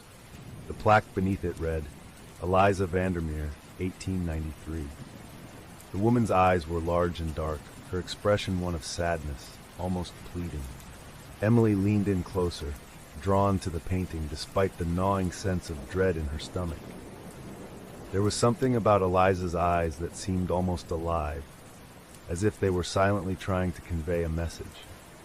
For a fleeting moment, Emily could swear she saw the woman's lips move, whispering something too faint to hear. Suddenly, a cold gust of wind blew through the corridor, sending a shiver down her spine. Emily turned her head sharply, her flashlight beam darting back and forth, but the hallway was empty. When she turned back to the painting, her heart nearly stopped. The eyes of Eliza in the portrait were no longer staring straight ahead. They were looking directly at Emily. A low, breathy whisper filled the air, like the rustling of dry leaves. Emily staggered backward, her flashlight shaking in her hand. She could hear the whisper growing louder, but it wasn't coming from the painting, it was coming from behind her. She spun around, expecting to see one of the shadowy figures, but the corridor was still empty. The whispers continued, a chorus of overlapping voices, like 100 secrets spoken at once. They were coming from everywhere, yet nowhere at all. Desperate to escape, Emily backed away from the portraits, her heart racing. She was nearly at the end of the hallway when her flashlight flickered and went out, plunging her into darkness. For a moment, she was blind, disoriented, and she could feel the eyes of the portraits boring into her, even in the pitch black. She fumbled with the flashlight, smacking it against her palm until it flickered back to life. When the light returned, the hallway was different. The portraits were no longer still.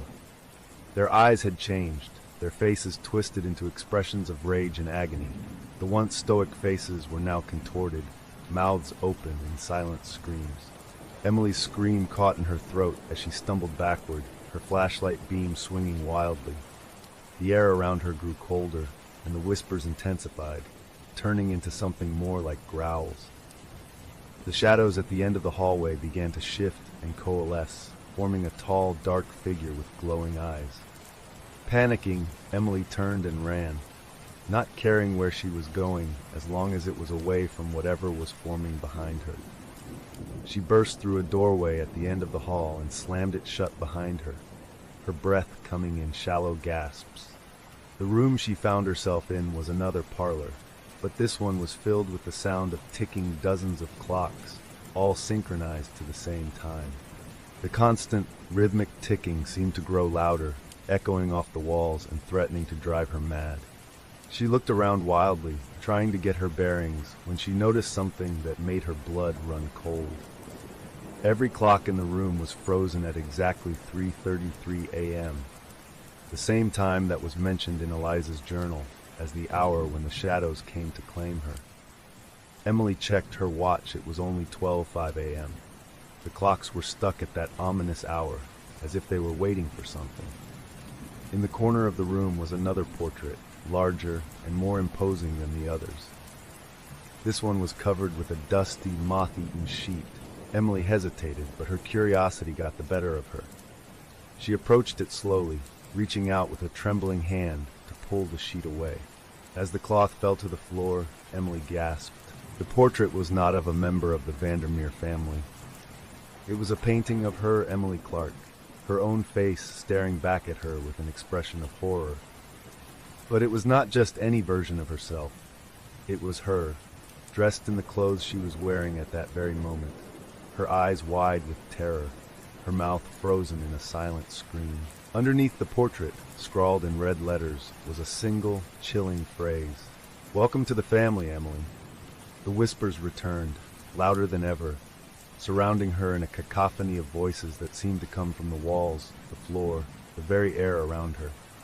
The shadows in the room began to move, creeping closer, their forms becoming more defined, more solid. Emily's vision blurred as panic overtook her. She stumbled backward, bumping into a grandfather clock that toppled with a deafening crash. The shadows surged toward her, reaching out with skeletal hands. In a desperate bid to escape, Emily turned and sprinted out of the room, the sound of the ticking clocks and the mocking whispers following her as she fled deeper into the darkness of the house. The house wasn't just trying to trap her. It was trying to claim her soul. Emily's heart pounded as she fled down the darkened hallway, the whispers from the portraits echoing in her ears. The house seemed to be closing in on her, the walls creaking and groaning as if they were alive, hungry. She had lost track of where she was. Every corridor looked the same, each door leading to a new nightmare. The sensation of being watched never left her, and every time she turned a corner, she half expected to see the glowing eyes of those shadowy figures waiting for her. She skidded to a halt in front of a door she hadn't noticed before. It was old, made of splintered wood, and looked as if it hadn't been opened in decades. The door was different from the others. It was tucked away at the end of a narrow hallway that seemed to materialize out of nowhere. Emily's gut twisted as she stared at it, a chill seeping into her bones. This door didn't belong. It was as if the house itself had created it just for her. Hoping that this might lead to an escape route, Emily reached for the door handle. The brass knob was icy cold, sending a jolt through her fingers as she twisted it. The door creaked open with a sound like a dying animal, and a waft of rancid air hit her like a physical force, making her gag. She pulled the collar of her shirt over her nose and stepped through. On the other side was a narrow, spiraling staircase that descended into darkness. The walls were lined with damp, crumbling stone, and the air was thick with the scent of mold and decay. The stairwell seemed to go down forever, the darkness at the bottom like a yawning mouth waiting to swallow her whole. Emily hesitated at the top of the stairs. Every instinct screamed at her to turn back, to find another way out, but the relentless whispering behind her was growing louder. Whatever was lurking in the upper levels of the house was closing in. She had no choice. She took a deep breath and began to descend, her footsteps echoing ominously. The deeper she went, the colder it became, the air growing thicker, almost syrupy, like she was wading through a nightmare. Her flashlight flickered weakly, the beam barely penetrating the inky darkness ahead. She kept one hand on the wall to steady herself, the cold stone damp and slimy under her fingers. At the bottom of the stairs, she found herself in a cavernous basement. The ceiling was so high it vanished into shadows, and the floor was covered in a thin layer of murky water that seeped into her shoes. The air was heavy, with a nauseating stench, rotting meat, old blood, and something worse that she couldn't identify. As she moved further into the basement, her flashlight illuminated strange symbols painted on the walls in what looked disturbingly like dried blood. They were twisted, alien shapes that made her head throb if she looked at them for too long. The journal had mentioned symbols like these, but the entries had been too vague to decipher their purpose. Emily's pulse quickened as she remembered Eliza's final words. The basement. They are waiting in the dark. The oppressive darkness seemed to pulse around her, as if it were alive. And then she saw it. A door on the far side of the basement, slightly ajar. Dim, flickering light spilled out from the crack, casting twisted shadows on the walls. It was the only light source she had seen in this pitch-black place. As she approached the door, she heard a faint noise, a soft, rhythmic tapping, like fingernails drumming on wood. Her heart thudded painfully as she realized the sound was coming from behind the door. She hesitated, her fingers hovering over the handle. But there was no turning back now. Whatever was in this house, it wanted her to come closer. She pushed the door open with a trembling hand. The room beyond was small, more like a cell than a proper room. Candles were scattered across the floor, their flames flickering weakly as if they could be snuffed out at any moment. The walls were covered in more of those strange symbols, glowing faintly in the candlelight. In the center of the room was an old wooden table. On it lay the skeletal remains of a figure, half rotted, its hands bound together with rusted chains. Emily's stomach churned as she took in the gruesome sight. The corpse's skull was partially caved in, and its empty eye sockets seemed to stare directly at her. But that wasn't what made her blood run cold. Clutched in the skeletal fingers of the corpse was another journal, identical to the one she had found upstairs. The leather cover was cracked and darkened, as though stained with blood. It was almost as if this journal had been waiting for her, placed here deliberately. Emily's hand shook as she reached for the journal. The moment her fingers touched it, the candles flickered violently, nearly extinguishing. She could feel the cold presence of something behind her, watching with those glowing eyes. The whispers returned, louder now, filling the room with a cacophony of voices that seemed to be speaking directly into her mind. "Read it," they hissed. "Know the truth." Her instincts screamed at her to drop the book and run, but she couldn't resist the pull. She flipped it open to the first page, and her heart nearly stopped when she saw her own name scrawled in messy, desperate handwriting. "Emily Clark, you should never have come here. You cannot escape. The house knows you. It is part of you now."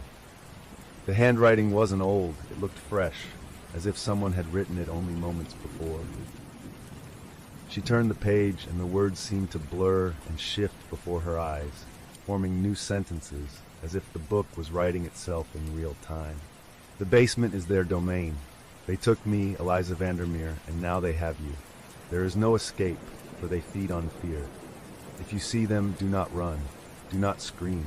They will take it as an invitation." Emily's hands shook so violently, she almost dropped the journal. Her breaths were coming in short, panicked gasps. She had to get out of here. She slammed the journal shut and turned toward the door, but the basement seemed to warp around her, the walls pulsing like a living organism. The shadows in the room began to coalesce, forming dark, hulking shapes. She could see glowing eyes watching her from every corner, dozens of them, like predatory animals waiting to pounce. The whispers grew into a cacophony of laughter, mocking and cruel. As the shadows began to crawl closer, Emily realized with a sickening dread that they had no intention of letting her leave.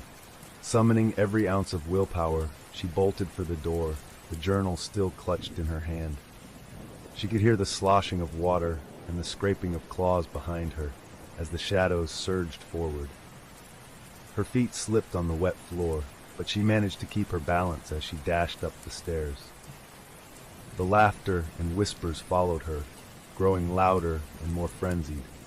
The air seemed to thicken, making it harder to breathe, as if the house itself was trying to suffocate her. She burst through the door at the top of the stairs and slammed it shut behind her, her heart hammering in her chest. For a moment, everything was silent. She was back in the main part of the house, the oppressive darkness of the basement left behind. But as she leaned against the door, trying to catch her breath, she noticed something that sent chills down her spine. Carved into the wood of the door in deep, jagged letters were the words, "You cannot run, Emily. You belong to us now." Terror gripped her as she realized the house was not going to let her go. It was playing with her, drawing her deeper into its web of darkness. And somewhere, deep within its rotting walls, the shadows were waiting for her to finally give in. Emily staggered away from the basement door, her breath coming in ragged gasps.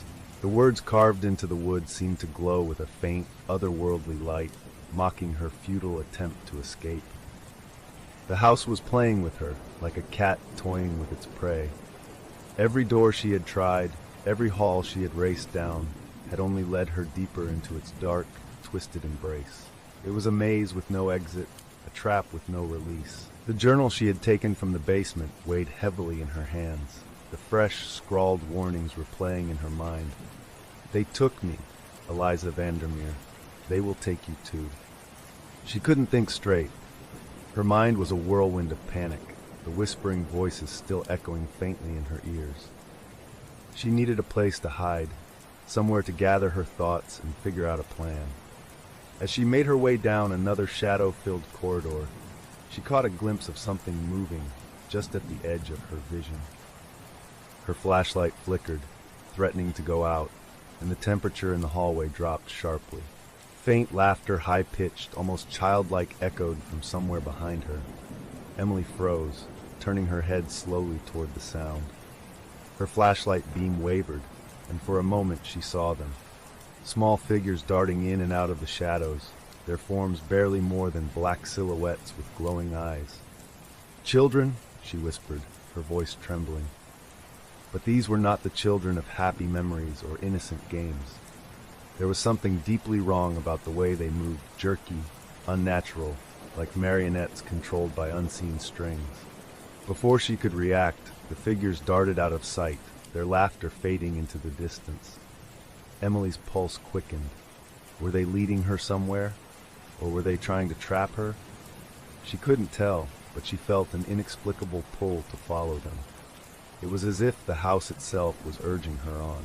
She turned a corner and found herself in front of a large wooden door, its surface covered with strange carved symbols, similar to the ones she had seen in the basement. The door was slightly ajar, and through the crack she could see the flicker of candlelight.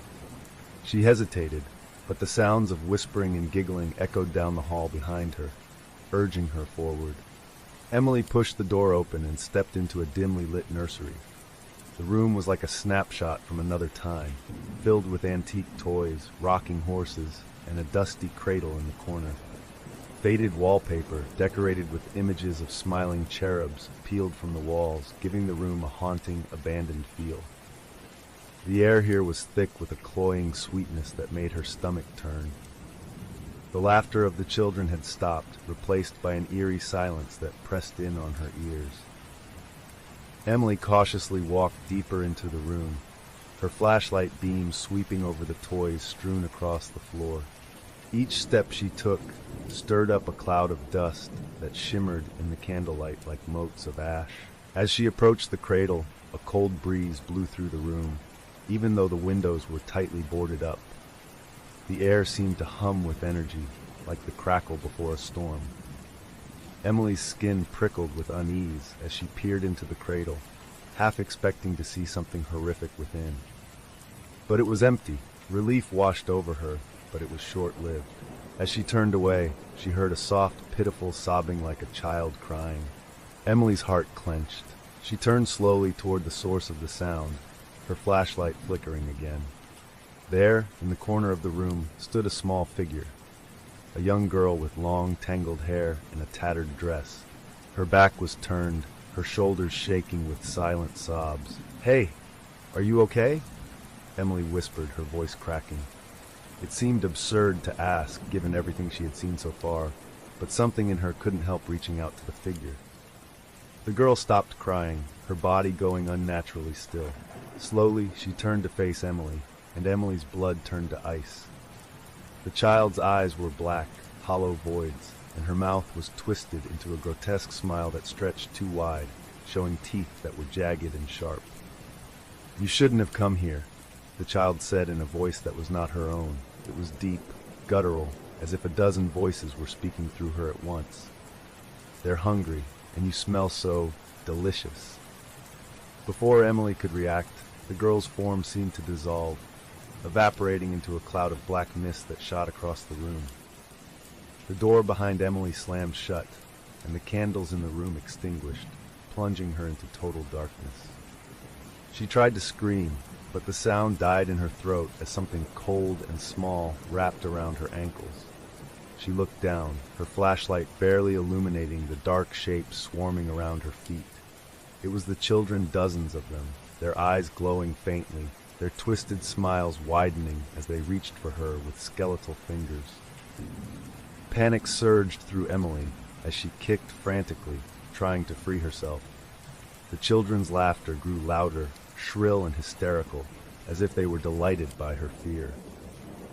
Their grip tightened, pulling her toward the center of the room, where a gaping hole had appeared in the floor, like a maw waiting to swallow her whole. "No!" she screamed, thrashing against the phantom hands.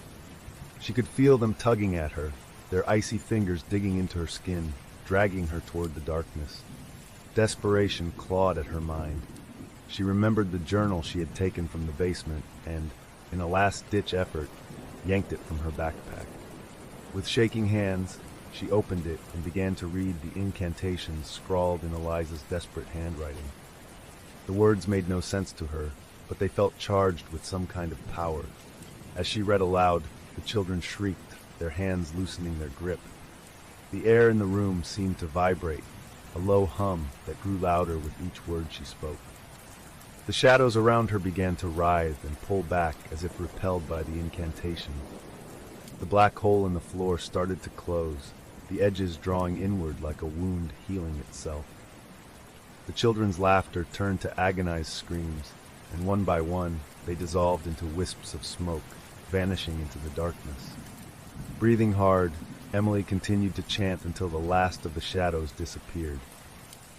The room was suddenly still, the air clear of the oppressive presence that had suffocated her moments ago. She collapsed to the floor, the journal slipping from her fingers as she gasped for breath. The nursery was silent once more, the toys lying lifeless on the floor, the cradle empty. Emily's body shook with exhaustion, her limbs trembling from the adrenaline that coursed through her veins. She had survived, but she knew it was only temporary. The house wasn't finished with her yet. As she tried to gather her strength, she noticed something new in the journal.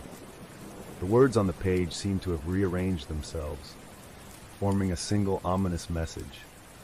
They are the lost ones, but there are others, darker, hungrier. The children are merely the beginning. The true darkness lies beneath, where the roots of this cursed house run deep. You cannot leave until you face them. Emily stared at the message, her heart sinking. The basement had been only the first layer. There were deeper horrors waiting for her, horrors that would not be satisfied until they consumed her completely.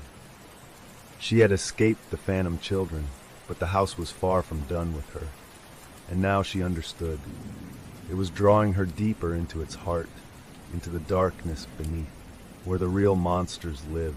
The air in the nursery was stifling, thick with the remnants of fear and whispered voices. Emily's hands were still trembling as she gathered the scattered pages of the journal.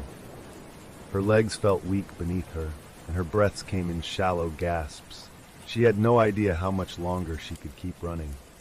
The house was relentless, twisting and shifting its corridors to trap her, throwing horrors at her that defied reason. But she couldn't give up now. She had to find a way out before the house decided to swallow her whole. Her phone buzzed in her pocket, the sudden vibration making her nearly drop the journal. She fumbled to pull it out, her heart racing with a flicker of hope. Maybe, just maybe, there was a signal here. Perhaps she could call for help. The screen was glowing, but to her dismay, the signal bars were still non-existent. There was, however, an incoming call from an unknown number. The caller ID was just a series of strange symbols that made no sense. Emily hesitated for a moment, her finger hovering over the answer button. The house had already proven that it could manipulate reality. Could she trust this call? But as the phone kept vibrating, a nagging feeling in her gut told her she couldn't ignore it. Against her better judgment, she swiped to answer. "Hello," she whispered, her voice barely above a breath. The line crackled with static, the sound so loud it made her wince. For a few moments, all she could hear was the distorted hiss, like 100 voices whispering at once. Then, through the noise, a voice came through, faint but unmistakable. It was soft, trembling, and strangely familiar. "Emily, Emily, can you hear me?" Her blood ran cold.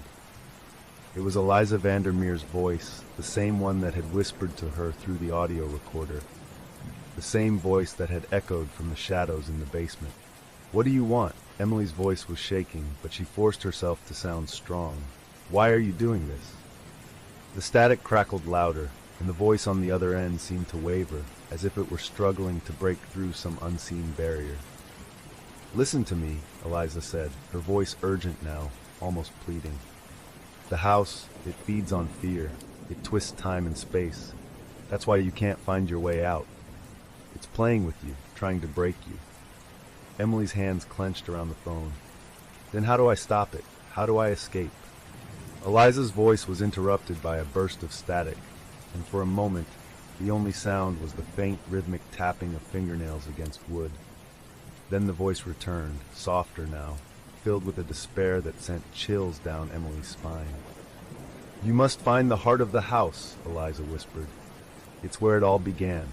The source of its power lies deep underground, in the catacombs beneath the foundations. That's where they took us. That's where—" The voice cut off abruptly, replaced by a blood-curdling scream that made Emily's blood run cold. The scream was a mixture of agony and terror, like the sound of someone being ripped apart. Then, just as suddenly as it began, the line went dead. Emily stared at her phone, her hands shaking so violently that she nearly dropped it.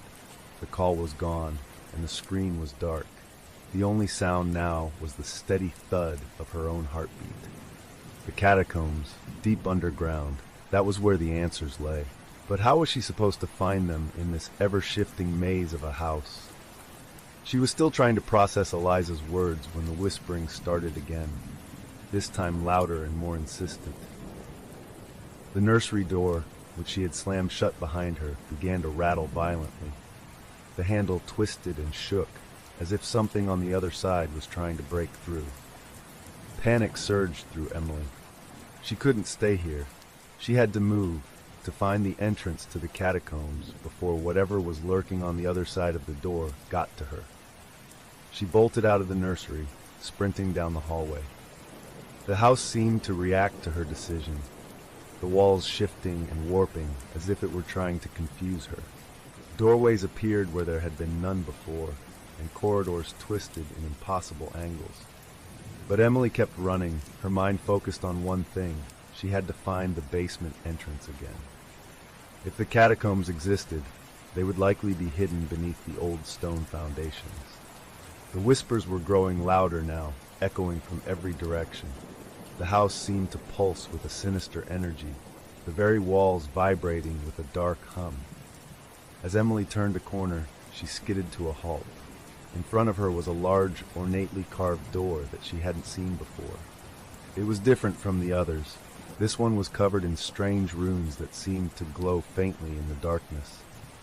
The air around it was colder, almost frigid, and a faint, acrid smell emanated from the cracks around the doorframe.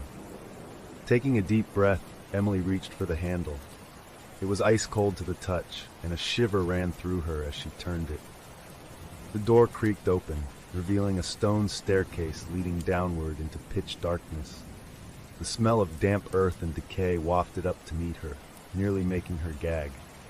This must be it, she thought, the catacombs, the heart of the house. With no other choice, she descended the staircase.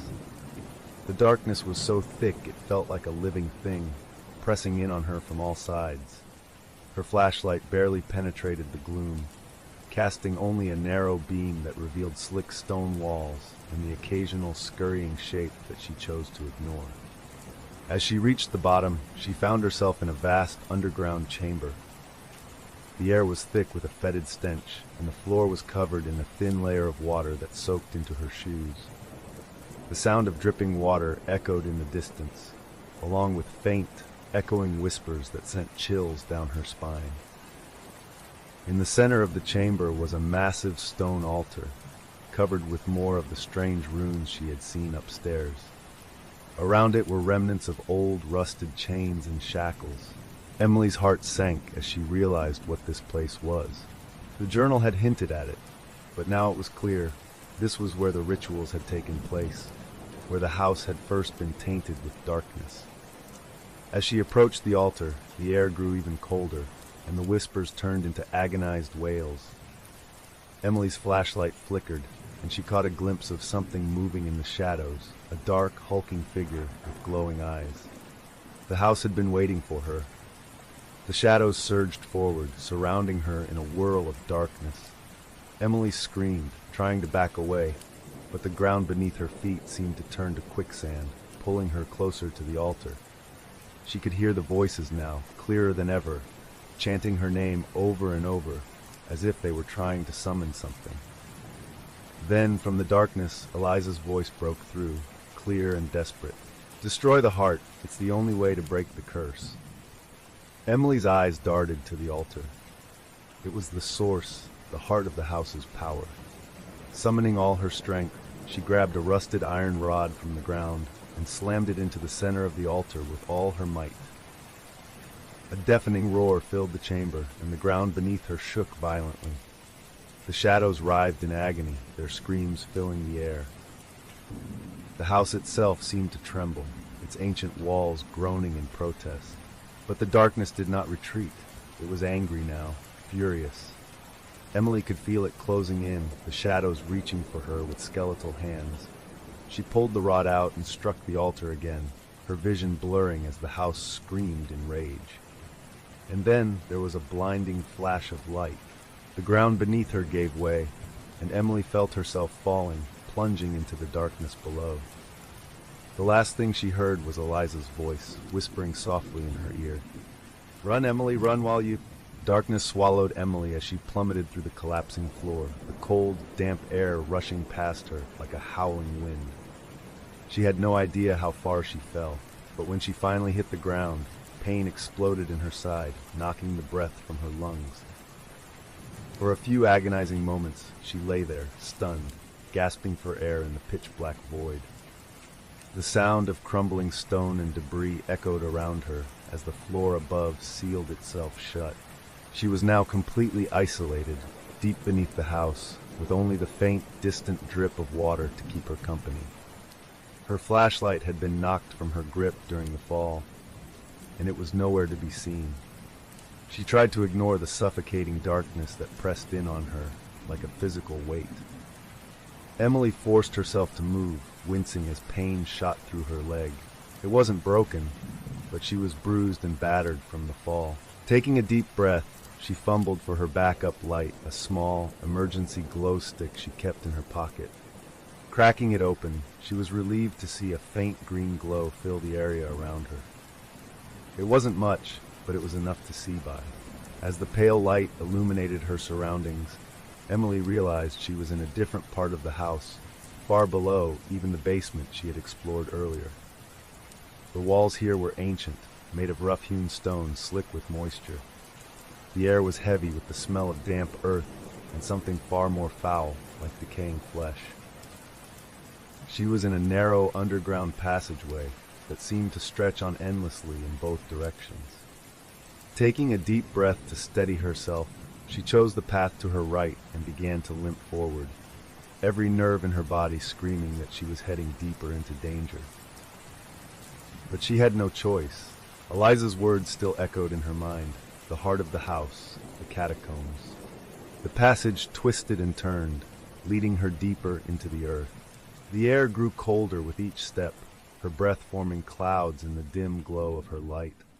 The whispers had returned, distant and muffled, as if they were coming from behind the walls.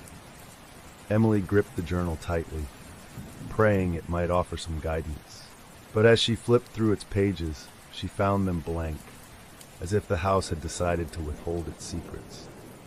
Finally, the passageway opened up into a large, cavernous chamber.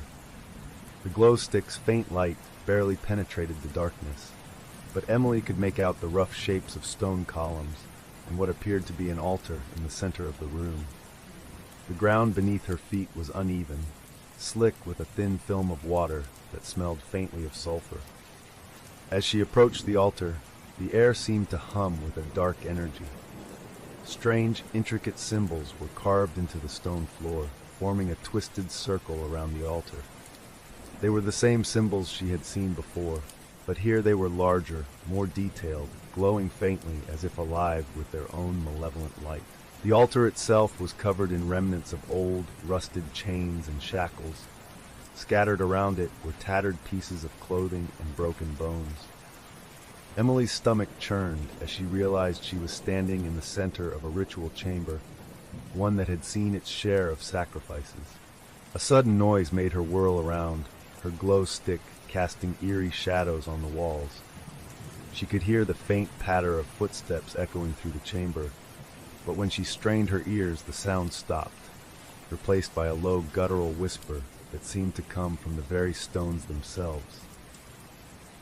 "You've come so far, Emily," the whispering voice said, low and taunting. "But you're too late. You can't stop what's been set in motion." The voice sent chills down her spine, and she turned back to the altar, her mind racing. What had Eliza meant by destroying the heart of the house? Emily scanned the symbols carved into the floor, trying to decipher their meaning, but it was like looking at an alien language. She flipped open the journal again, hoping for something, anything, that could guide her. To her shock, new words began to appear on the page, scrawled in a frenzied hand. "The heart is bound by blood, by sacrifice. Break the bond or be consumed." Sacrifice, blood. Emily's mind raced. If the heart of the house was bound by a ritual, then perhaps it could be undone by disrupting it. She looked around the altar and noticed something glinting in the faint green glow of her light, a small, ornate dagger, its blade stained with dried blood. Before she could reach for it, the ground beneath her feet began to tremble. The entire chamber shook, dust and pebbles raining down from the ceiling. From the shadows at the far end of the room, dark shapes began to emerge. They were tall, cloaked figures, their forms shrouded in darkness, their eyes glowing an unnatural red. Emily's heart pounded in her chest as the figures moved closer, their whispers filling the air like a swarm of angry bees. She grabbed the dagger from the altar, her hands shaking, and turned to face them. The figures stopped just at the edge of the glowing circle on the floor, as if they were unable to cross it. A deep, rumbling voice echoed through the chamber, reverberating in her bones. "You think you can stop us? The heart is bound, sealed with the blood of the innocent. You cannot break what was forged in darkness." Emily gripped the dagger tighter, her mind racing. She realized that the heart of the house wasn't just a metaphor, it was a literal source of power, something hidden within the altar itself. Eliza had tried to tell her. The house was bound to this place, to whatever dark force had been summoned here. With a surge of determination, Emily raised the dagger and plunged it into the center of the altar. The ground shook violently, and a horrific scream erupted from the walls, as if the house itself was in agony. The red-eyed figures recoiled, their forms flickering like dying flames. But it wasn't enough. The altar glowed brighter, the symbols on the floor pulsing with dark energy. The shadows began to surge forward again, their whispers turning into a deafening roar. Desperate, Emily remembered the journal's cryptic message. The heart is bound by blood, her own blood. That was the key. Without hesitating, she sliced her palm open with the dagger, letting her blood drip onto the altar. The effect was immediate. The chamber erupted in a blinding flash of light, the force of it nearly knocking her off her feet. The red-eyed figures screamed, their forms disintegrating into clouds of black mist. The altar began to crack, dark energy leaking from its core like a bleeding wound. The whispers turned into agonized wails as the walls of the chamber shook and crumbled. The house was collapsing in on itself. Emily knew she had only moments to escape. She bolted for the passageway, her injured leg screaming in pain. As she sprinted up the narrow tunnel, the walls shook violently, debris crashing down around her. The entire house was coming apart, the dark magic that held it together unraveling with each step she took.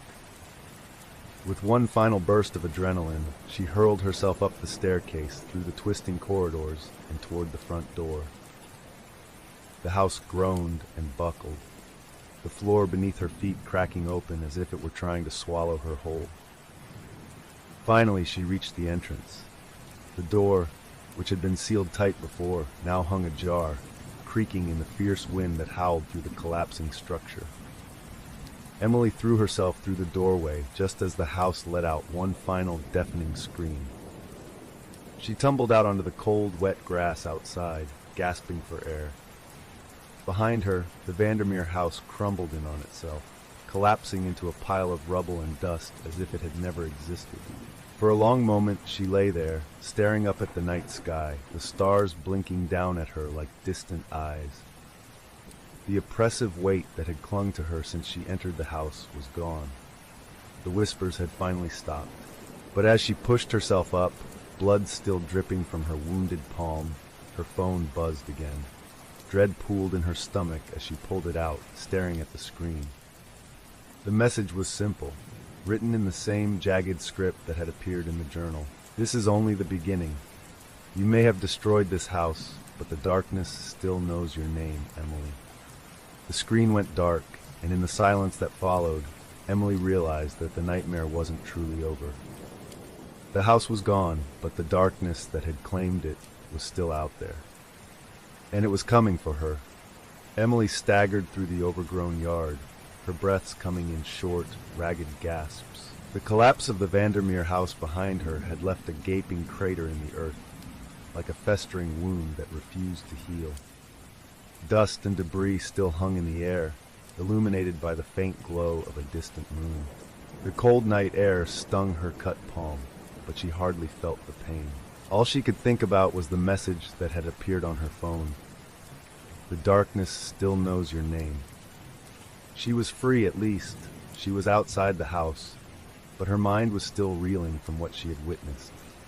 Eliza's voice echoed in her thoughts, a desperate plea that kept replaying over and over. You may have destroyed the house, but the darkness remains. Emily stumbled toward her car, which was parked at the end of the long, overgrown driveway. She could barely see it through the thick fog that had begun to settle over the landscape like a ghostly shroud. Every instinct told her to get as far away from this cursed place as possible, to flee back to the safety of the town. But she knew it wouldn't be that simple. The darkness had already marked her. Wherever she went, it would follow. As she approached her car, she fumbled in her pocket for the keys, her hands still shaking. But as she unlocked the door, her phone buzzed again. This time the screen flickered erratically, displaying that same cryptic caller ID, a series of strange symbols that twisted and distorted before her eyes. Her heart pounded. She had to know, had to confirm that this nightmare wasn't truly over. With a deep breath, she answered the call. "Hello," she whispered, her voice barely audible. The line was filled with the familiar crackle of static, but beneath it she could hear soft, uneven breathing, as if someone on the other end was struggling to speak. "Emily, you must listen." The voice was faint, almost drowned out by the static, but Emily recognized it immediately. It was Eliza. She was still reaching out, even after the destruction of the house. "They're not gone. They're still coming for you." Emily's blood ran cold. "I destroyed the heart," she said, her voice tinged with desperation. "I did what you told me to. The house, it's gone." "No." Eliza's voice crackled, cutting in and out like a weak radio signal. "You broke the binding, yes, but the darkness was never confined to the house alone. It's a hunger that spreads, a curse that latches on to the living." Before Emily could respond, the call cut out with a piercing shriek of static. She dropped the phone, clutching her ears as the noise reverberated through her skull. When she looked at the screen again, it was blank, the battery completely drained. A low, cold fog rolled in from the woods surrounding the house's remains, swallowing the trees in its thick embrace. Emily's car headlights barely pierced the mist as she climbed into the driver's seat. She turned the ignition, praying the engine would start. For a moment, nothing happened. Then, with a sputter, the car roared to life. Relief flooded her, and she jammed the car into reverse, desperate to put as much distance between herself and this nightmare as possible. But as she backed up, her rearview mirror revealed a shadowy figure standing at the edge of the driveway. Emily's breath caught in her throat. It was the same figure she had seen in the attic, the same one that had haunted her every step in the house, a tall, gaunt form cloaked in darkness, with eyes that glowed like burning coals. Panicking, she slammed the car into drive and hit the gas. The tires screeched as she sped down the fog-shrouded road, her heart pounding like a drum in her chest. She couldn't shake the feeling that the darkness was chasing her, stretching out unseen tendrils that clawed at the edges of her mind. The road twisted and turned through the dense forest, and every shadow seemed to move. Every gust of wind sounded like whispering voices. She kept glancing at her rearview mirror, expecting to see the figure gaining on her. But the road behind her remained empty, swallowed by the fog. After what felt like hours, the road finally straightened, and she spotted the distant glow of Hollow Pines town lights. Emily felt a surge of hope. She was almost safe. But as she rounded the last bend, her headlights illuminated a figure standing in the middle of the road. It was Eliza. Emily slammed on the brakes, the car skidding to a stop just inches from the ghostly figure. Eliza stood there, her form flickering like a dying flame, her eyes hollow and filled with an unearthly light. She looked more like a shadow than a person now, her once beautiful face twisted by the horrors she had endured. "Please," Emily whispered, rolling down her window. "I did everything you said. Why won't it stop?" Eliza's lips barely moved as she spoke, her voice barely more than a whisper carried on the wind. "The darkness is not bound to the house alone. It has grown, fed on fear, on suffering, on your fear. It will not stop unless you sever the source." "The source," Emily's mind raced. "I destroyed the altar, the heart, what else is there?" But before Eliza could answer, her form began to flicker violently, as though some unseen force was trying to pull her away. "It's in the roots," she managed to say, her voice filled with pain. "Deep beneath, where it all began." With that, Eliza's form disintegrated into a cloud of black mist, which was quickly swallowed by the encroaching fog. Emily was left alone on the deserted road, her car's headlights casting long, trembling shadows that danced in the mist. Deep beneath. Emily murmured to herself, trying to make sense of Eliza's final words.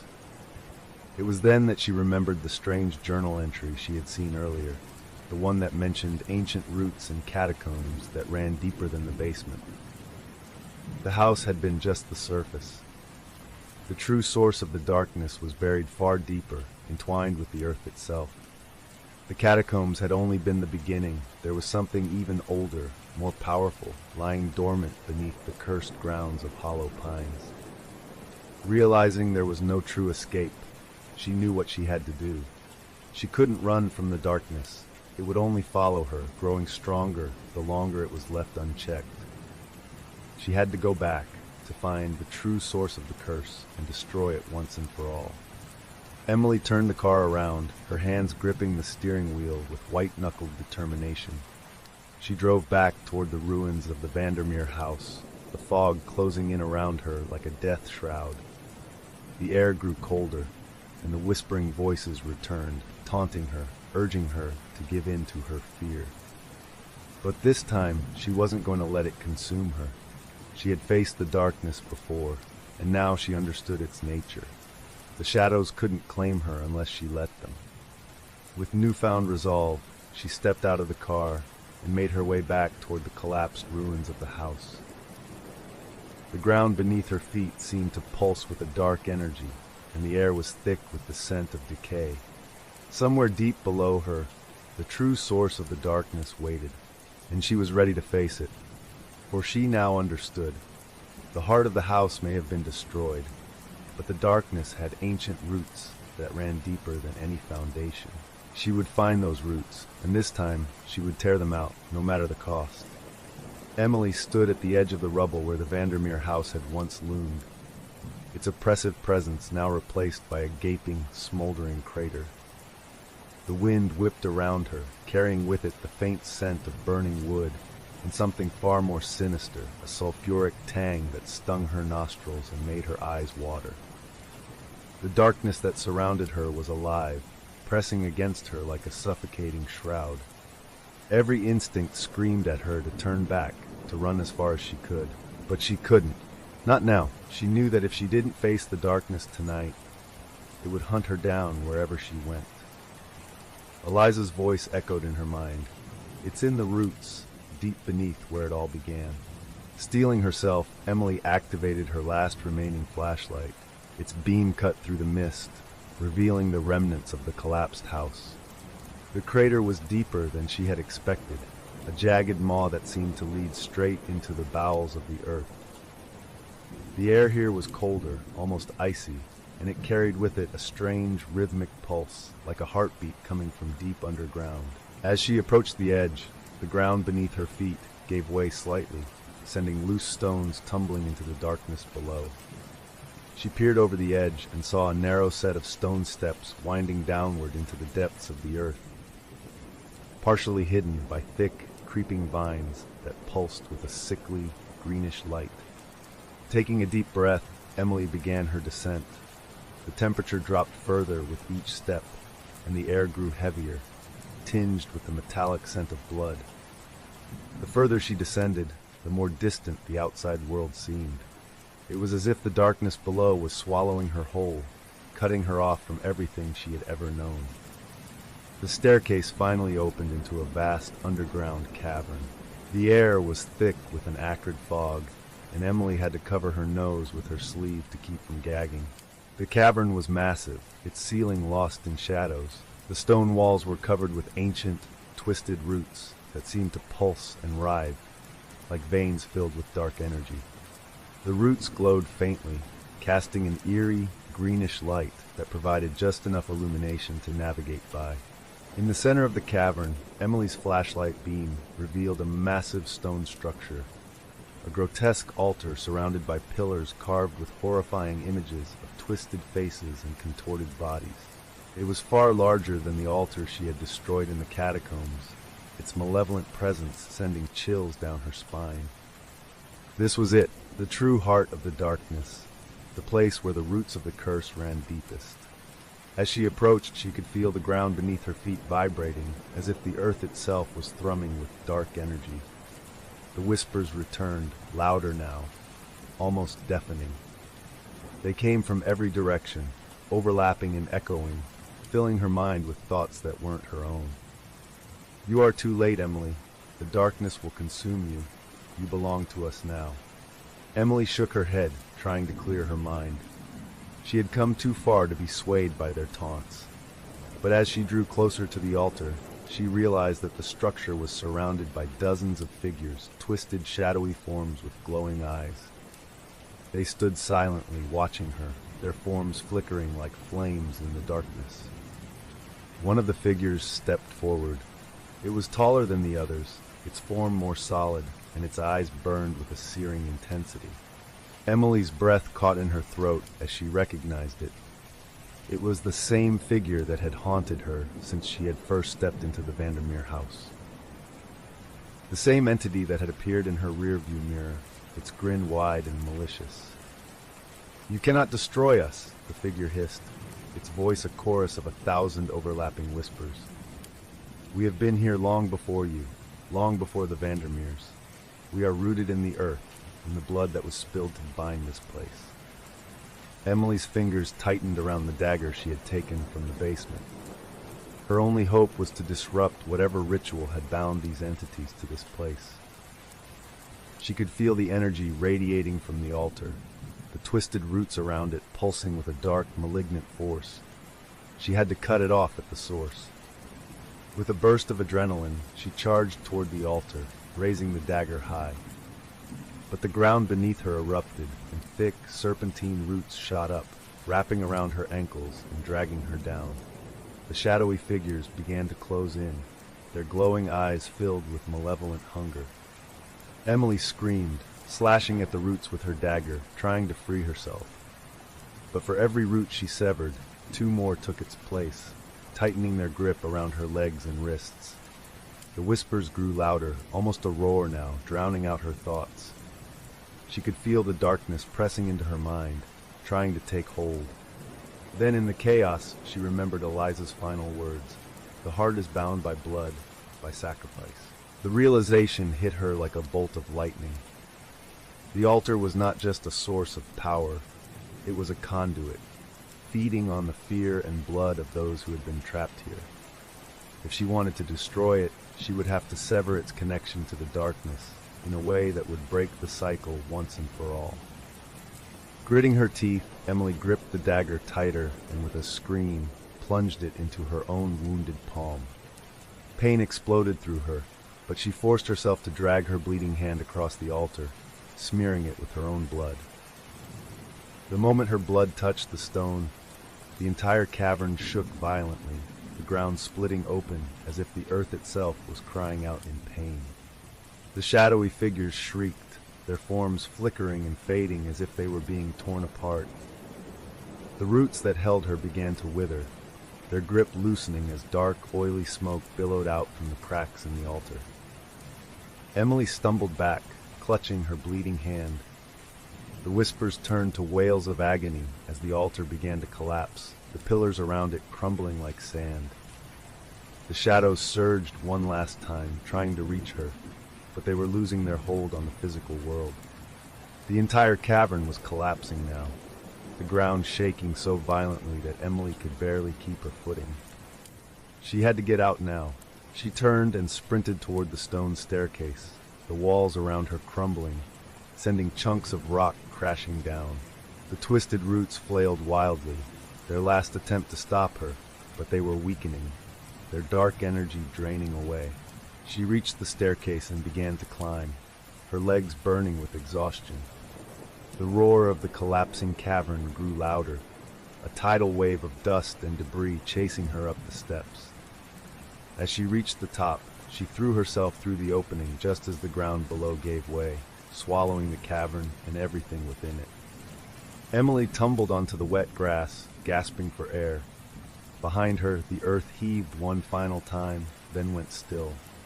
The crater where the house had once stood was now filled with rubble and dust.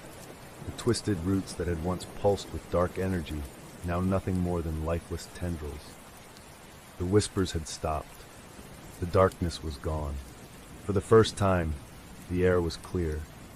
The oppressive weight that had clung to her since she first entered the Vandermir property finally lifted. Emily lay there for a moment, staring up at the stars.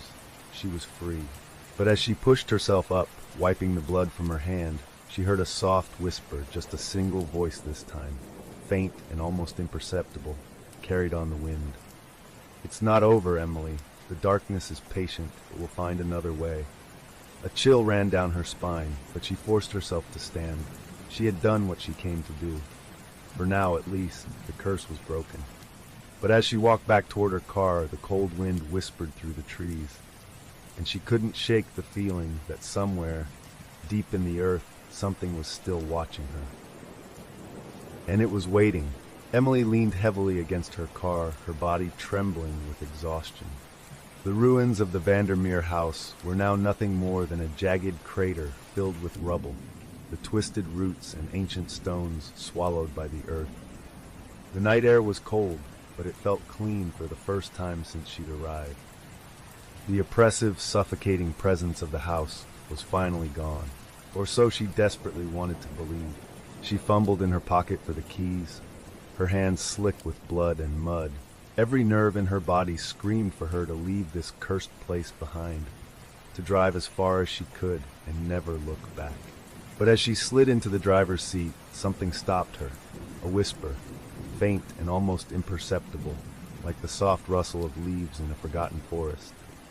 It was the same whisper she had heard right before the house collapsed. "It's not over, Emily. We will find you." She froze, her heart pounding. For a moment, she was paralyzed, gripping the steering wheel with white-knuckled intensity, her breath coming in short, shallow gasps. Then, with a surge of adrenaline, she turned the key. The engine sputtered to life, and she slammed her foot on the gas pedal, her tires skidding on the damp ground as she sped down the winding road. The trees lining the road seemed to close in around her, their twisted branches like skeletal fingers reaching for her car. The wind howled through the night, carrying with it fragments of voices, disjointed, desperate whispers that clawed at her sanity. Emily kept her eyes on the road, refusing to look in the rearview mirror, knowing that if she did, she might see them, the shadows, the figures with their glowing eyes that had haunted her since she first stepped foot on the cursed property. As the lights of Hollow Pines came into view, she allowed herself a breath of relief. She was almost out, almost safe. But just as she crossed the town's threshold, her phone buzzed on the passenger seat beside her. The screen was shattered, but she could still see the message that had appeared. "You cannot run, Emily. The darkness has already marked you. There is no escape." A cold dread settled in her stomach. Her grip tightened on the steering wheel as she swerved into the town's main street, passing the shuttered shops and darkened homes. She needed help, someone to confirm she was free of whatever had taken hold of her. The town's small police station was just ahead, a place that, in her panicked mind, represented some semblance of safety. But when she pulled into the parking lot, she realized something was wrong. The lights inside the station were flickering, casting long, unnatural shadows that seemed to writhe like serpents on the walls. The front door was ajar, creaking softly in the wind. Steeling herself, Emily grabbed her flashlight and got out of the car. The air was thick with an unnatural stillness, and every step she took toward the station sent a wave of nausea through her. She pushed open the door, the sound echoing in the empty space. "Hello, is anyone here?" she called out, her voice barely above a whisper. There was no response. The place was eerily quiet, the kind of silence that felt like a living thing, watching and waiting. She moved through the dimly lit corridors, her flashlight beam sweeping over empty desks and overturned chairs. As she reached the back of the station, she found a door marked Evidence Room. Something about it called to her, a sick pull in her gut that she couldn't ignore. She pushed the door open and stepped inside. The room was cold, the air thick with the scent of mildew and something far worse, something rotting. In the center of the room was a table, and on that table was a journal. Her journal. The same one she had taken from the Vandermir House, covered in her own blood. "How?" she whispered, her voice breaking. She had left the journal behind in the collapsing catacombs. It should have been buried under tons of rubble. But here trembling, she reached for the journal, her fingers brushing the familiar cracked leather cover.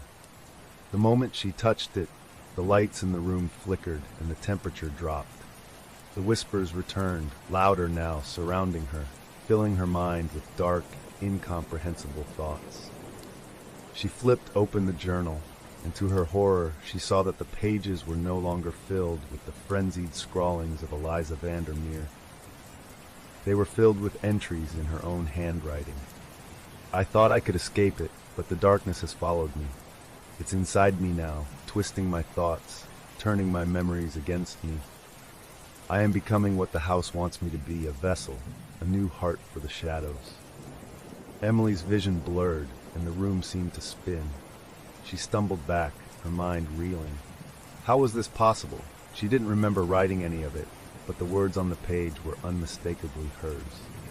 And then she heard it, a soft, mocking laugh coming from the shadows behind her. Turning slowly, she saw a figure materialize from the darkness. It was Eliza, but she was no longer the desperate, tormented spirit Emily had encountered before. Her eyes were now black voids, her mouth twisted into a sinister smile. Did you really think you could destroy it? Eliza whispered, her voice echoing with 1,000 overlapping tones. The house was just a shell. The darkness lives within those it marks, and now it lives in you. No, Emily choked out, stumbling backward. I destroyed the heart. I severed the bond. Eliza's twisted smile widened. You severed one bond, yes, but the house is clever. It needed a new heart to anchor it, a new vessel, and you were the perfect choice. Emily's knees buckled, and she collapsed to the floor. She could feel it now, the darkness that had been lurking in the edges of her mind, creeping ever closer. The journal in her hand seemed to pulse with a sick energy, binding itself to her with invisible chains. You see, Eliza continued, her form flickering like a broken projection. You were chosen the moment you entered the house. It fed on your fear, your desperation, and it used you to break the old seals. You didn't destroy the darkness, Emily. You freed it. Tears streamed down Emily's face as she tried to claw at the journal, but it wouldn't release her grip. She could feel the shadows pouring into her, filling her veins with ice. The whispers in her mind grew louder, more insistent, as if they were trying to drown out her own thoughts. The darkness wasn't something she could fight or escape. It was already inside her. The house had claimed her, just as it had claimed Eliza and all those before her. The last thing she saw before the world went black was Eliza's triumphant smile, her hollow eyes filled with the terrible knowledge of what was to come. Weeks later, the townsfolk of Hollow Pines would speak in hushed whispers of the strange events that had occurred on that cursed night. The old Vandermir House had finally collapsed into the earth, and the strange lights that had plagued the town for decades had finally ceased. But the story did not end there. Emily Clark's car was found abandoned on the outskirts of town, the doors left wide open. The driver's seat was stained with blood, and her journal lay open on the dashboard, filled with entries that no one could explain. The final entry was written in a shaky hand. I can't hold on much longer. It's inside me. If you find this, do not return to Hollow Pines. Do not follow the whispers. The darkness has taken me, and soon it will find you too. The journal was closed, placed in an evidence locker, and forgotten. But on quiet nights, when the wind blew just right, the townsfolk swore they could hear her voice, faint and desperate, whispering from the shadows. Run while you can. The darkness never dies. It only waits for another to answer its call.